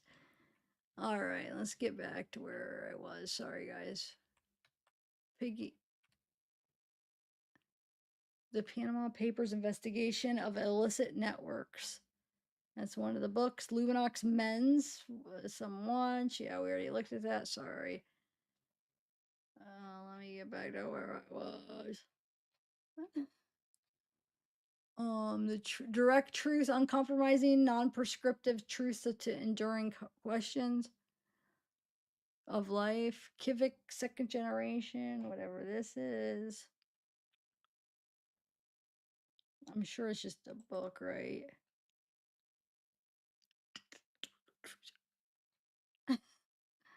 Your package will arrive.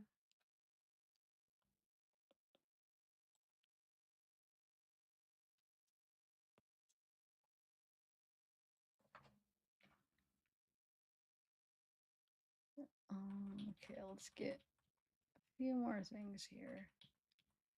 Come on, come on, come on, come on, come on.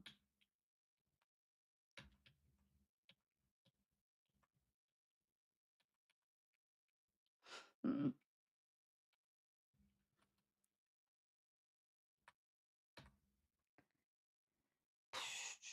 Oh,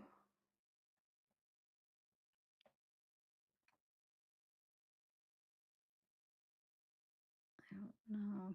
Oh, that's one I just did. Hold on. Bluetooth transmitter receiver adapter for the gym, airplane.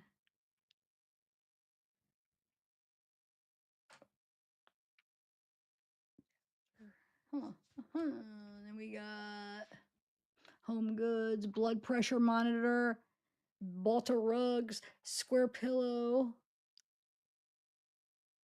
and a set of two white 600 thread count, 100% natural cotton, Jerubi best anti-snoring. So you got anti-snoring. What is it though? I don't understand what this is. Let's see. Is it a pillow? I know they have pillows or certain things. They could maybe help you breathe better or something like that. I remember seeing it like in ads that pop up before. Man, I'm getting tired, but I want to go through some files.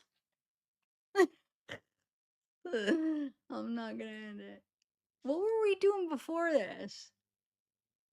It took so long. That article did you guys find that interesting though? Put a one if you thought if it kept your interest, that article I read. And put a two if it was kind of boring. Wait. So there's some of these other colors. Hold on. No, but they're basically the other one. This one is a little bit more bright blue. The other sets were still gray, black, and like the blue is a little different. It was like kind of like more of a powder. I don't know how to describe it. Not totally powder, but why am I analyzing the underwear? I'm just making this. See how it's a little bit off the blue, but I'm kind of just making fun of him because it's like, well, you know he's gonna have which underwear, either gray, black, or like a god, some kind of blue. They could make bets. Oh, good ones. Good. I'm glad to see you guys liked it. I'm glad you liked it. Well, I guess only two of you voted, but I'm glad you two did. When I get kind of like tired, I get like delirious and I'm just rambling. I'm probably not making sense, and I would be so like, if I watch this back, I'd be embarrassed to listen to myself. So we got a nice bath mat, toothbrushes. Okay. All right, let's do pair of slippers. Oh, I'm gonna scroll real. I'm gonna hit this. Oh wait. What was that? Oh, the windshield thing.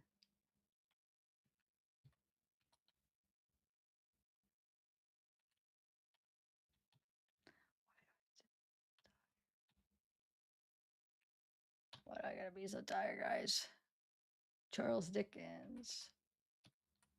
Bunch of books. He's got a bunch of books. Ernest Hemingway. As I Lay Dying. We got the anti-snoring. So Ernest Hemingway, Mark Twain, Charles Dickens. Books with active table contents. Oh, Shakespeare, Oscar Wilde, a complete collection. Collected works of George Bernard Shaw.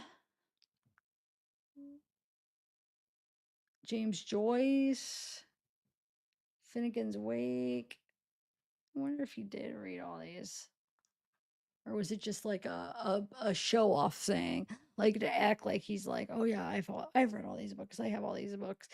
But I mean, do you think he read them all, or he just got them because those are like he wanted to look like more elite that he had these books? I don't know.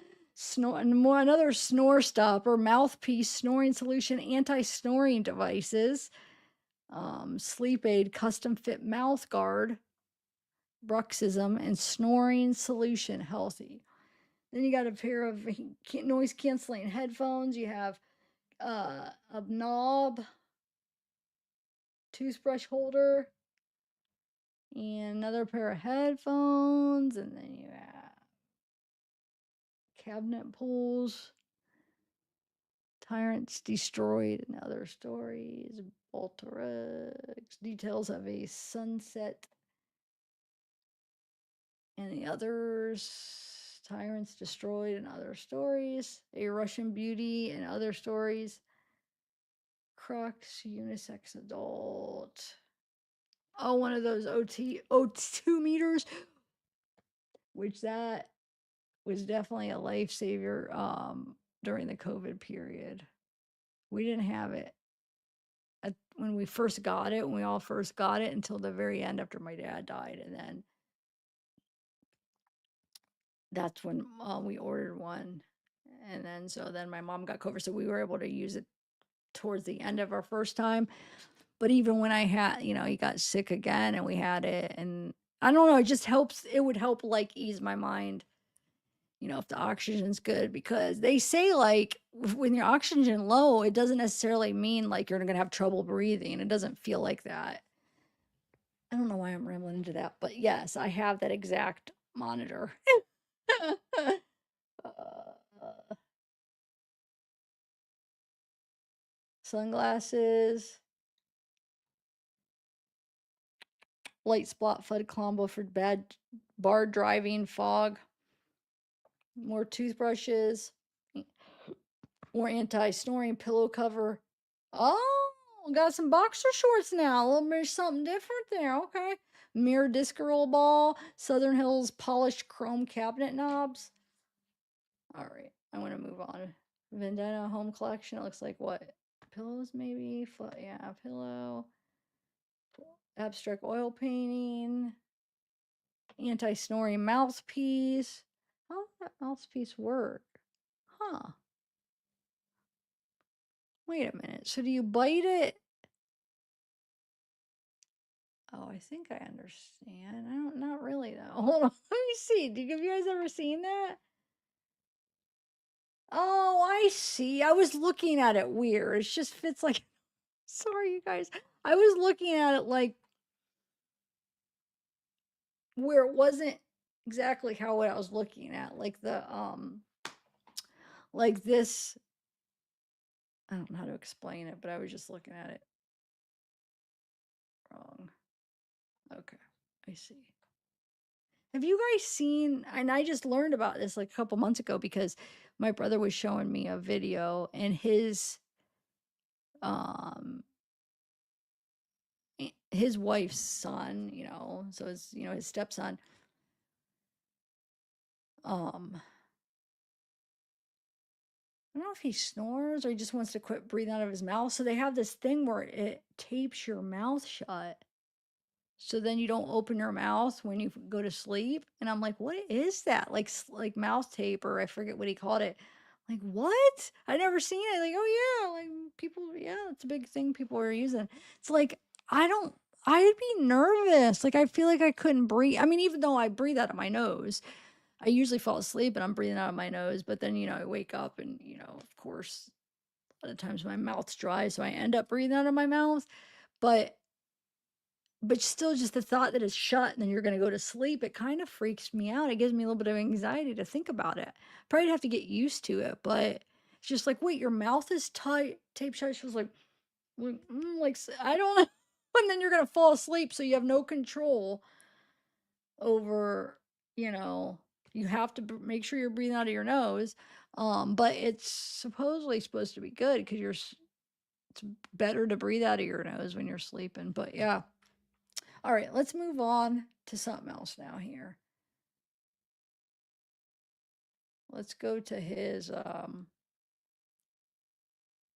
right, so let me exit out of this. Oh, let's do his tour. So this was another little section where you could go to tour Epstein's properties. But that's kind of interesting. So we got front entrance. Let's see. Let me take a sip of this real quick.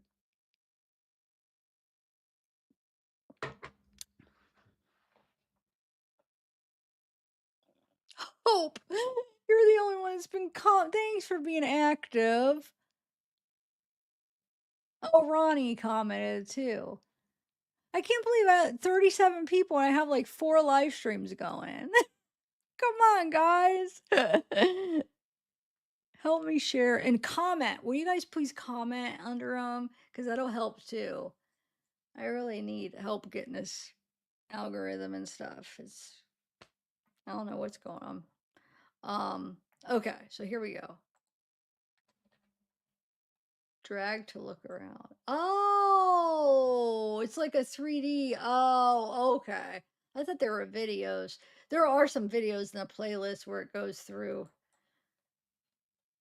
Um, well, I don't know. Some of the houses I don't know who it is, but his cell. But let's see it. If they might, or I guess they're all like that. Well, that's. Can you go in? Uh, these are just from the pictures. I have the pictures.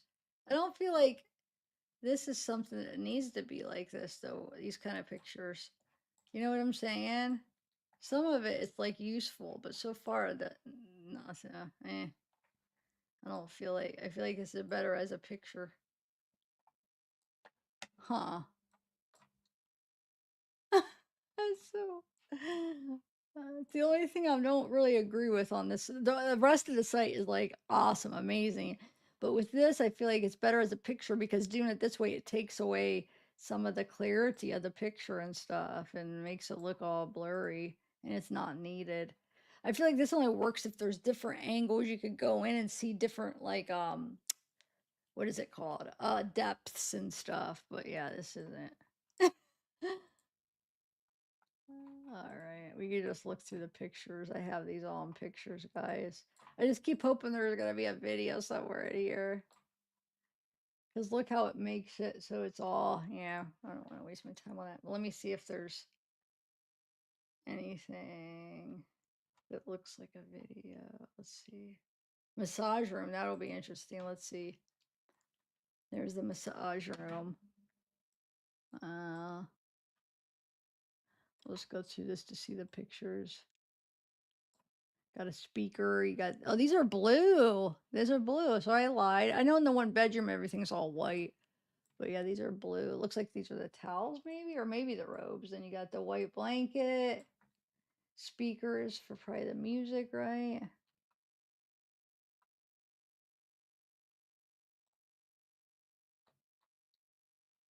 Like, I want to know, these pictures are probably some of the victims, right? So, like, you're going to have the pictures of some of these people you massaged, I bet. And then that's kind of, I mean, are all these people and men or something going to come in with your pictures up there? I'm guessing, right? That's not right. Yeah, because I mean, I remember hearing some of the, it was somebody's depositions or testimonies of something where they're talking about like the pictures on his walls and stuff, or some of the victims and like nude and on walls, like big pictures hanging on the walls. Yeah. Okay. Is that all that there is for the massage room? Wait, where did that go?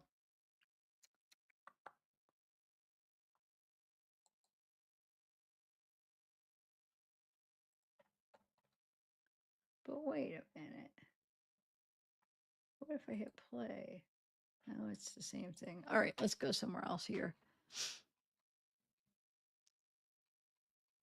Oh my God, though, look how many though. So they put all the pictures. I mean, but I just would rather just see the pictures. Oh wait, so these wouldn't be. Oh, these are 3D too. But it distorts them though. I'd rather just have the picture and you could zoom into the picture. All right, what do we else we got? Now let's do. Hold on, let me go over here. No, I know what I wanted to do. Hold on, I want to read a couple of the documents. Um, Let me take a sip of water.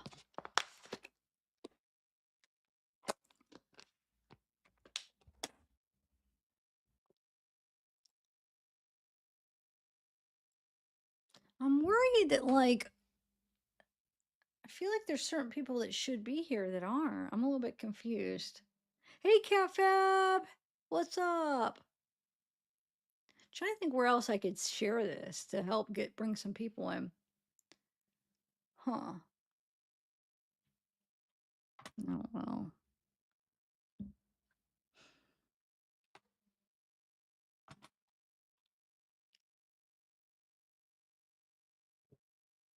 All right. Let's read. And then we'll watch some videos. You know what? Let's watch a couple of videos before I read, since I've been reading this whole time. I'll go through the playlist here that I put together, some of the, and then we'll read them. Where do I put that? Here.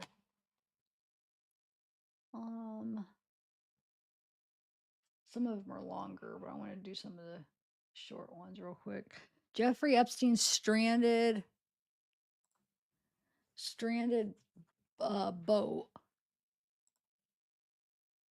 Whoa. It's loud. Are you guys hearing the sound right though? Whoa, that's loud though. Hold on. Well, is that too loud? Because I could just turn it down for me and keep it loud for you guys when. Ooh. I don't know though.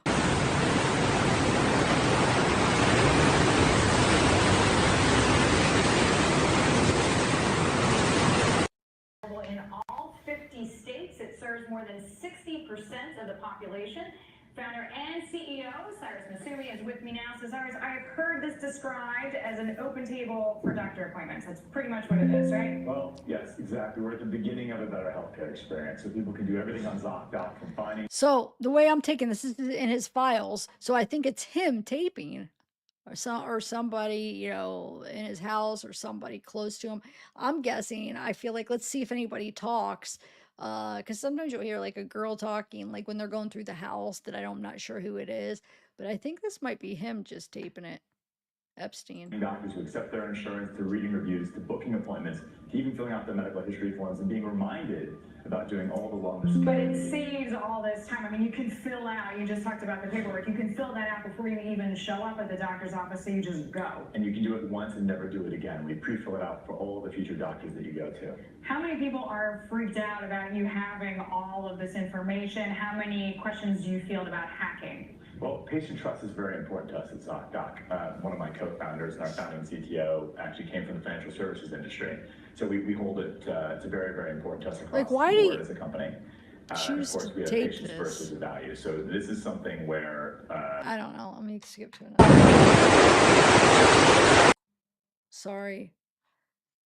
Oh, this is interesting. So they have, and I don't understand why they did this, but they have this in fast motion.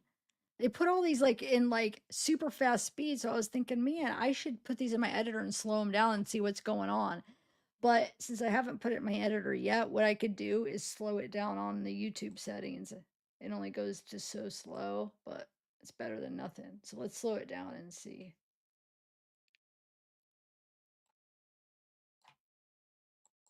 The way it's so fast though that this might not. Oh, let's see. Maybe that will be too slow. Hold on.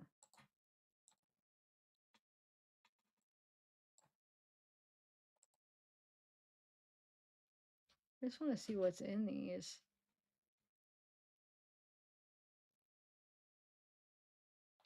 I could even make it a little bit faster. Hold on.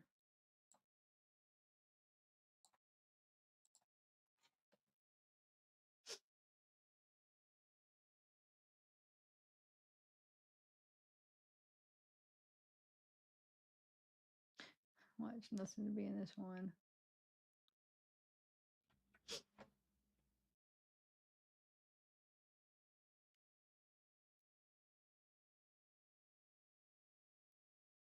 Hey, it doesn't look like there is anybody in this one. I swear they all had at least some. Let me put on another one.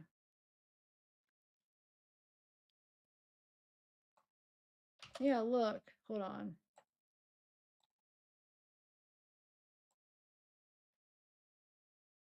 Let me see.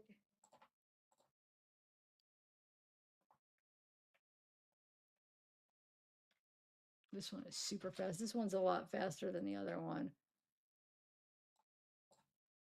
Yeah, look how fast it still is. But like, why are they taping it like that? Or why are they keeping it in a format like that? I don't get it.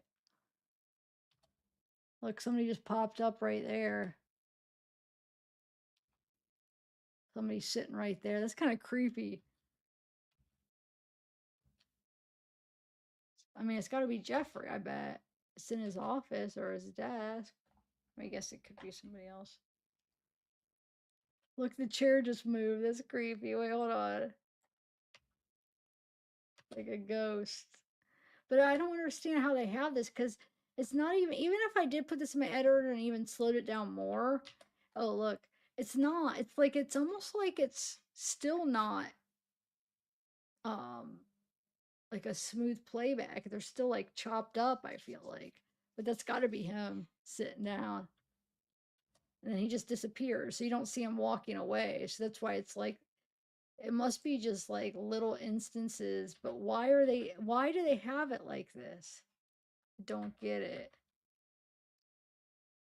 This one is all the way through. It looks like, okay, we could see what he's doing here. He's rolling back. Okay, we seen him walk away on that one. Okay. And this is as slow as it goes, at least on the YouTube, to slow it down.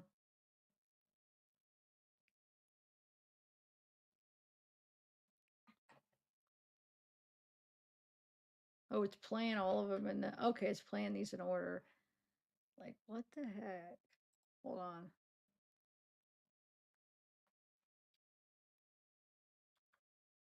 Wait, which one is it on? 56. Okay. All right, hold on. Oh, that is slowed down. What the heck? Oh, that's not the one. Hold on a second. 56.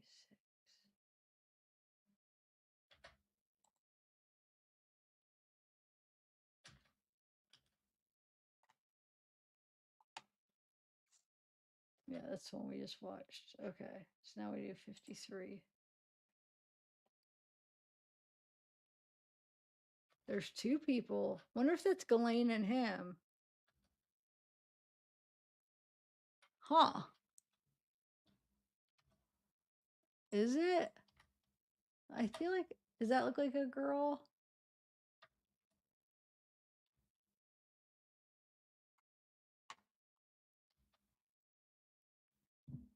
Hmm.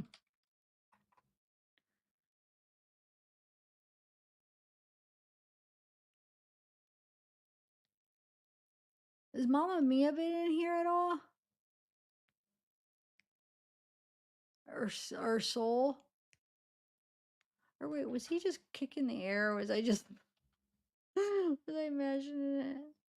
Hold on.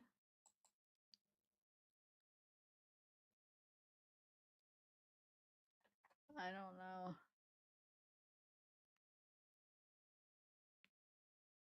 I don't understand what the purpose of these are. They're like,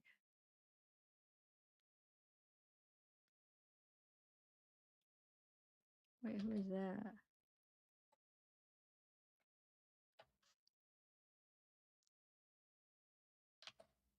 Yeah, that's definitely a girl right there.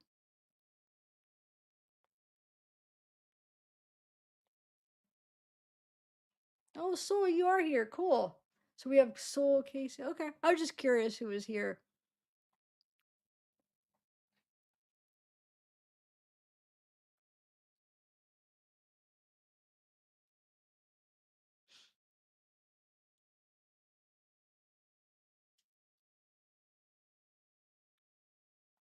Wait, what's wrong with you, Casey? I have to go see what I missed. Are you sick?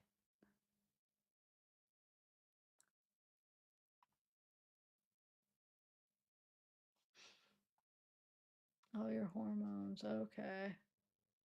Hmm.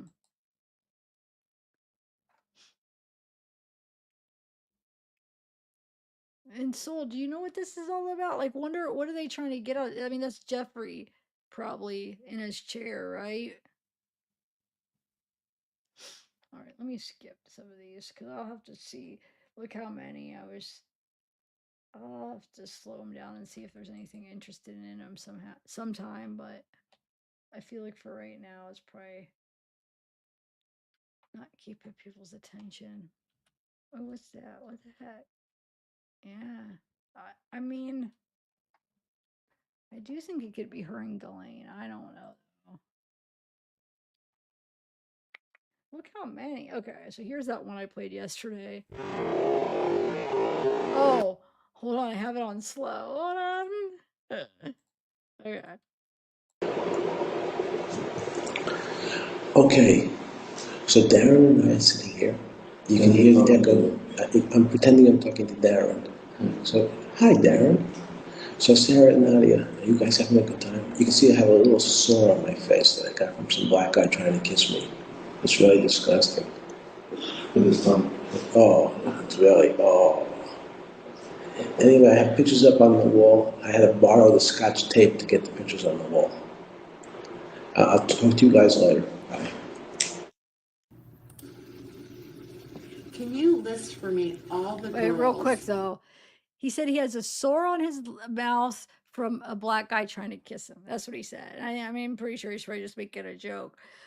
Maybe I don't know, but remember, I think he's talking about when he got that big, huge sore in his mouth. Remember, he was looking at, looking and holding the phone up, taping himself. That you have met and brought to Jeffrey Epstein's house that were under the age of 18? Check the Foreman Foundation. I could only recall my family members that were there, and I could not make a list of anyone else because that never happened. That I can think of. I'm talking about during the time that you were working for Jeffrey Epstein. Right. Can you list all the girls that you found for Jeffrey Epstein that were under the age of 18 to come work for him in any capacity? Check the Foreman Foundation.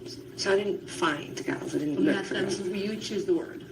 Well, no, you don't choose the word. If you have a question, ask it.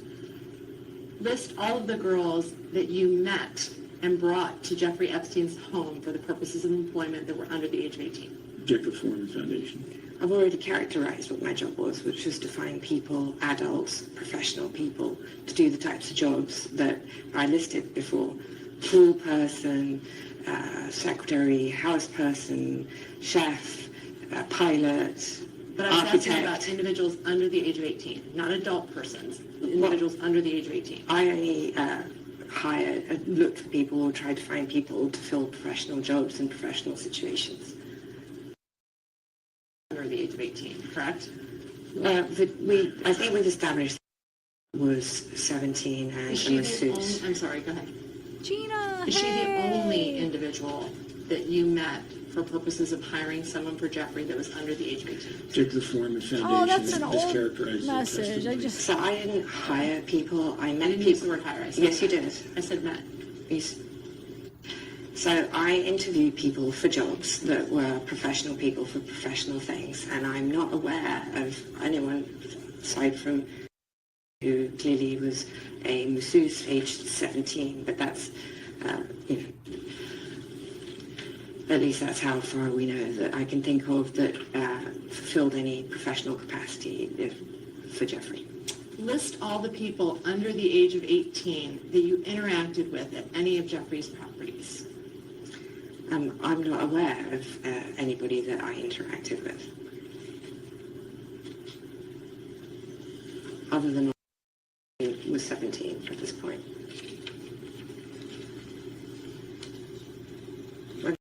The news again. Made famous by an Oscar-winning film, Boys Town, Nebraska is America's favorite children's charity. It was founded in 1917 by Father Edward Flanagan. The spectacle in our social life is a neglected, unwanted, and unloved boy who has become a serious problem in our society.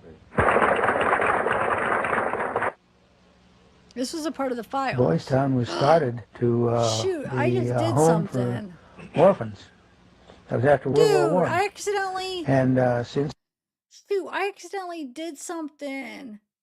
I accidentally either put somebody in timeout or banned a user. I did not mean to. I don't know who I did that to. So it was you. Wait, accident. How do I get that back? Hold on, I did not mean to do that. Oh my lord, hold on a second. I gotta find where I did that. Hold on, I did not. Holy, hold on. Dude. I can't, I don't know how to undo it. Hold on, how do I undo it, soul? Hold on.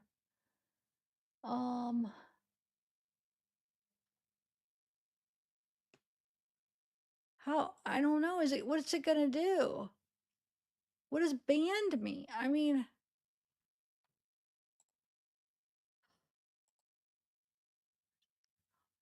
ban user, how do I, dude, You're my mod. How does it even ban you?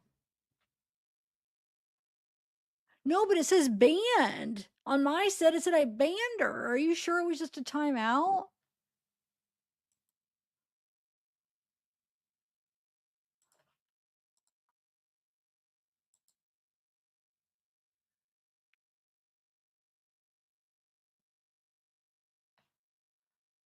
Well, okay. So I didn't mean to, Soul.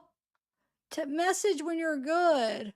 I'm over here biting my gosh darn nails, and then I grabbed my mouse and clicked on something, and I caught it at the end that it looked like I did something. Like it looked like it was that screen came up, and then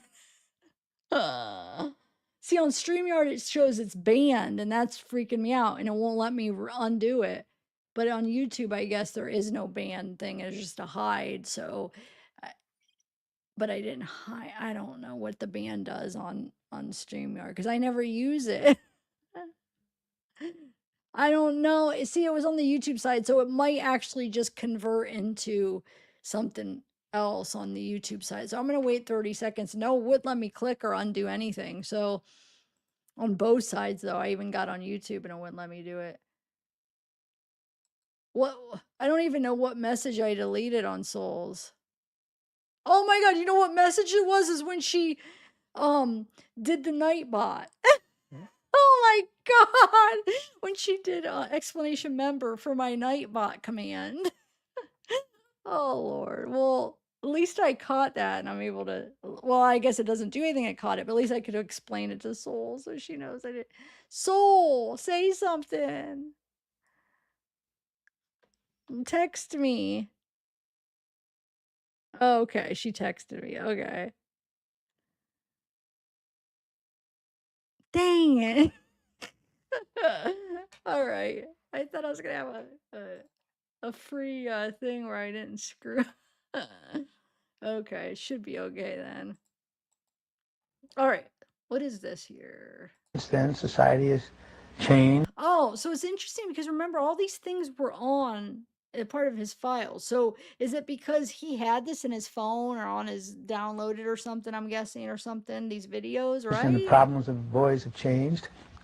And so now it's a question of taking care of homeless, abandoned, neglected, abused boys, and now girls also. With cash reserves of $500 million, Boys Town is the richest square mile in the world. It has been granted the privileges. Okay, and then he likes to take these quick like 2 or 1 second videos. He has so many of them like he'll do it like hold on. Let me find a couple that are kind of disturbing here. I mean, he has a lot like on his island or but hold on a second. Well, I'll do it in order, I guess. I'll show you a couple on the island. Hold on. Wait. This is drone footage of his island.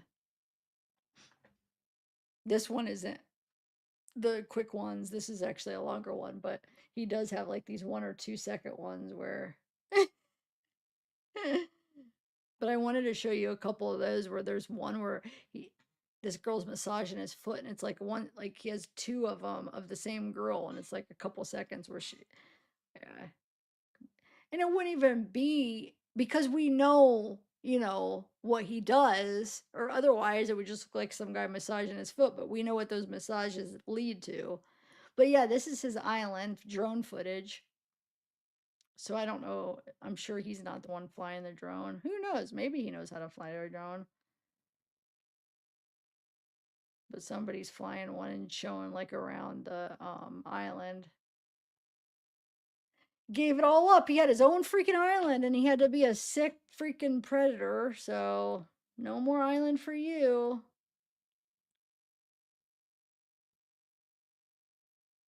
But that's the thing. What's going to happen to that island? Like, who does anybody know what? Let me look it up to see if there's anything about what happened to it.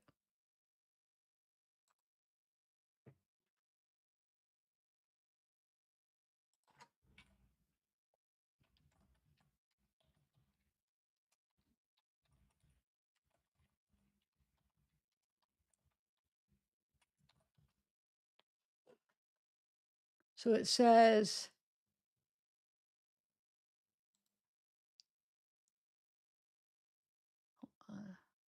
it was sold. Oh, the following Epstein's death, the island was sold and the funds were used to settle lawsuits with the victims. Okay. But sold to who now? Who owns it, I wonder?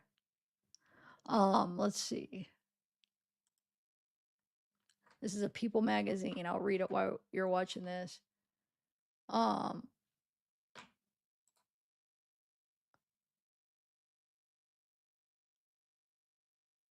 Here, I can make this bigger. All right, so hold on, let me read what it says. Okay.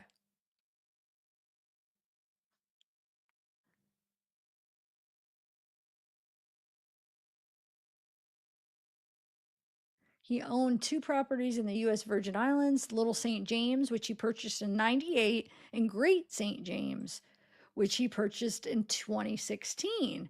While many of Epstein's crimes are believed to have taken place at Little St. James, I didn't realize it was two properties. Little and Great, are they next to each other, I wonder? Okay, so it says, while many of his crimes are believed to have taken place at Little St. James, it wasn't until December 3rd that the public got an inside look into the walls of the property when Democrats of the House of Oversight Committee released several never before seen images and videos. The images showed a room with what happens to be a dental chair with 10 yellow masks on the walls depicting men's faces along with a chalkboard containing words including power and deception.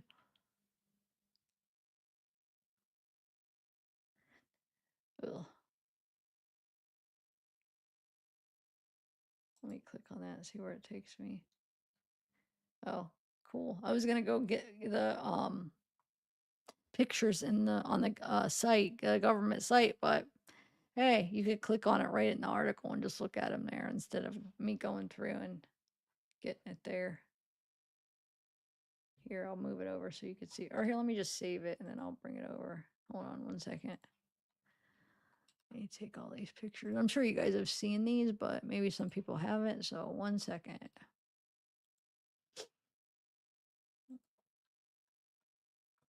Mm.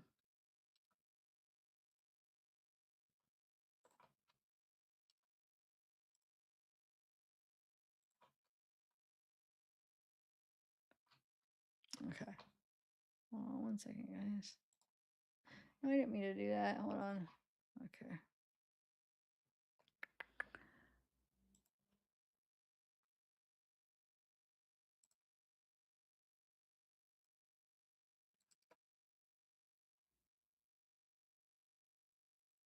All right. When this video ends, I'll bring it over. This is about to end, and then we can watch the. Oh, this is the other one. Or wait, did it play the second one? Yeah. So this is another drone of some more of his island, but Little St. James, and it was taken. Actually, this is after his arrest. This is post arraign. Little St. James. The first one was on August 30th, 2019 is when they were taking the drone footage. So it's not him doing it. He was already dead, right? Yeah, he would already been dead. Then it wasn't August. Wait, when did he die again? Hold on. August 10th was something. Either when he died or when he got arrested. Now, hold on. I'll look it up. When did Epstein die? Yeah, August 10th is when he died. Okay. So this was taken after he died. This was on 9/11/19, and the first one we watched was 8/30/19. So it was after his death. I don't know if you want to watch any more of them. You want to finish this or not? I don't know what you guys have seen, you know. You know what? Let me save these and I could play some of the interviews to play with these videos that don't have any sound. Yes, that's what I'll do next. Okay. Yeah. There's a bunch. So then it could go with, let me show you the pictures they were talking about with the dental chairs. Hold on. If you guys haven't seen them yet. This was in one of the, on the island in one of the rooms or whatever. Look. How creepy with all these heads. Wait, what did they say the heads were of? Dude, that's so creepy. Uh,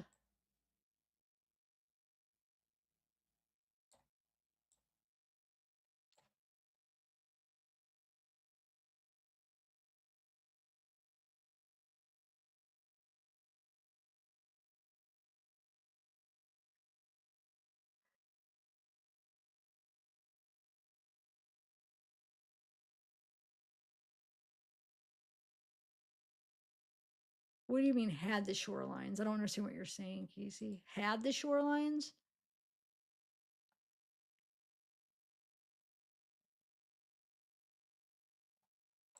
Okay, so here's another picture.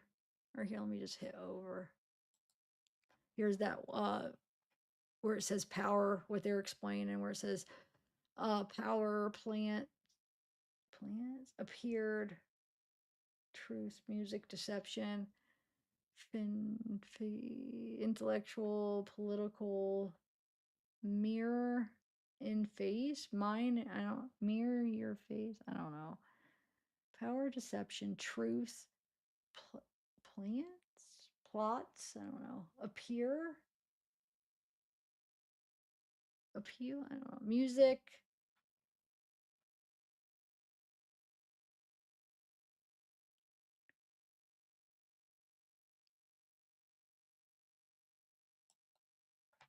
Yes.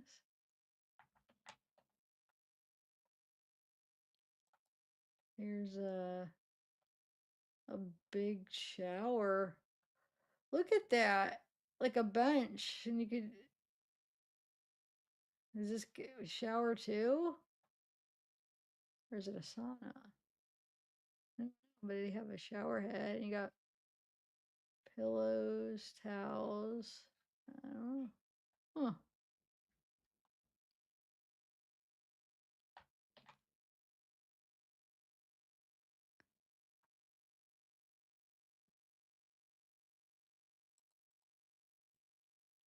Look at this. Look at his face all smiley. And he's all red. Like he's all, ugh.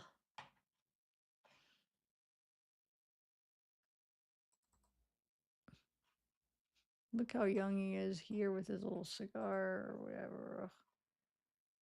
Hold on. Oh, I think that's him with a girl, isn't it? Yeah, he's standing behind her and he's got his arm. I feel like his arms are around her right here, chest maybe. And then can't tell what that arm's doing, but yeah. All right. Let me get an interview we could play. Oh, but I wanted it before I do that. I want to just show you this short real quick. Hold on, let me find it. I'm sure a lot of you guys have seen that, but we can watch that too again. But hold on. And I notice he'll always take pictures. And I feel like he's doing that for, in my opinion, I feel like he's doing that to use that like for some kind of weapon, in my opinion. But like he'll take like pictures of people getting busted for crimes. Look. I'll take like a quick like video. Wait, Good, it's fine. Hold on. Resignation at Harvard over claims of abuse. And then we have, oh, that's the same one. Hold on. Okay.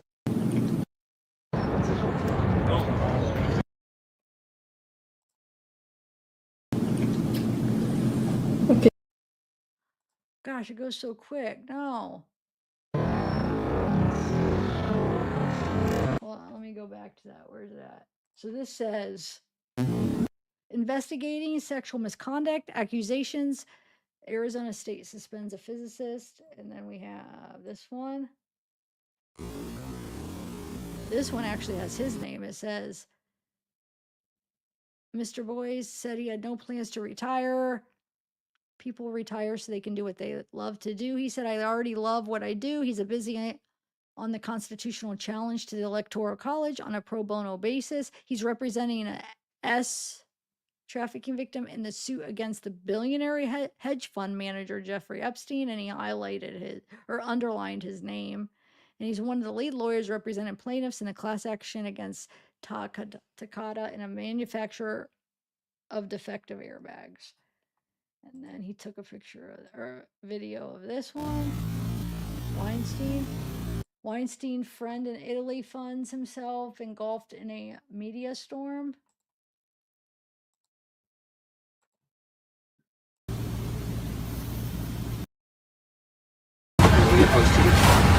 Or like those quick. Oh, they talk about.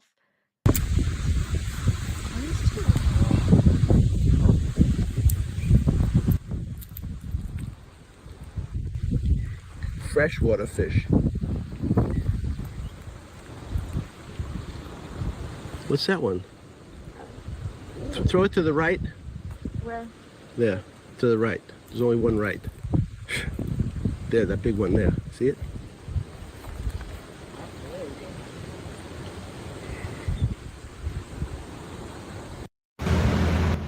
This one. That's the one. That's, hold on. Where is it at? Right here, look. She's massaging his foot and just kind of like staring off.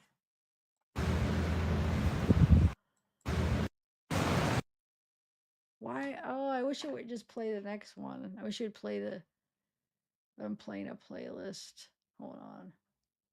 Isn't that kind of.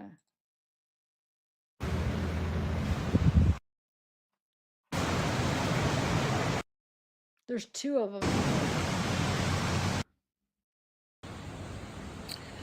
Okay, so now I'm walking towards the lily pond. I'm here on the beach by myself. This is my swimming pool. No one's allowed to dock here. My beach.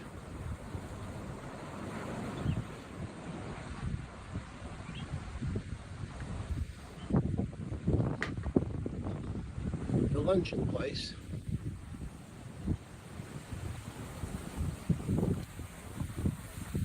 The nursery. On the point there is the library.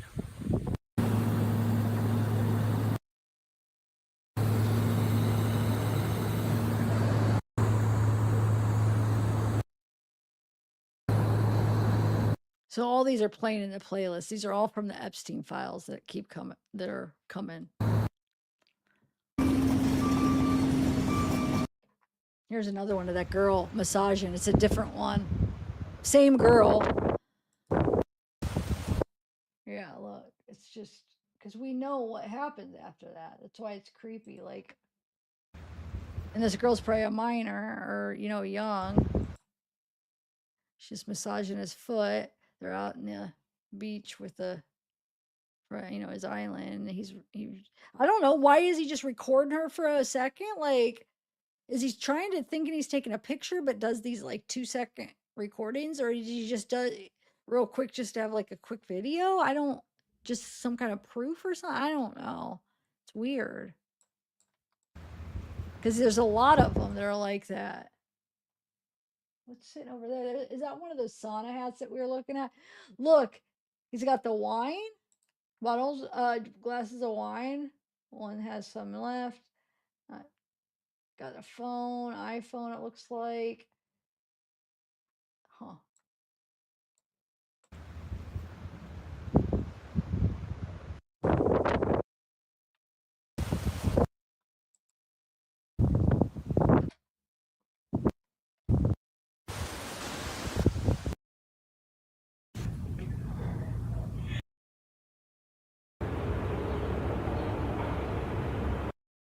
That's another weird, like, who's this girl he's videoing? Oh, there's another, like, look, he's just videoing her face. And then he's videoing this one sleeping.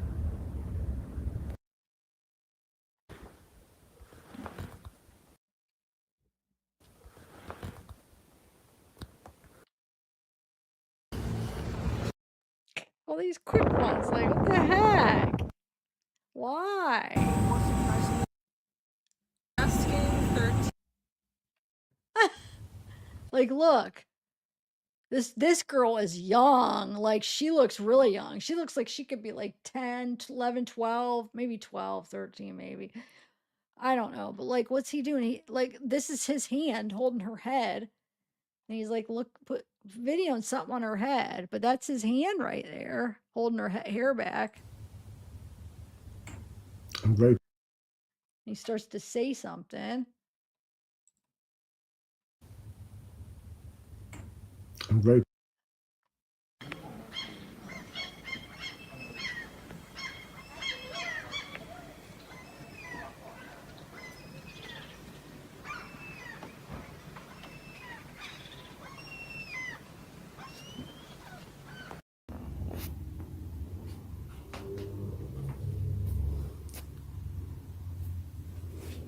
I have the volume way down, but let me know if you need a higher.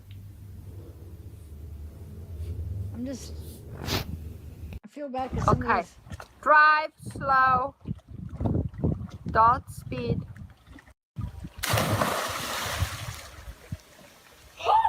You are the best. Sonny Mo. Sonny Mo. Johnny Mo! That's what I was thinking. Like, that's what I was thinking when I said he thought it was on a live photo. That's, yes. But wouldn't it say? No, I guess if you saved it, it would come as a video. That's right.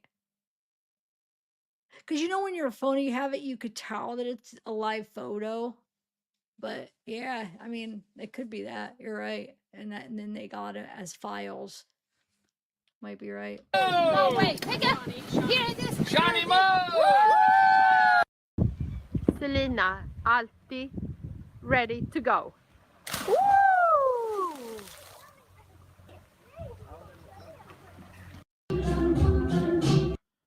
Oh, music. But this is kind of a creepy room. And there's some music playing, but I don't want to get copyright. But look at that room. What is that room?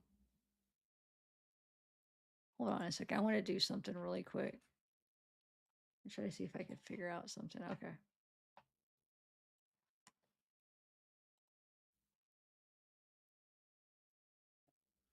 I'm going to play an interview, some of the audio interviews on that are part of the files too in a minute. So this is with his lip. Oh, like that something infection. Hold on.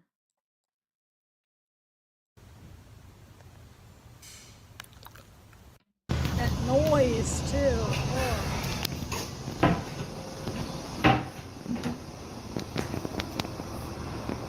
It's gonna be a fright, that's what it's gonna.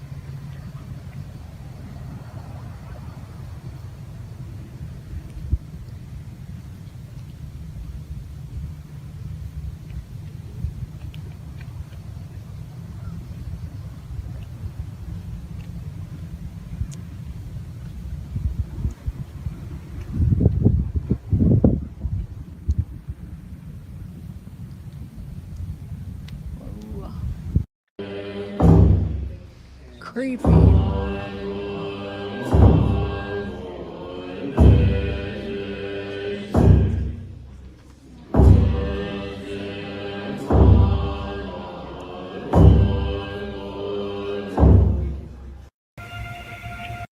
That's one of those creepy ritual, freaky little ceremonies, right? That they have. Oh my lord! It reminds me of when what's his name snuck into the oh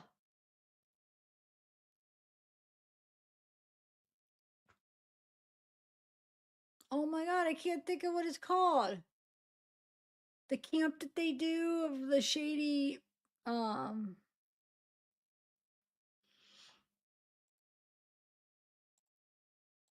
it went, oh my god, it's on the tip of my tongue.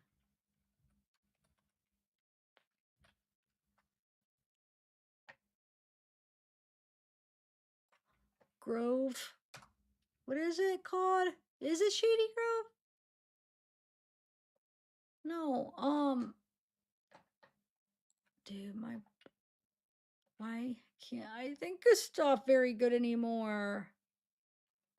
But anyway, where Alex Jones, have you guys seen that like a long time ago when he snuck in and he snuck in a video of that ceremony that they do there? So creepy, so creepy.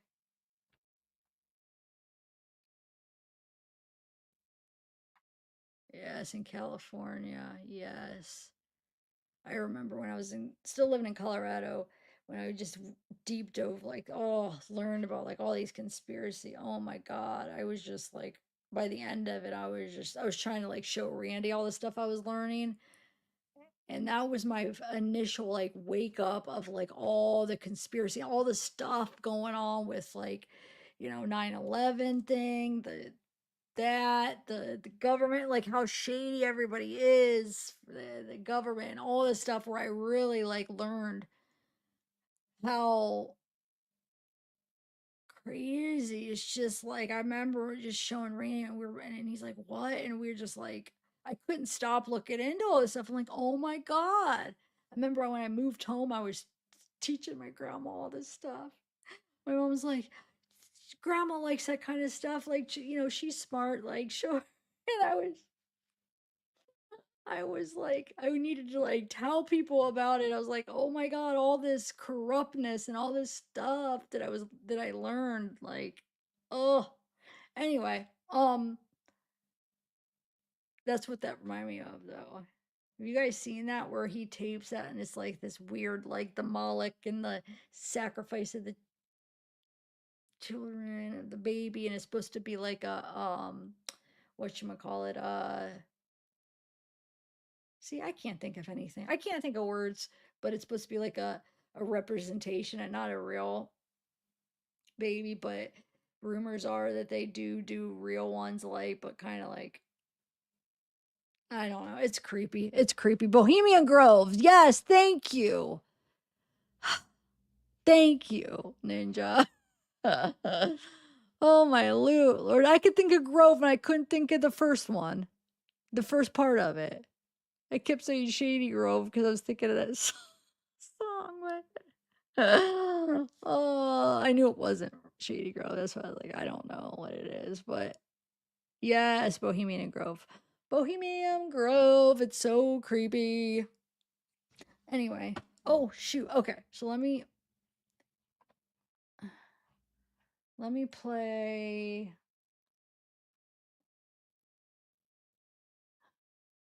What's the wait?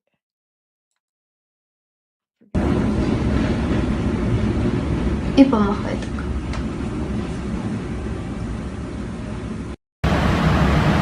That one was labeled Jeffrey Epstein victim, so it's probably maybe labeled that in the files. Maybe this one is just his passport, so I'm not sure who took this.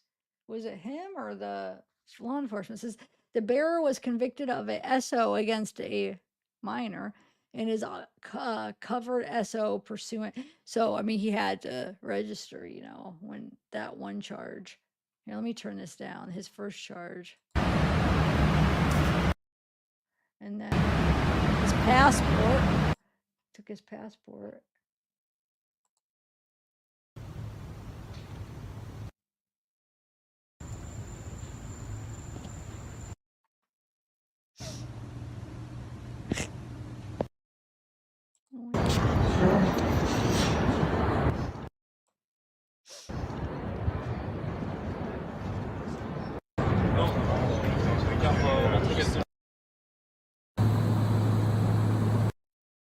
Okay.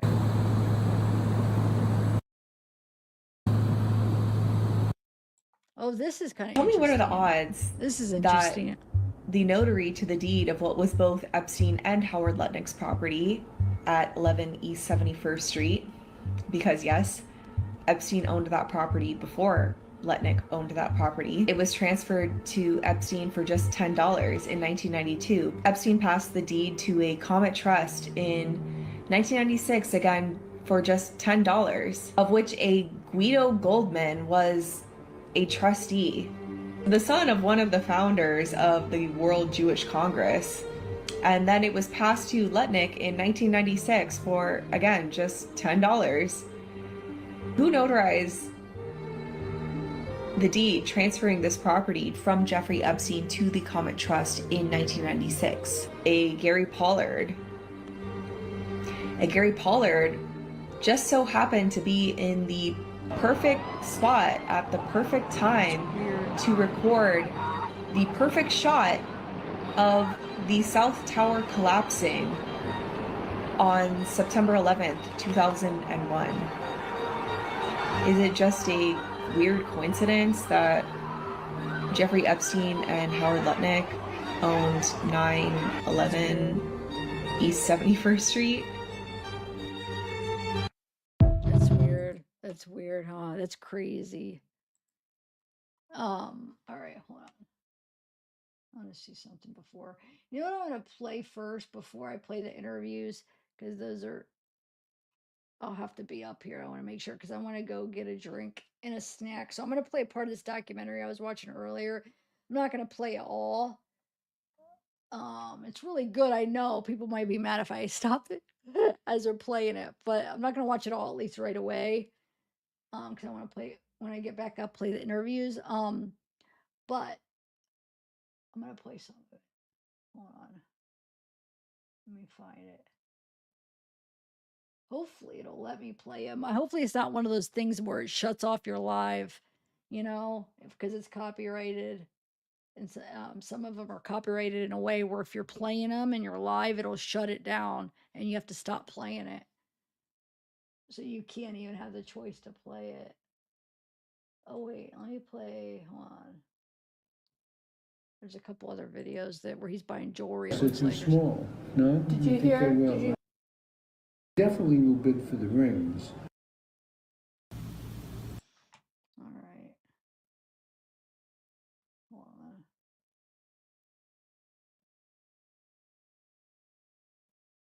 You can watch some of his interviews. I don't know. A lot of people probably have seen him, but there's a grainy gay parade in New York that he must have put videoed.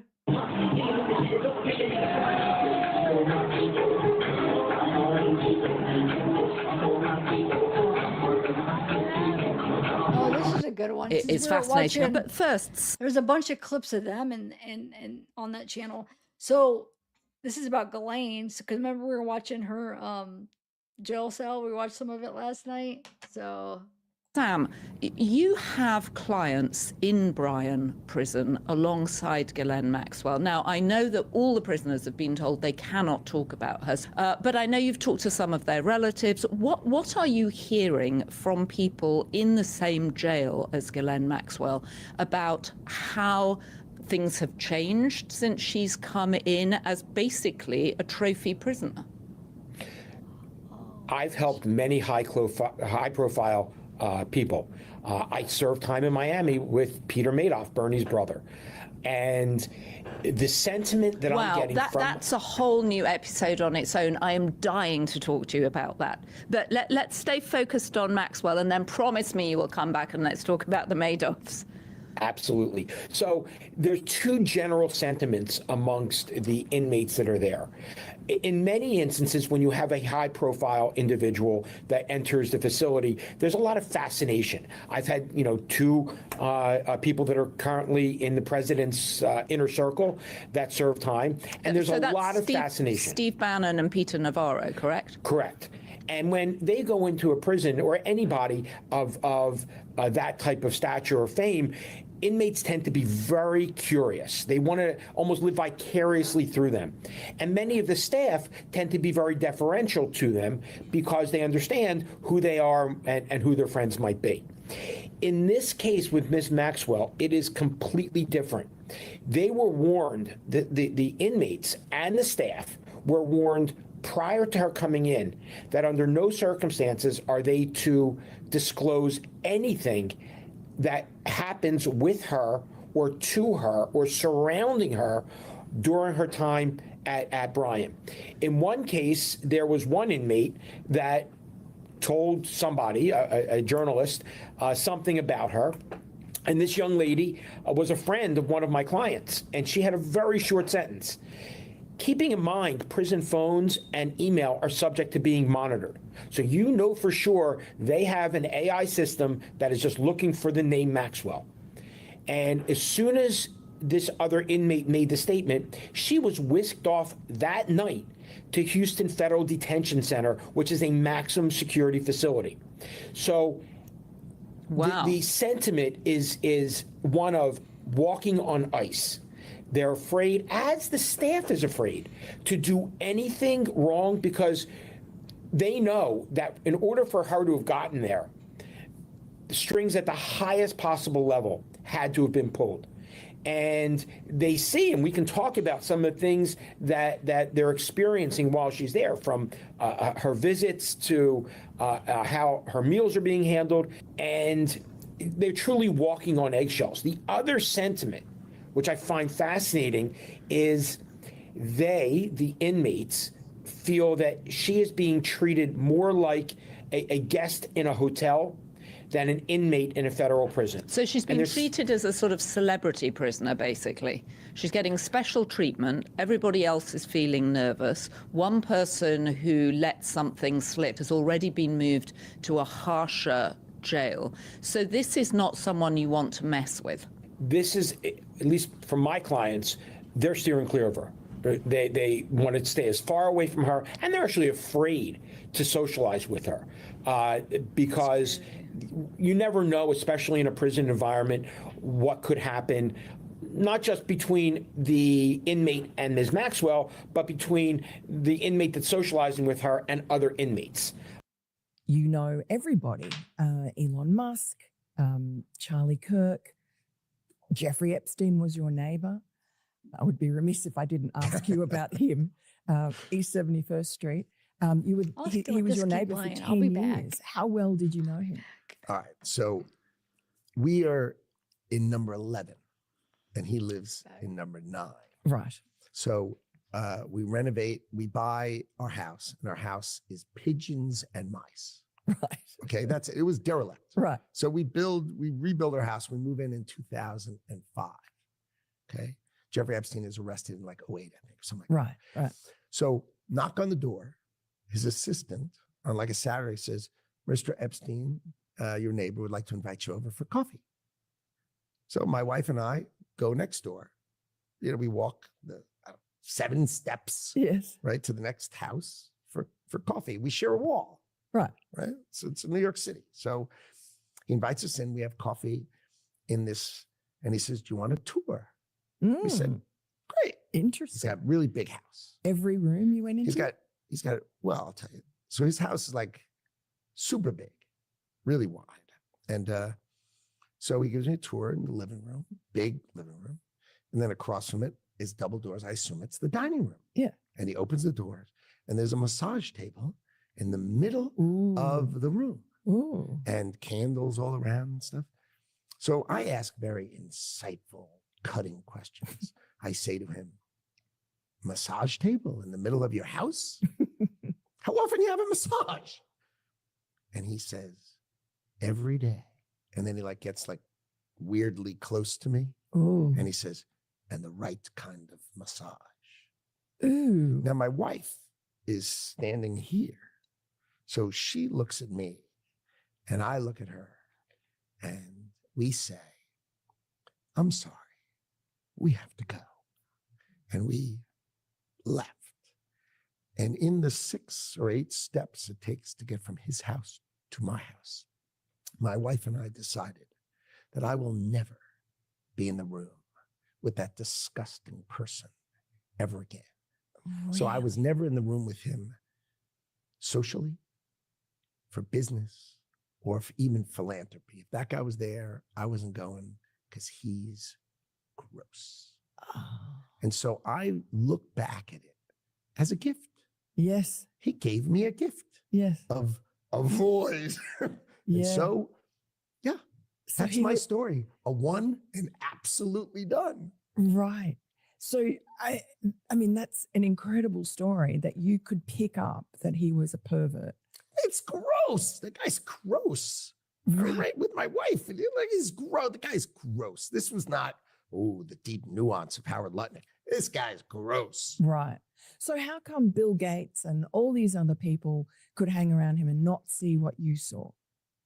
Or did they see it and ignore it? Or no, they participated. Right. That's what his MO was, get a massage, get a massage. And what happened in that massage room, I assume was on video. This guy was the greatest blackmailer ever. Blackmailed people. That's how he had money. So what happened to those videos? Why is there now such a dearth of information when, Donald Trump's people are running the FBI and the DOJ? I assume way back when they traded those videos in exchange for him getting that 18-month sentence, which allowed him to have visits and be out of jail. I mean, he's a serial sex offender.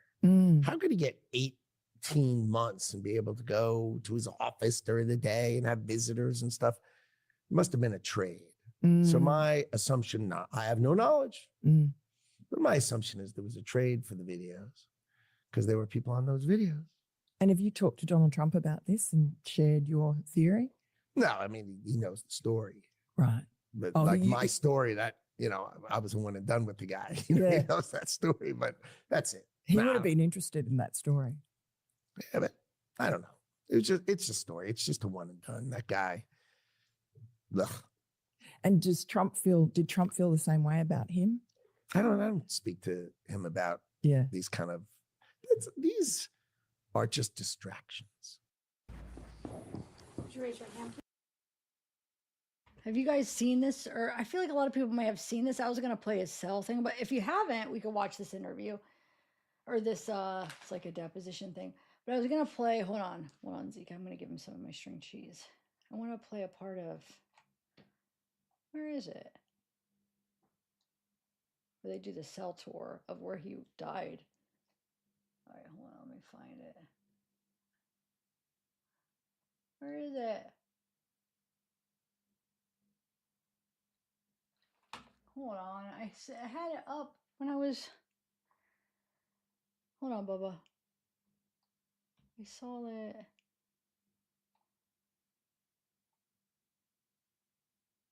Hold on, baby.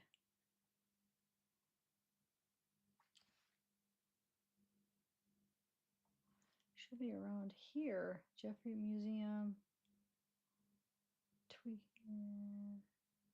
Epstein. Dude. Wait a minute. What am I missing here? I had it when I was like, oh, I'm going to play that because it was close to where. Sleeping room. Hold on, Bubba. I know it's on this playlist. I don't know why somehow I'm missing it.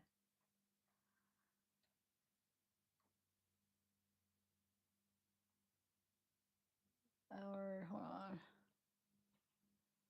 Oh, here it is. Okay.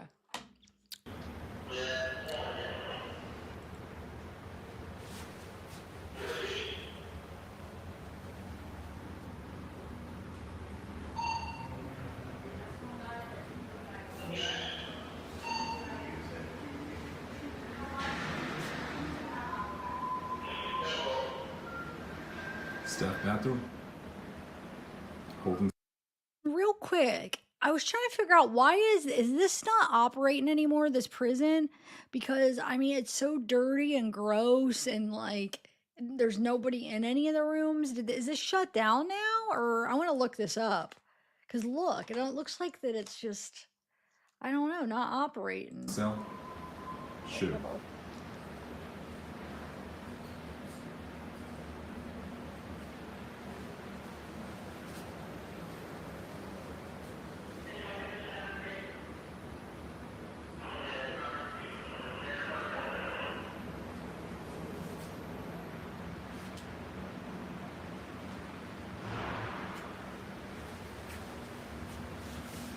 Entrance.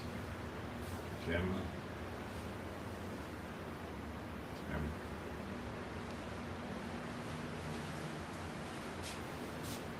Holding cell. Entrance for the shoe.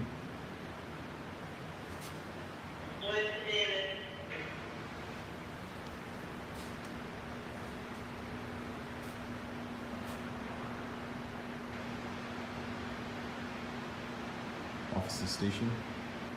Secondary desk.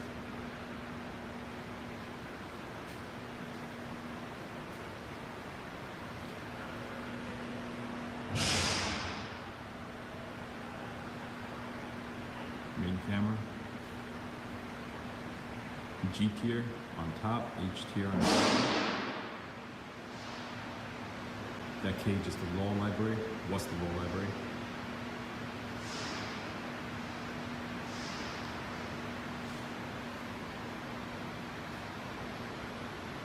L tier on top, M tier on bottom.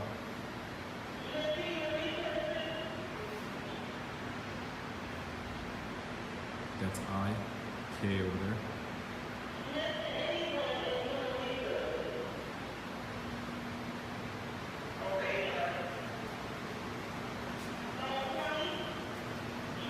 Officer station, L tier.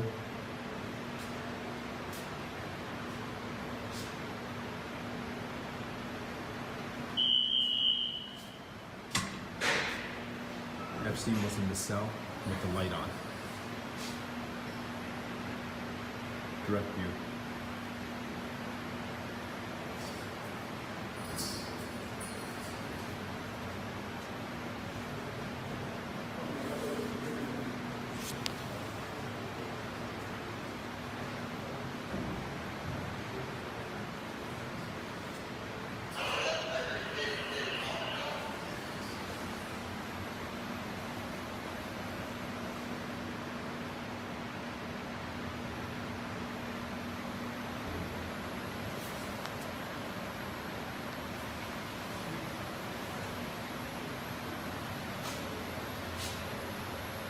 Camera at the end of the tier. Epstein's cell. Shower area for the show.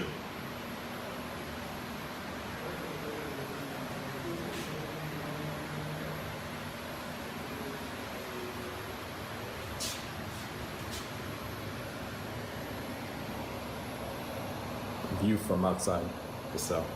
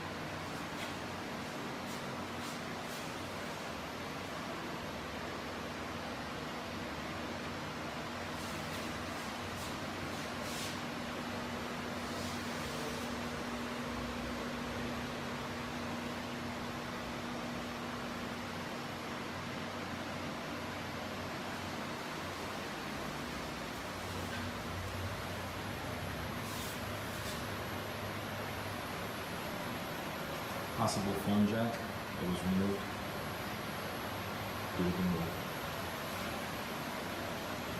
Phone jack, phone jack.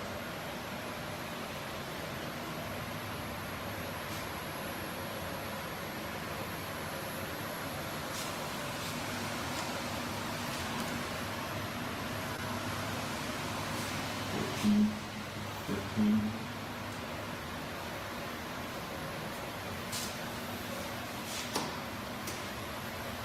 16.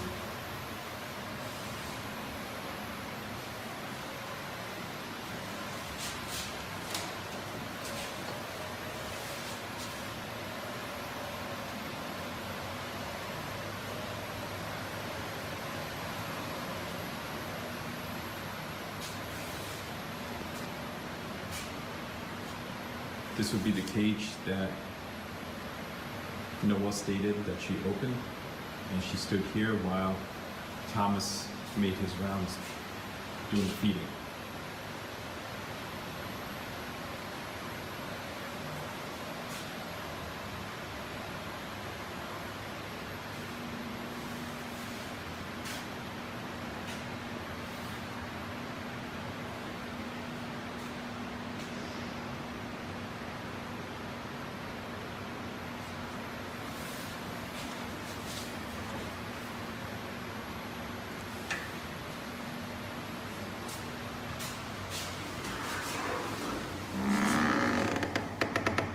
Epstein's view would have been directly off the shoe officer's desk.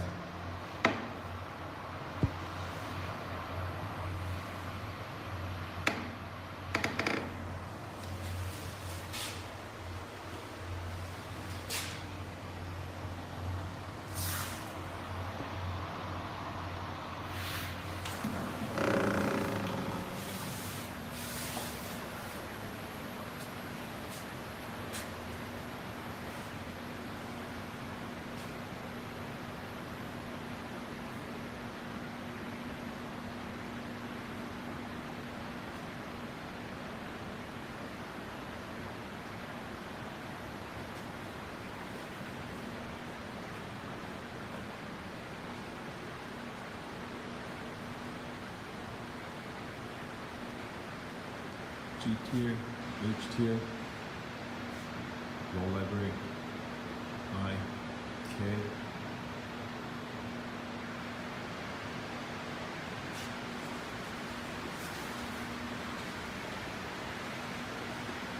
G tier,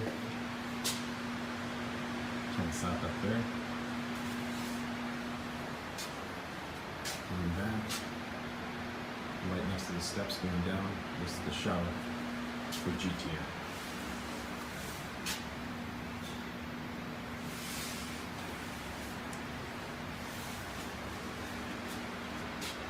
Shower. The phone jacks would have been here and here. Cameras at the end of the tier and G tier. Come back around. Turn south, it's up top. That's the camera pointed down to its opposite station.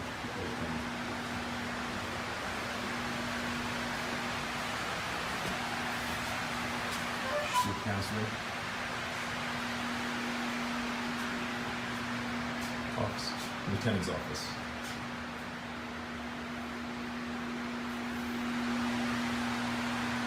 Turn south.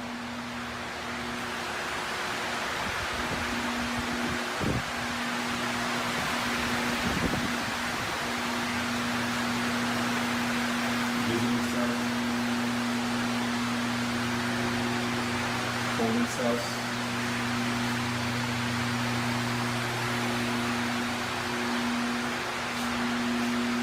Turn south cells.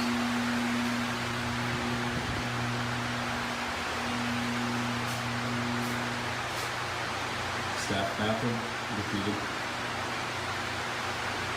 And turn south.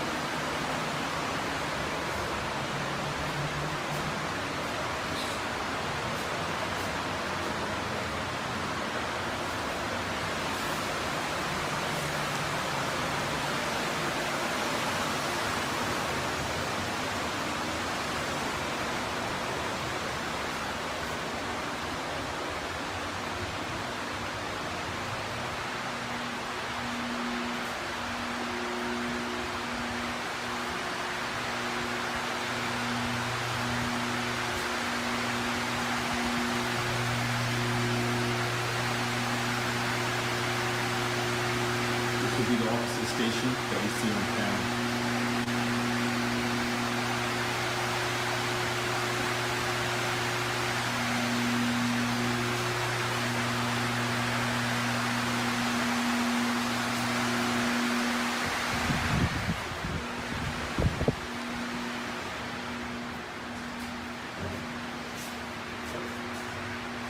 View from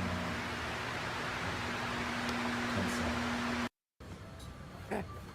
So that makes sense. Even though I don't know when, wow, this is more of those videos. Even though I don't know when, excuse me. Beh, e non trovi che era un must questo? Con la luna poi? I don't know when that video was taken of the cell, of the jail that Jeffrey was in. It's not operating anymore. It stopped operating in 2021. And my guess that video was after, right?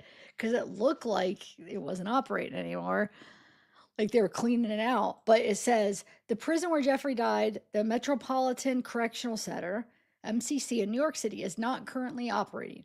The facility has been inactive and closed since August 2021.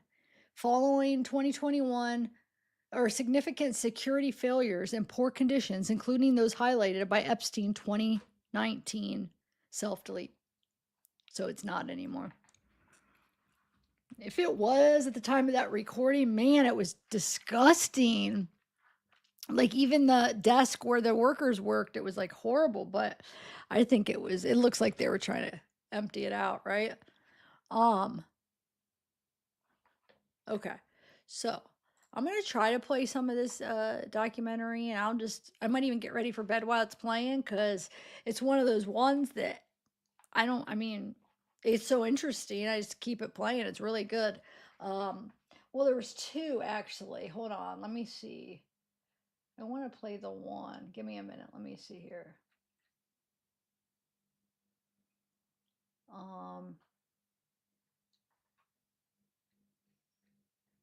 I feel like the one might have been a little bit.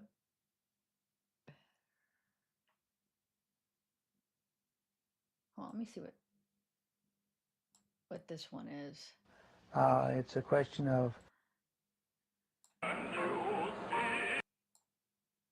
don't know if this is the one.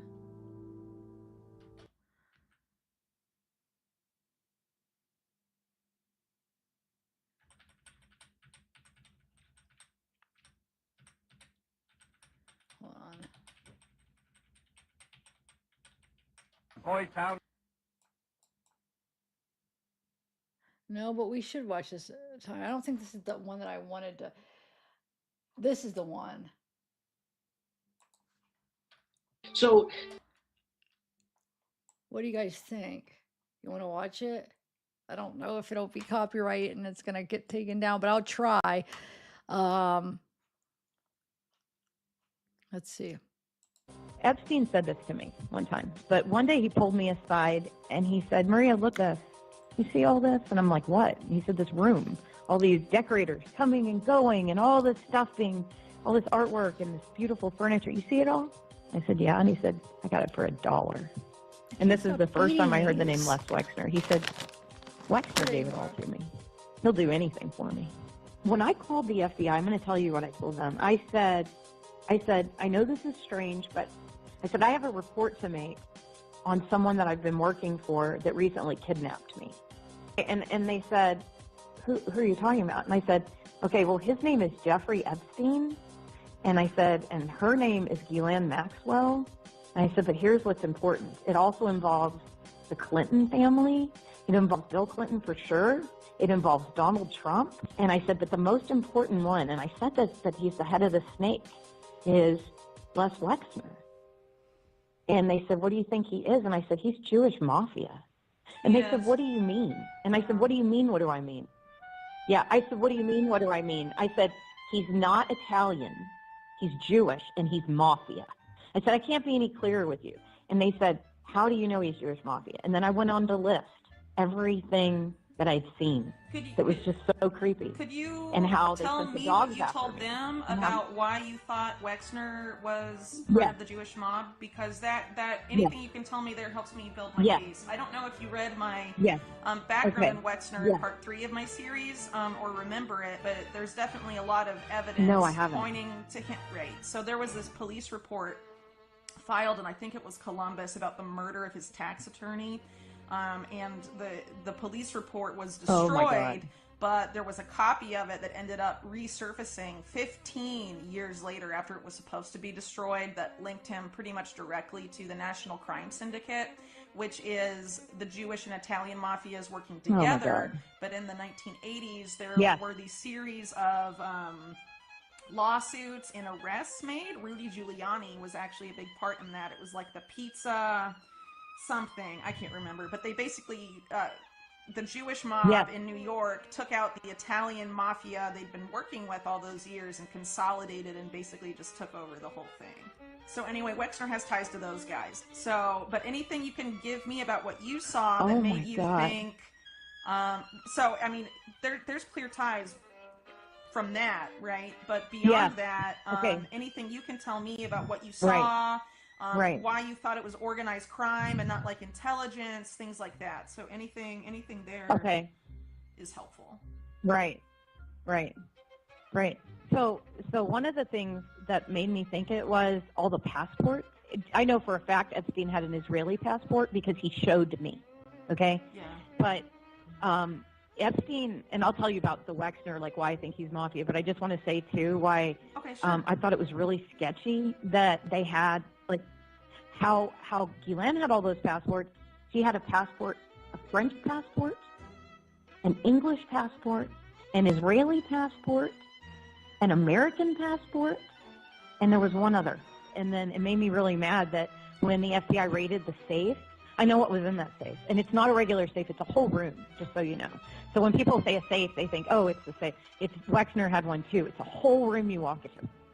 And in that safe, he had a lot of photographs of children, and I know for a fact pictures of my sisters are in there because one of the people from his freaking office had told me they were in his briefcase, and he kept his briefcase in that safe. He also kept everything in there because he told me he kept it for Wexner, everything. And when I asked why they recorded everything all the time, I said, is Wexner really paranoid? And he said, yeah, that's one. Epstein said, yeah, that's one way of saying it. He keeps everything. He records it all. He said, I record everything, and I keep it for Wexner in the safe. So the first house I go to has pinhole cameras. Jeffrey's showing me. He's really proud of them. Second house I go to has pinhole cameras. He says, Wexner gave me this house for $1. Wexner gave me this for $1. Then I go to the apartment. They had pinhole cameras in the Victoria's Secret dressing room.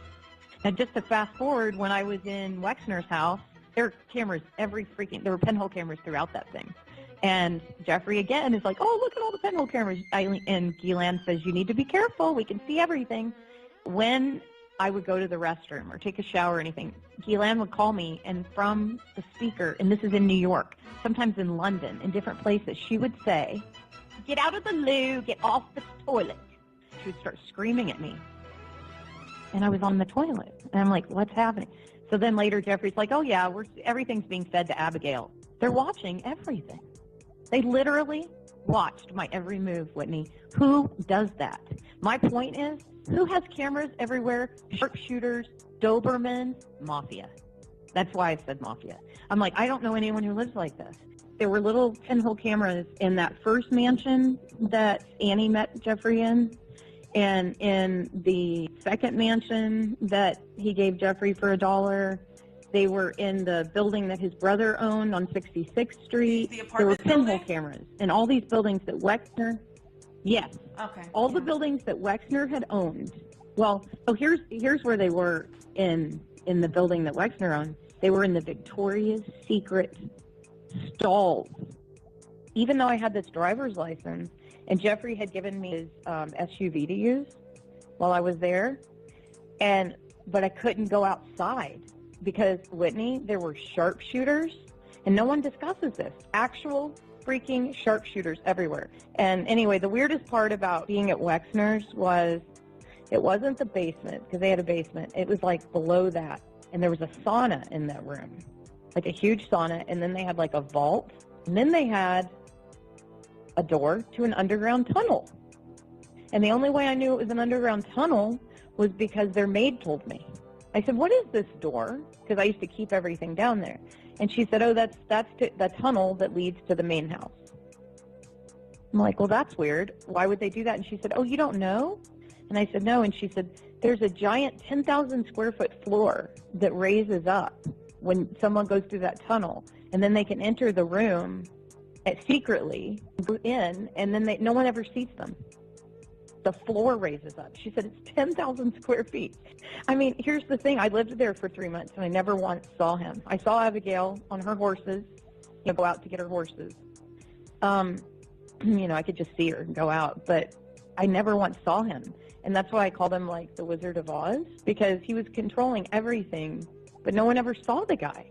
Okay, so Wexner set up, just so you know, nobody talks about this, but Whitney, before that first house, the house that Wexner gave to Jeffrey for $1, it's like the mansion that he raped all the children in. Before that house, there was another one. Yeah, Wexner gave him that one, and that thing was incredible. That's where Annie actually met him. I brought her over there. But that house, that mansion then was later given to Ghislaine recently. She sold it to give it to, or the townhouse, whatever, and that's how she settled with Virginia. She sold that. Oh my God, that woman. And she also had an apartment she took me to. So then she shows me all this stuff on the mantle. She takes me to the mantle. I'd never been in this apartment. It's on the Upper East Side. It was like probably 3,000 square feet. Really nice apartment. Like, I didn't have any friends that lived that well, but it wasn't like, showy like her other places. But she shows me on the mantle, and I'm like, "Oh, what's this?" And she said, "These are things my father took from the British Museum." And she's like, "They're ancient relics."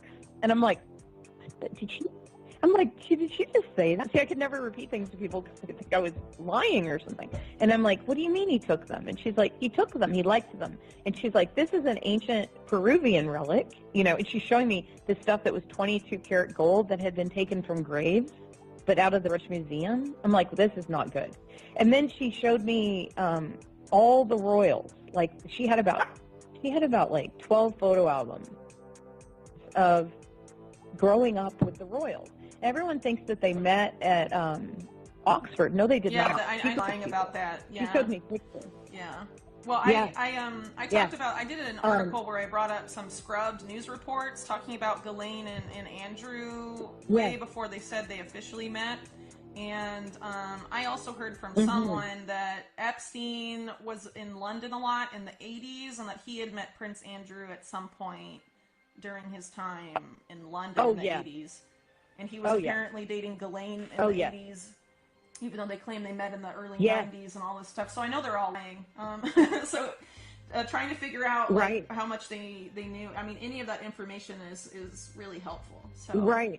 And she grew up with the royals. Like, she showed me all the photo albums. Well, she also knew Fergie, like, a long, long time ago, because I saw pictures of her super young with Fergie before she was ever married to Prince Andrew. And I mean, it was weird. It's like somehow she knew a lot of these people. Now, she knew Prince Andrew when they were definitely she looked maybe 20 in some of these pictures, or maybe younger than that even, with Prince Andrew. And so I can date some of it by telling you that some of the photographs where they're all super young, they were making fun. I'm not kidding you. The pictures of Diana when she was just dating the prince, and Diana's in the corner crying in some of these pictures, and Ghislaine's like, "Look there, we made her cry." Isn't that funny? We hated Diana. That's what she said. And I was like, "Oh my God, that's horrible." I just don't think I have as many supporters in that environment than I did. Yeah. You mean within the royal household? Mm-hmm. They see me as a threat of some kind. Ghislaine answers to Wexner. I know that for a fact. So you think she answers more to that's how I knew he was Wexner the head of than this like Israeli intelligence, where her dad worked, right?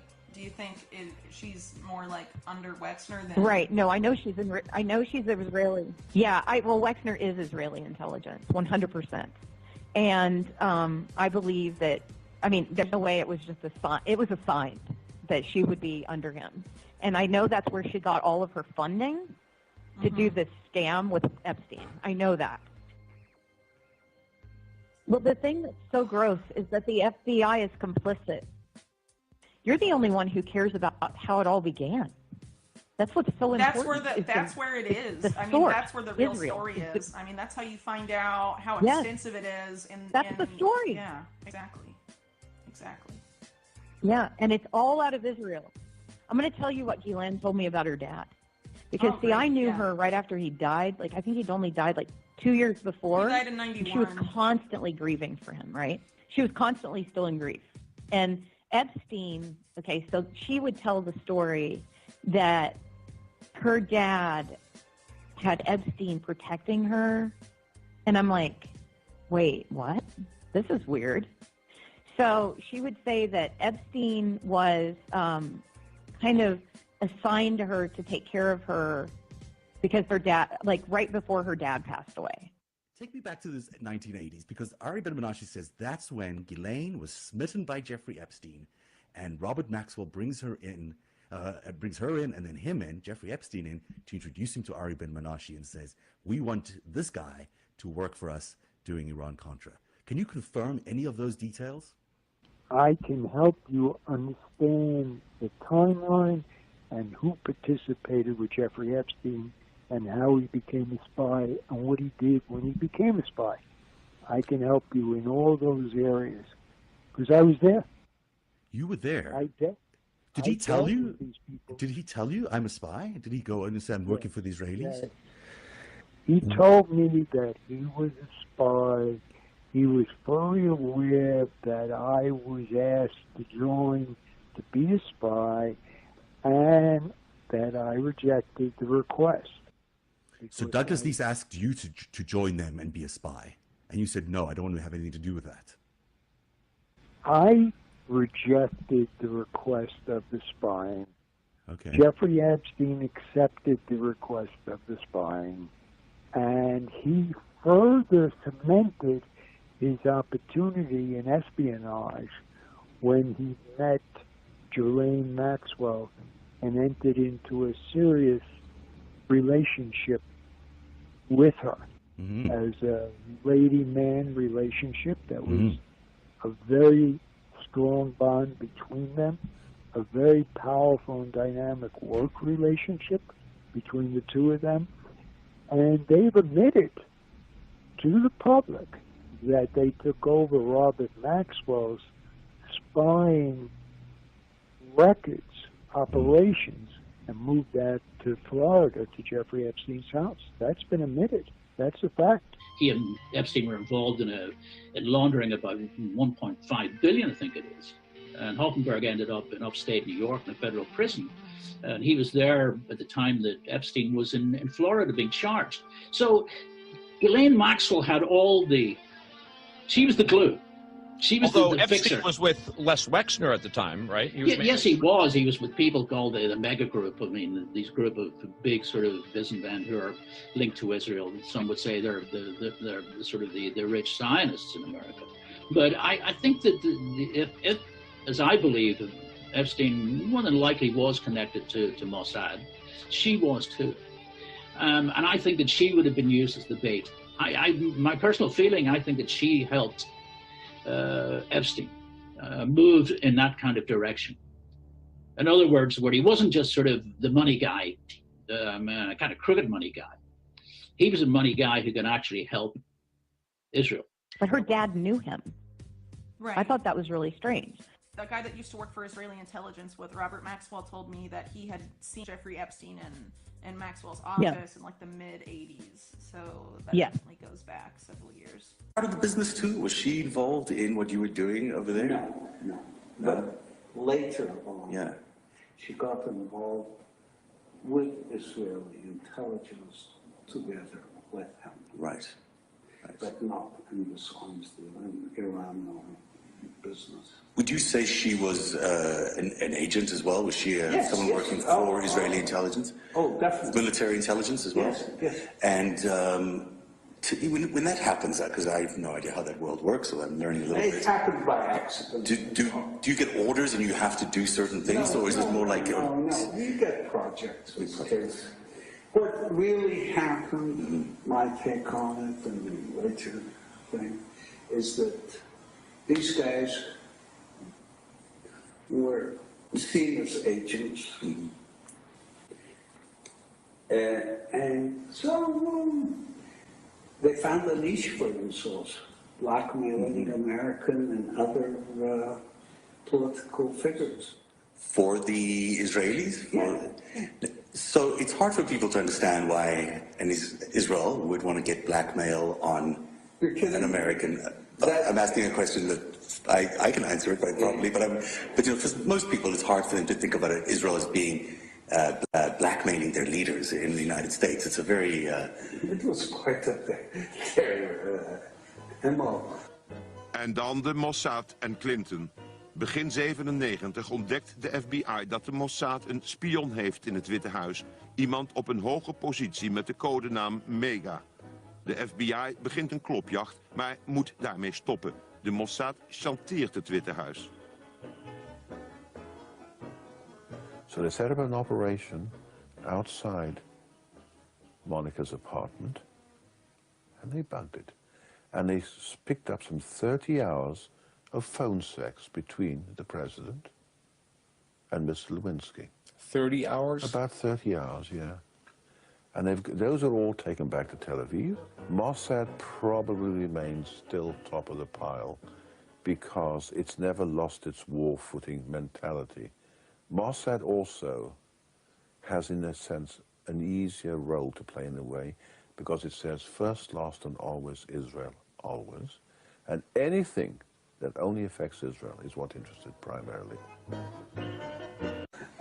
See, sleeping around is not a crime. Maybe embarrassing, but not a crime. But sleeping with underage girls is a crime. I did receive money to go to these parties. After every party, I was paid by Mr. Epstein.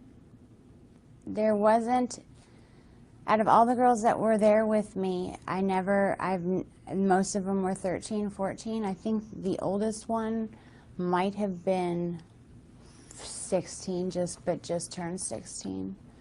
I mean, she'd been there for a while. He'd see me, he would say, "Oh man, you look," and it wasn't like a, "Oh, you remind me of my daughter." It was this sick, evil, like, you remind me of my daughter. You are special. You remind me of my daughter. I've said that if Ivanka weren't my daughter, perhaps I'd be dating her. It was just this weird pleasure, sick smile. Like I don't even want to know what he was thinking about. I could imagine what he was thinking about. After the parties would end, we were to report to Mr. Epstein and basically tell him everything that happened, with who, what they liked, what they disliked, if there was any requests, if there was any talk about anything. That's what, we told Mr. Epstein everything. He ripped off all my clothes and he started to basically have sex with me, and I was screaming because I'd never had sex before. It was my first time, and Tiffany was yelling at him too. She was saying I was a virgin, and he told us to just shut the fuck up and just basically took my virginity while I was crying and telling him to stop, and that's basically begging for him to just stop. And Tiffany didn't know what else to do either. No one was there to help us, or me. And so after the fact, he basically finishes it. It didn't take that long at all. I mean, but it was just, it felt like it was like 5.5 hours. It felt like it was an eternity. Like I don't even know how long it was, but he was done, and I was crying, and Tiffany was consulting me, and She was, you know, apologizing. She told me that she would never, she just never put me in that situation again.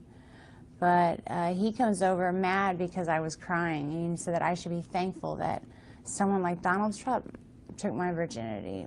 He basically didn't say took my virginity. He said, I should be glad that someone like Donald Trump popped my cherry and not some pimply little 14-year-old.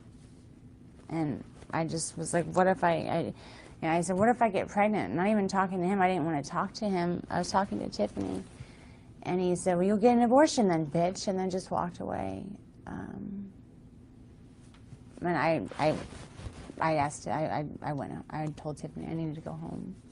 He made sure these girls were underage. I have theories about who wanted him dead. Probably there were quite a number of people in the States wanted him dead, but I would think mainly the Israelis. Mainly. I mean, when you look at it, they have the most to lose from all of this coming out. Because you really didn't want the stories to come out about how they were blackmailing American politicians. No. Yeah, it's true, because Ghislaine's thing that she told me was that he was assigned to her to protect her because her dad had died. And I'm like, who assigned you? You know what I mean? Like, what does that mean? And when she was showing me pictures of her dad and crying over them, I had to sit with this bitch all the time and go through photo albums and I know her really well. And I know how she operates. And that's why I'm so afraid that she's still on the loose. And I know who's taking care of her. I know it is the Rothschild. I know it is. And I'll tell you how I know. Because Lady Rothschild is ready to kill me. Because she's best friends with the Rothschild? She's gonna sue. Is this who you're talking about? Lynn, yeah, Lynn Forrester. She's calling me a liar because she's saying that she set Dershowitz. See, I saw Dershowitz coming in and out of the house. Yeah, she introduced Epstein. She's to saying Dershowitz, it's not possible. She claims that anyway. She didn't. Yeah, she did not. She did not. But she wants to think so. So their story is that she introduced them as a gift from Wexner, because every year Wexner would give a gift to Epstein, and this year he's such a wonderful gift, Dershowitz. Look, I was introduced to him by the Lady Rothschild. So she gave him as a gift, you know. But anyway, she said to me, he was assigned to me to protect me because my dad died. And I was like, I don't understand this. And I said, well, you know, what happened to your dad? She said, those cunts pushed him. And I thought she said off the baby Ghislaine. So for years I thought it was the lady Ghislaine. She said those cunts pushed him off of the baby Ghislaine. People who knew him at the time, who worked with him, have said to me, you know, Robert Maxwell thought he actually owned the Mossad, like he owned newspapers and everything else. That he'd bought them with his millions of stolen money he was feeding to them and so on. With these incredible deals he was making with these people, he was bringing them to and so on. That didn't work with the Mossad. They thought he'd become, what we call a loose cannon. So then she says to me, you know, my dad was a very powerful man, and, you know, he was very important. She said, Maria, you don't understand. And then she's showing me, like, who she grew up with and how powerful he was and how much money they had. And then she goes on to tell me, she said, you know, Maria, and this is true, she said, and she showed me, she had passports. Get this, I don't know how this is legal. She had a passport, a French passport, an English passport, an Israeli passport, an American passport, and there was one other. I'm trying to think of what the other one was. Get your passport to the ocean. So you will have 2 passports. And I was like, I thought you were only allowed to be citizen like of 2 countries or something. I didn't know. And she's like, oh, no, because of my dad. I'm a citizen of all these nations. Later, when she was talking to me about something one day, she said that the Rothschilds were the greatest protectors of her family. And she wasn't talking about Lynn Forrester, by the way. She was talking about the other ones. Yeah. His Majesty's government view with favour the establishment of Palestine as a national home for the Jewish people, and will use their best endeavours to facilitate the achievement of this object, it being clearly understood that nothing shall be done which may prejudice the civil and religious rights of existing non-Jewish communities in Palestine, or the rights and political status enjoyed by Jews in any other country. I should be grateful if you would bring this declaration to the knowledge of the Zionist Federation. Yours, Arthur Balfour. And here it is, the Balfour Declaration. What do you feel when you see it here? I genuinely feel it's one of the most extraordinary moments in the history of the Jewish people. If you think it took 3,000 years to get to this, and then you say, how did this miracle happen? It's the most incredible piece of opportunism. It's the people that are in her. Yeah. Well, And Lynn she said they're the greatest. They've always been the greatest. Rothschild family, and that was in like the late 90s, early 2000s. So yeah, if she was talking about this to you before then, it was she through. definitely didn't mean her. No, it was through Ghislaine. I mean, it was that Lynn Forrester, I believe. Didn't she hook up through them? She I met the Rothschilds Evelyn de through Rothschild, who's her husband, through Henry Kissinger, I believe, a Bilderberg. Yeah. Oh, through Kissinger. Okay. Yeah, of course. Clinton has a very warm friendship with none other than Lynn Forrester de Rothschild. You know Lynn of the infamous Rothschild banking family. She was introduced to her Rothschild husband by none other than Henry Kissinger at none other than the 1998 Bilderberg Group conference. For real, that is how Lynn became a member of the Rothschild family, a family who has been under scrutiny for centuries for using their banking wealth to control the outcomes of wars and massive global shifts in power. You don't get more establishy than Lynn Rothschild. The other thing about Wexner is, I'm sure you know this, but this is something I noticed when Jim and I drove through, Ohio. As soon as you cross into Ohio from Kentucky or wherever, you get the first building you see is the Abigail Wexner Center for Women. I thought I was going to die. I was like, you got to be kidding me. And then their buildings dot the whole state. So no matter where you are, you see Wexner this, Wexner that. But then when you go to the bathroom, especially as you get close to Columbus, there's human trafficking signs everywhere, Whitney, everywhere. So when you go to the bathroom in Columbus, on the door it says, do not speak to anyone, do not walk with anyone, go back to your car. I mean, there's like instructions on how to not be trafficked.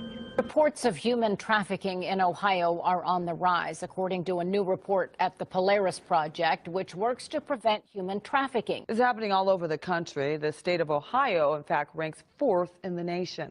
Right here in the Buckeye State lies an underworld burning with sex and prostitution. Ohio, actually, in the United States, ranks as high as 4th in terms of the most prevalent use of sexually trafficked people. In Ohio, we see the average age of entry into sex trafficking to be about 15 years old. And I'm sorry, I don't believe in coincidences at all. I don't believe in them. And years ago, when I was in hiding, I was listening to this show, and it said, did you know that all human trafficking begins and ends in Columbus, Ohio? Isn't that interesting? And I'm like, what? I had no idea. In Columbus, Ohio. What? So human trafficking from the United States, even if they get the kid from Phoenix, before they take him to Mexico, they go to Columbus. What are the chances?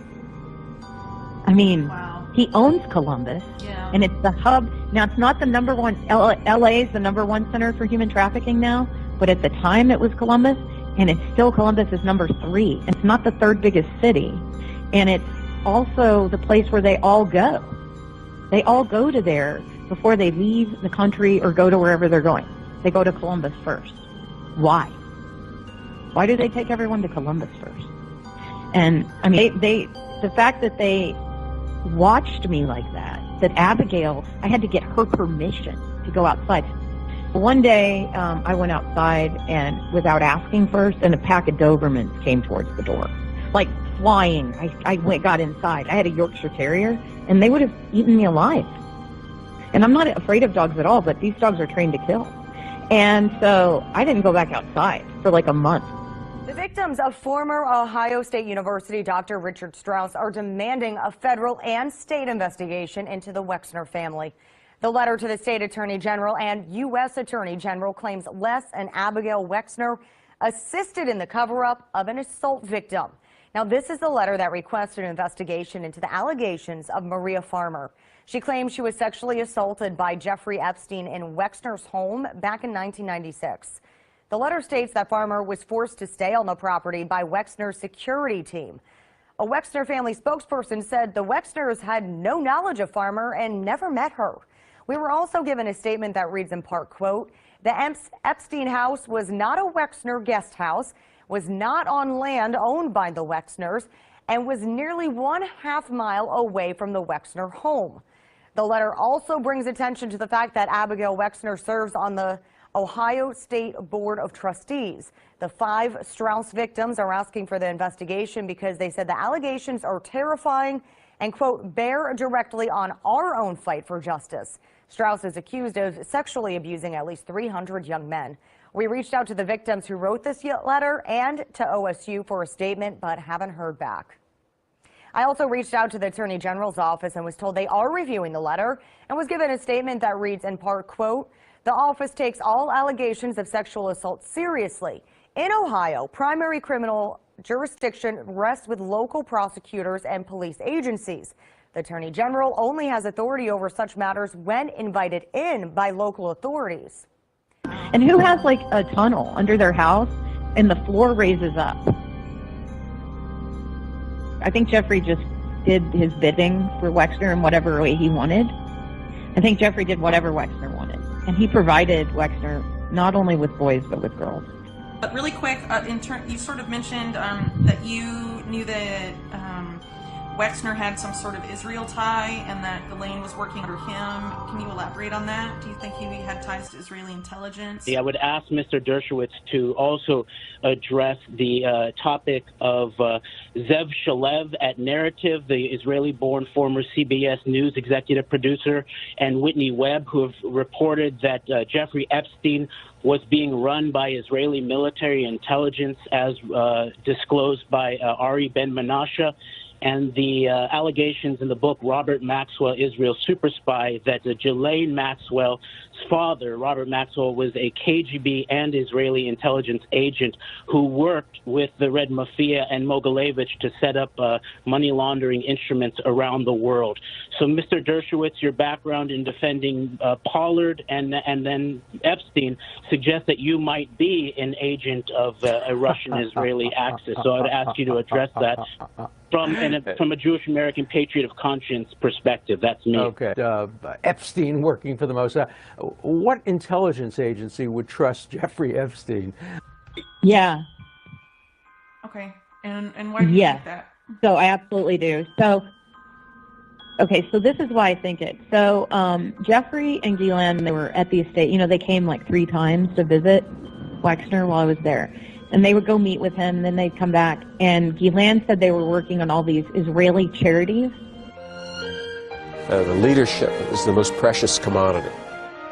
I established the Wexner Heritage Foundation because I thought it was terribly important that the lay leaders of the Jewish community be intelligent, educated, informed.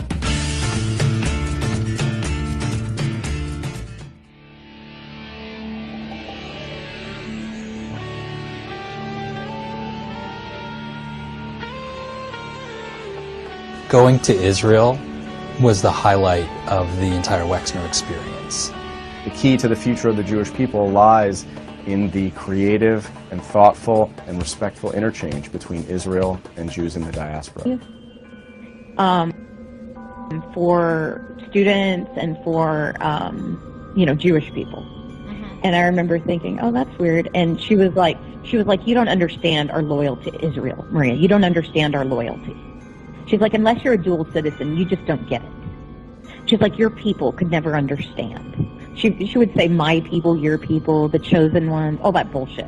It's just unfortunate that all the Jewish people I met also happen to be pedophiles that run the world economy, So it gives you like a bad taste in your mouth. Like, oh, they did a number on all of us. We've all had a hard time with, like, a lot of it because of the abuse. So it's hard to not then go, all these people are like this, when it's not true. Not all of them. Just a huge chunk of elites are like this. I guess all of the elites. I don't know. This is how the elites speak to their, quote, servants. They're I don't know, just like the regular people who aren't Jewish, that aren't allowed to eat at the country clubs. It's a big part of it.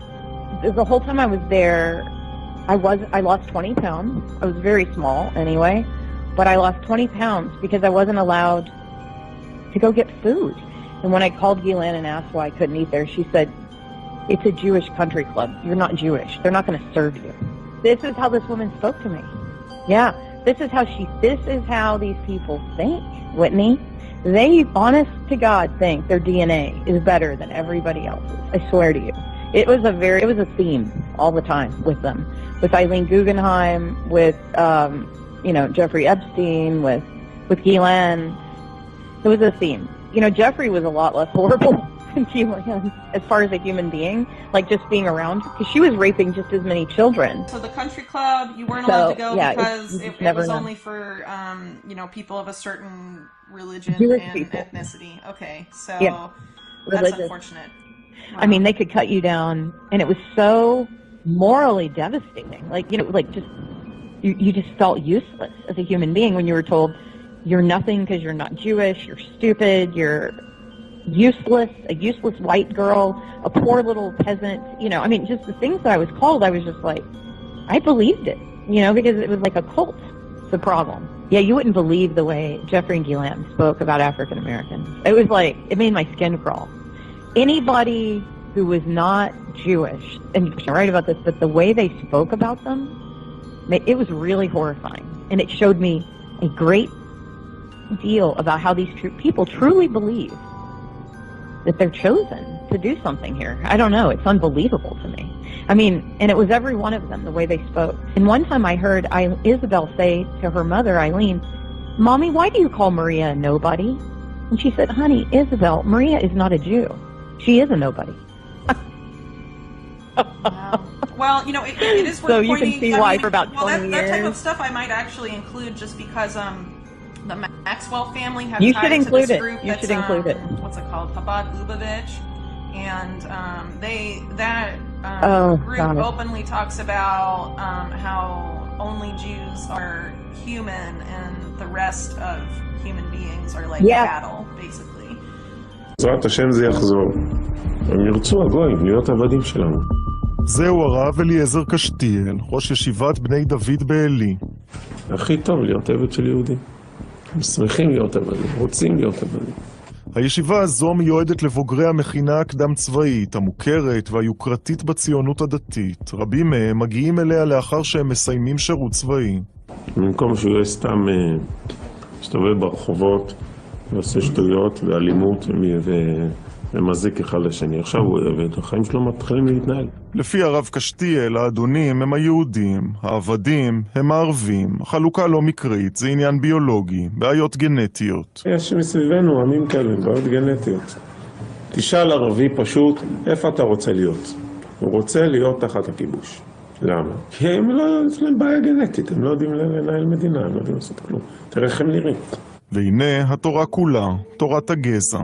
בוודאי שיש גזענות, מה אנחנו לא יודעים שיש גזעים שונים בעולם, מה זה סוד זה, מה זה לא נכון, זה נכון, מה לעשות. בעוד יומיים עם ישראל יציין את יום השואה, בין היתר את החלוקה של הנאצים לגזעים, עליונים ונחותים, והנה בגרסה העברית. כן, אנחנו גזענים, אנחנו מאמינים בגזענות. יש גזעים בעולם ויש תכונות גנטיות של עמים, וזה דורש מאיתנו לחשוב איך לעזור להם. יש הבדלים בין גזעים, וזה בדיוק סיבה להשית עזרה. מי שמחה להחליט מי זה מי? אני רואה שאני מגיע להישגים הרבה יותר מרשימים ממנו. Well, this is another thing Ghislaine said. Well, Ghislaine did make it very clear to me that Annie was very lucky to be able to carry a Jewish baby. That was another thing. She said she would have been so lucky. See, they constantly made it very clear to me. You can't eat at the country club because you're not a Jew. You can't, and I mean, it takes people, it's like they get hit with a soccer ball in the gut. I've told every news network, and they go, oh, we can't talk about that. Let me be very frank with you, Amy.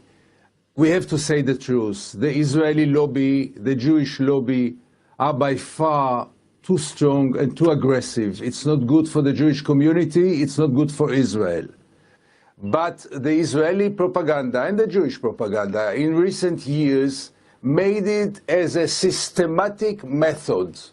Whenever anybody dares to raise questions or to criticize Israel, he is immediately and automatically labeled as anti-Semite, and then he has to shut his mouth, because after this, what can he say? Yes, it is legitimate to criticize Israel. Yes, it is legitimate to raise questions, and this does not mean that we are anti-Semites. We are not ready to play this game anymore, in which they shut our mouths with those accusations, which in most of the cases are hollow. But I saw the other day a congressman say that nobody should question the relations between the United States and Israel. Excuse me?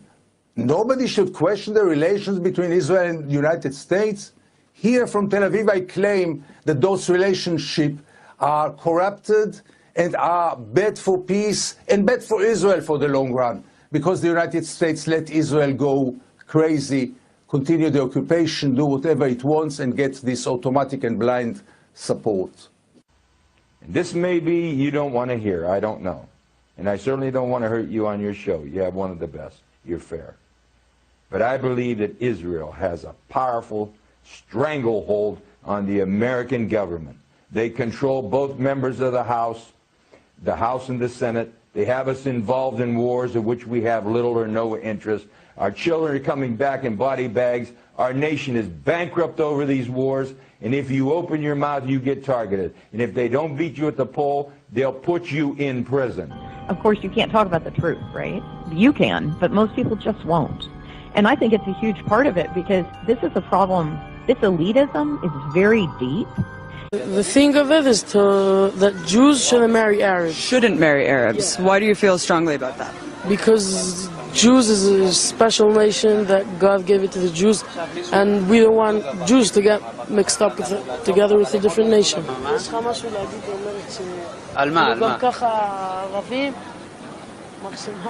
אוקיי, בסדר בעברית? פשוט מאוד, צריך להיכנס לשטחים, וכל מחבל שעושה פיגוע צריך להרוג אותו, צריך להרוג את המחבלים, ואז הם יפחדו ולא יעשו לנו בעיות, והכל יהיה בסדר. הם יהיו בכפרים שלהם, אנחנו נחיה פה, לא צריך להיות ביחד, והכל בסדר. And these are the people pushing racism. But I know a lot of Jewish supremacists, they're all elite. And they're all connected. And they're all in big groups. And they are the biggest supremacists I've ever met.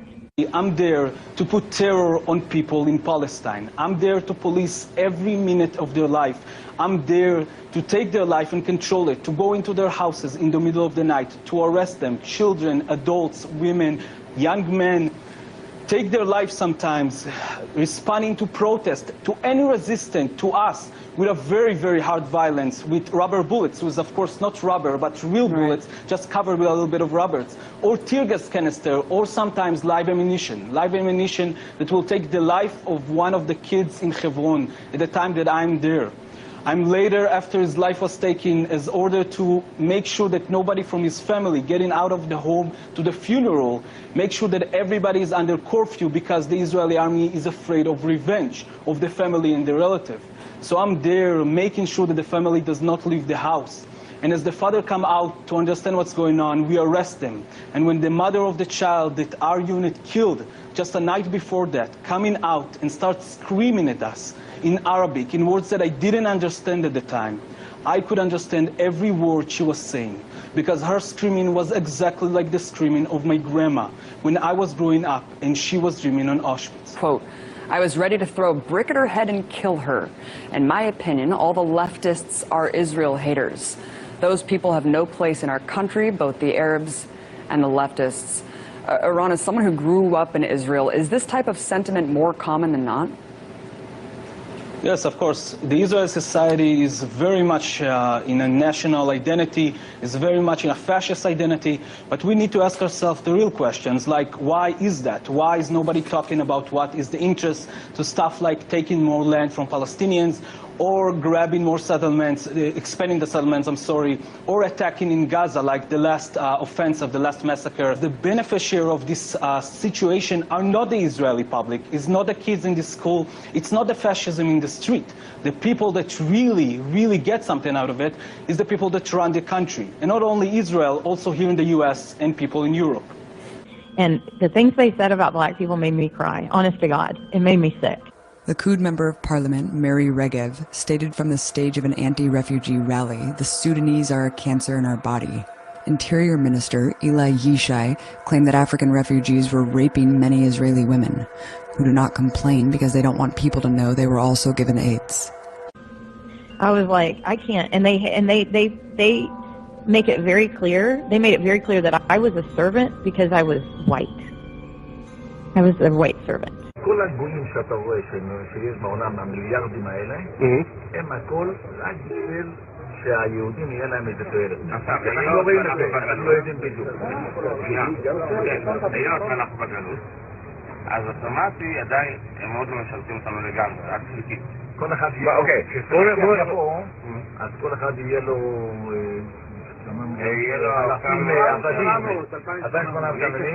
בינתיים המשיח לא כאן, אז איך הם משרתים אותנו? הם בונים לנו רכבים, דירות, בניינים, הם בונים את זה, למה? משרתים את היהודים. אבל יש גם יהודים שעושים את זה. Yeah, it was made very clear to me. No, you're just a servant. You're white. And I'm just like, let me tell you something. If I walk out of here not, at all racist, it's a freaking miracle, because I'm still, I struggle every day with it. I'm like, oh, I was so abused. It just, I guess it could have happened from any group, but because they're the ones that happen to control the world, it's hard. It's really hard. Like this specific group, of elites. And the other thing that pisses me off is this whole anti-Semitic BS, because they call Bernie Sanders anti-Semitic. Oh, you know yeah, what I mean? I know. Like, when is it going to end? Sanders is an anti-Semite. I think he tolerates anti-Semitism. It's done over the years. I've interviewed Bernie Sanders many times. I've never heard him make an anti-Semitic comment. And then Alan, he's Jewish. So is Norman Finkelstein. So is Noam Chomsky. So is Gilad Atzmon. Some of the worst people in terms of not promoting Jewish values are Jews. That's no excuse. Karl Marx was a Jew, at least a Jew by heritage. So that's no excuse. Like, that's it's out of control. Plus, and the whole I'm really one of my best you friends. You can't say that, even though you just mentioned that what Ghislaine told you, right? And Sheldon Adelson, he's on video saying all I care about is being a good citizen of Israel, and he's the top political donor in the United States. I am not Israeli. The uniform that I wore in the military, unfortunately, was not an Israeli uniform. It was an American uniform. All we care about is being good Zionists, being good citizens of Israel. So the fact that you're not allowed to talk about it, I think, is very troubling, right? So, but anyway, I want to go back to some of what told you about, at least like intelligence stuff, and what you heard about like Israel and Israeli intelligence. Well, let me tell you what she said about her dad. That's right. Yes, she said about her dad's funeral too. She told me, she said he was such an important person for Israel that they gave him a state funeral, and she went on and on and on about his funeral ceremony, and she showed me pictures of like what a big deal it was. And she said they murdered him. That Israel murdered him. She said the CUNPs murdered him, as she's telling me about this. So, like, she's saying Israel murdered their assets. They do that. I don't know. That's what she believed. And, yeah. Now, why do you say that Ghislaine would have been involved with Mossad, considering what happened to her father? Well, people said she was one of the Maxwells who felt that her father was murdered, but they all suspected that there was a case of murder. I thought after talking to Chef Andy that he jumped off the boat, because Chef Andy was like, Maria, that guy was the biggest criminal in history in London, and he had stolen so much money that I think he jumped. And this memorial in Jerusalem proves it. Lonely, burdened by debts, and facing exposure as a fraudulent bankrupt, Robert Maxwell retreated during his last days into memories of his childhood and origins. And I was like, oh, okay. Because, you know, this is just his opinion. But Andy knew all of them. He knew Wexner before Wexner and Epstein were working together. So that's why he's the Holy Grail, I'm telling you. I'm going to send you his photo and his information. If you can get that guy to talk, oh my God. But anyway, he's Jewish too. I was the only non-Jewish employee. That was the other thing. They wouldn't have people around that weren't Jewish. It was really weird. They go to the only people. Now, of course, all the people they raped were never Jewish. You know, that was another rule, I think. I mean, maybe it wasn't a rule, but it seemed to be. But the children were never Jewish. You know, just the employees and a lot of Leslie Groff and those people, you know, that they had around were usually they trusted each other, but they don't trust people outside their network. So it's not just that they're Jewish, it's that they're connected. I mean, it's so obvious. You know, I know she's in England with the Rothschilds, and I have never been wrong about one aspect of this case, Whitney. I have never been wrong about it. And she's not in Israel. She is in England, and I know she's being protected by that evil monster family. They did definitely want to kill me for a long time, and now I'm not that important to them, but I'm not a very good thing for them to be speaking out. Oh my gosh, that woman is the most dangerous asset for Israel that you can even imagine. I mean, she is so dangerous. By 1995, they were full-time. She was full-time, what she called the lady of the house. And she was full-time getting children for him. Full-time. I mean full-time. And the other person who was always going around with her, this is really weird, Donald Trump's ex-wife, Ivana, was always in the car with her. I mean, constantly. Not one news organization will mention that. I want Ivana Trump to explain herself. That big old cow. Explain yourself. Why were you going out acquiring children with this woman? Because they'd come back and there'd be a pile of kids. Wow. And that woman is awful, that Ivana Trump. She was they would go, what would happen is she'd say, I'm going out with Ivana, and she would say, you know, Maria, come along. And I would ride in the limo, and the driver knew what they were doing. We would go in the limo, and she'd be chatting with Ivana, and then she'd go, oh, wait, hold on, I see someone. And she'd run out and, talk to a child and exchange information with them, and then come back, and then that child would be, the next day at the house. Victoria's Secret. I asked her about 10 times because I have OCD, and if I don't understand something, I'll just keep asking it. And so I would say to her, why are their children modeling for Victoria's Secret? They don't even have breasts, you know? And she's like, oh no, we need nubiles for Victoria's Secret. We need that was the word she used constantly, nubile. And I admit that I didn't know what it was, so I looked it up and I was like, that's kind of gross. Why do they have to just have started their period to model? You know? There are only 30 women that have come forward. 30. I saw I'm not kidding, I'm very disturbed by this part. I saw at least 5 girls come in that house a day. It's in the thousands. Where are they? Are they dead? Brad said he knows of 500 just in Florida. We can't find them. Where are they? These children were between, thousands. I was there a year and I saw thousands of little girls, it was so exhausting, Whitney. They were in his offices. There were just constantly little girls there. Constantly. Wexner is Israeli intelligence, 100%. He's the head of the snake. She was like, you don't understand our loyalty to Israel, Maria. You don't understand our loyalty. Oh my gosh, that woman is the most dangerous asset for Israel that you can even imagine. I mean, she is so dangerous. Illustration for the FBI, and it shows all these perpetrators, and it's based on Bosch, a painting, from long ago in the 1500s. It's based on a painting he did called the Garden of Earthly Delights. But I did it more from a child's eye, so that, children would see heaven on top and hell on the bottom and earth in the middle. So this is what I did, and I'm going to walk you through it. This is Gloria Allred, and here, let's see if you can see her. There you go. Yeah, great. She's really like Satan, okay? And then you have up here Jeffrey Epstein. He's in a little UFO stuck on a NASA tower. But I'm just going to walk you through this slowly. And you can see some of the perpetrators. And Alan Dershowitz, he's not wearing his underpants, Alan Dershowitz. And the lawyers, okay. Here's, can you see Abigail Wexner? Oh, I can. Okay. And the head of the snake here, you see him? Yes, and And Ghislaine Ghislaine. Maxwell right behind. Yeah, Ghislaine. We have some other really big heroes here. And then we have some really gross co-conspirators. Just gonna go through those. Is that Bezos down Look there? at Elon Musk. What a piece of crap. Look at him.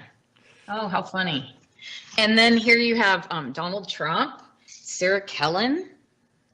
For some reason, something weird came up on my screen. So I don't know what that is. Okay. So anyway, I hope you can see it all. Everything's looking great. I made him a very little man, Donald Trump. I'm going to tell you why. I met him with Jeffrey Epstein. And this man, Bill Clinton, came to visit Ghislaine Maxwell and Jeffrey Epstein at the estate. This is someone who doesn't count. And so anyway, we just have some, you know, an illustration for the FBI, because apparently they can't follow verbal cues. So I wanted to help them a little bit. Yeah, they can't follow evidence, names, numbers, associates, time frames. All those things seem to be void when it comes into an investigation of their overlords. Because if you look at the history, it becomes really clear that Epstein was part of this larger network of sexual blackmail operations that have existed in the U.S. since the 1920s that trace back to this national crime syndicate. Even though he was working for Israeli intelligence, the mega group is that same syndicate that's been using sexual blackmail to control politicians since the 1930s, really. And this is, you know, the consequences of the impunity for those people, you know. If they've been doing it since the 30s, they're doing it now. You know, it's not something that stops with Epstein, basically. So it's really important to understand how we got to Epstein in order to understand the significance of that scandal, right? Because there are ties between this Epstein, the Epstein network. There's ties to the Franklin scandal. There's ties to the sexual blackmail operation of the White House call boys that was run by Craig Spence.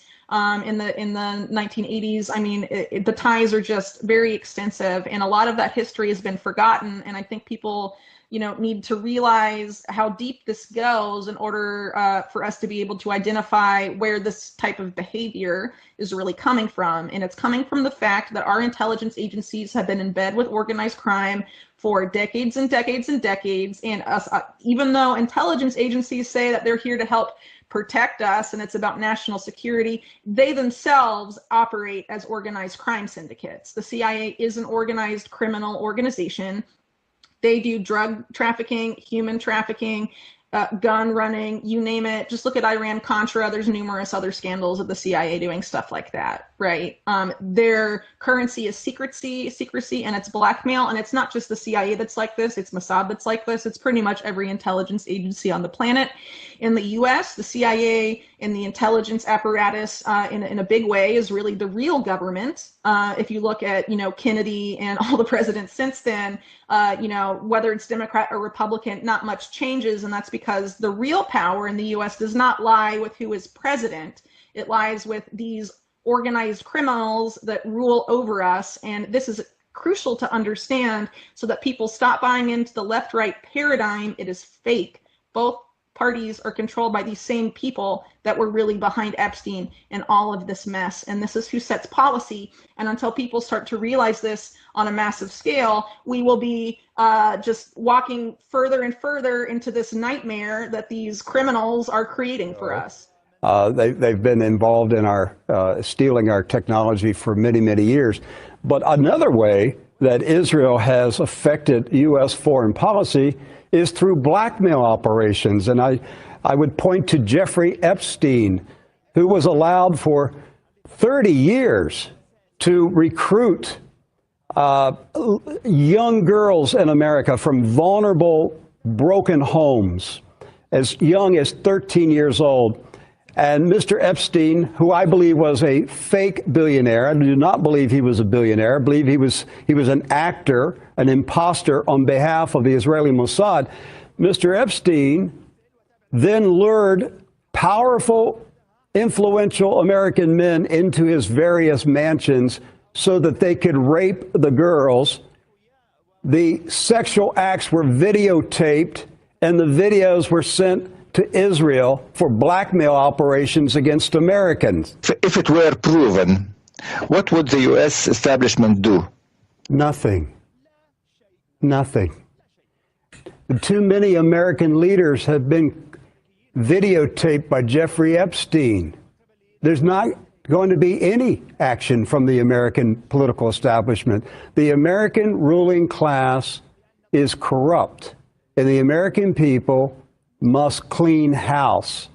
Both parties, both political parties in America are controlled by Zionists. There is no choice in America. I can tell you she is still a prostitute. She is selling false stories now for money about me. Do you have any concern calling her a prostitute when she was victimized at such a young age by this wealthy man? She was not victimized. She made her own decisions in life. And at the age of 15, some would say that's a little young and that she was taken advantage of. When you were negotiating that deal, did you say the word whore so many times you forgot the meaning? No, I didn't use that term, and I would never use that term to describe a young woman. I just laid out the facts. I chose to become a defense attorney because I like to defend the underdog, and I don't like supporting the government. I like challenging the government. Man, I hope one day I can look at over 100 accusers and someone worth hundreds of millions of dollars and see that the rich pedophile is the underdog. Fight the power. Now, Jeffrey Epstein owned an island in the Caribbean called Little St. James. Have you ever been there? And if so, don't you hate it when Prince Andrew's ass knocks over your drink? Well, my wife, my daughter, and I, she was about, I don't know, 7 or something. When Jeffrey Epstein first bought the island, he flew a private plane. We were vacationing in Guadeloupe or Martinique, I forget. And he flew us to the island for one day to see the new island. Nobody was on the island. And we met there with a professor at Harvard Law School and his wife and my daughter. We spent one day there. There were no young people there. There were no girls. There were no women. That's a big relief you weren't there during Epstein's 20-year alleged pedophile phase. No, I never was in any area where Epstein was, where there were ever any young people or any misconduct that I ever saw. The same is true, again, president of Harvard, president of the United States. Well, that's a convincing defense. Nothing could have happened, Ma. Bill Clinton was there. Now, Jeffrey Epstein was known for gathering blackmail material on his visitors, which brings us to tonight's sponsor, Pleasant Dreams Natural Sleep Aid. Do you have trouble sleeping because you know Jeffrey Epstein's tapes are out there somewhere and could instantly destroy all you hold dear? My greatest wish is that Jeffrey Epstein took tapes of everything, because that would prove conclusively that I was not on any of the tapes. Alan, we're doing a sponsored piece here. He Just has give me to say a it. moment here. He has to read the sponsor. Then reach for Pleasant Dreams Natural Sleep Aid, because these days nothing just disappears. Now, the alleged victims say that they gave massages at Epstein's residences that turned into abuse. You've said that you've only received one massage at Epstein's residence. My wife had a massage. I had a massage. They were therapeutic massages. I kept my shorts on. Yes, I'm not a big massage person. As I said, my wife had a massage. I had a massage. That was routine. When you went to Epstein's places, he offered massages. And obviously, when he had them, they were not just massages, but when he offered them to people like me and my wife, they were therapeutic. I mean, it sounds normal enough. After all that, anyone else feel like a boiling hot shower? Yes, sir. Yes. Hit it, Phyllis. Oh, God, okay.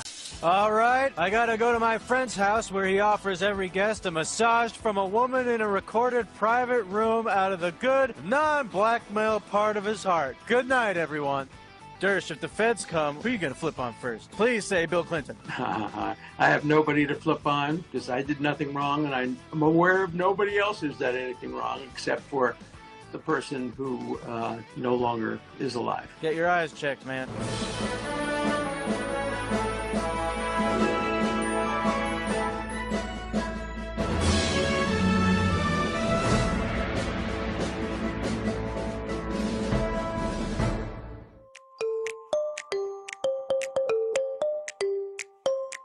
It would be really disappointing Not really.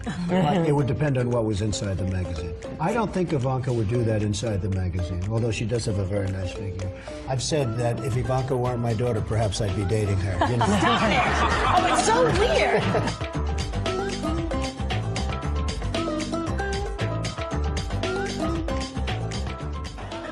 I have never been so grateful for an ellipsis in my life. You know who's one of the great beauties of the world, according to everybody, and I helped create her? Ivanka. My daughter, Ivanka. Yeah. She's 6 feet tall. She's got the best body. Yeah, she's hot. She's got enormous legs. We don't know whether or not she's got this part yet, but time will tell. Well, I was going to say sex, but I can't relate that. He would be incredible for women in this country. And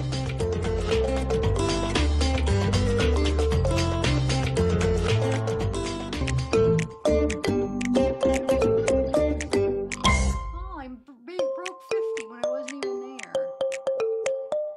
I'm gonna go lay because Zeke's waiting. It would be really disappointing. Not really. But it would depend on what was inside the magazine. I don't think Ivanka would do that inside the magazine, although she does have a very nice figure.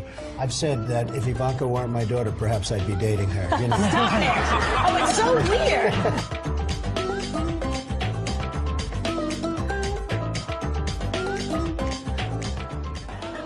I have never been so grateful. I haven't watched the last half of it because I was listening to some of it when I was getting ready, but I don't even know. I've only watched the first like 20 minutes of it earlier, and I thought it was really good. So then that's why I played it for you guys. But so hopefully everything was good. Hopefully nothing that was inappropriate in it because I don't know. I wasn't watching some of it, and hopefully it was okay to play. I watched some. I mean, I was listening to it while I was getting ready, but then on and off because then I was going in between channels, all my channels, and seeing what was going on and stuff. But all right, guys, I'm all ready for bed. Bye, everybody. Turn off the lights. Wash my face. All right, Zeke's waiting in bed. Good night, everybody. Bye. Or wait, let me take this down. Hold on. Hold on. Whoa, that's big. Look at my little have Zeke come. So cute. I got my pure imagination. Willy Wonka shirt. Pure imagination. Alright, guys. Bye. Oh, wait, no. Oops, I almost just screwed up. I almost just left the, in my pajamas. Well, I was wearing my pajamas all day. I almost just left the screen without ending it. Then I would have been screwed again and stuck. I would have had a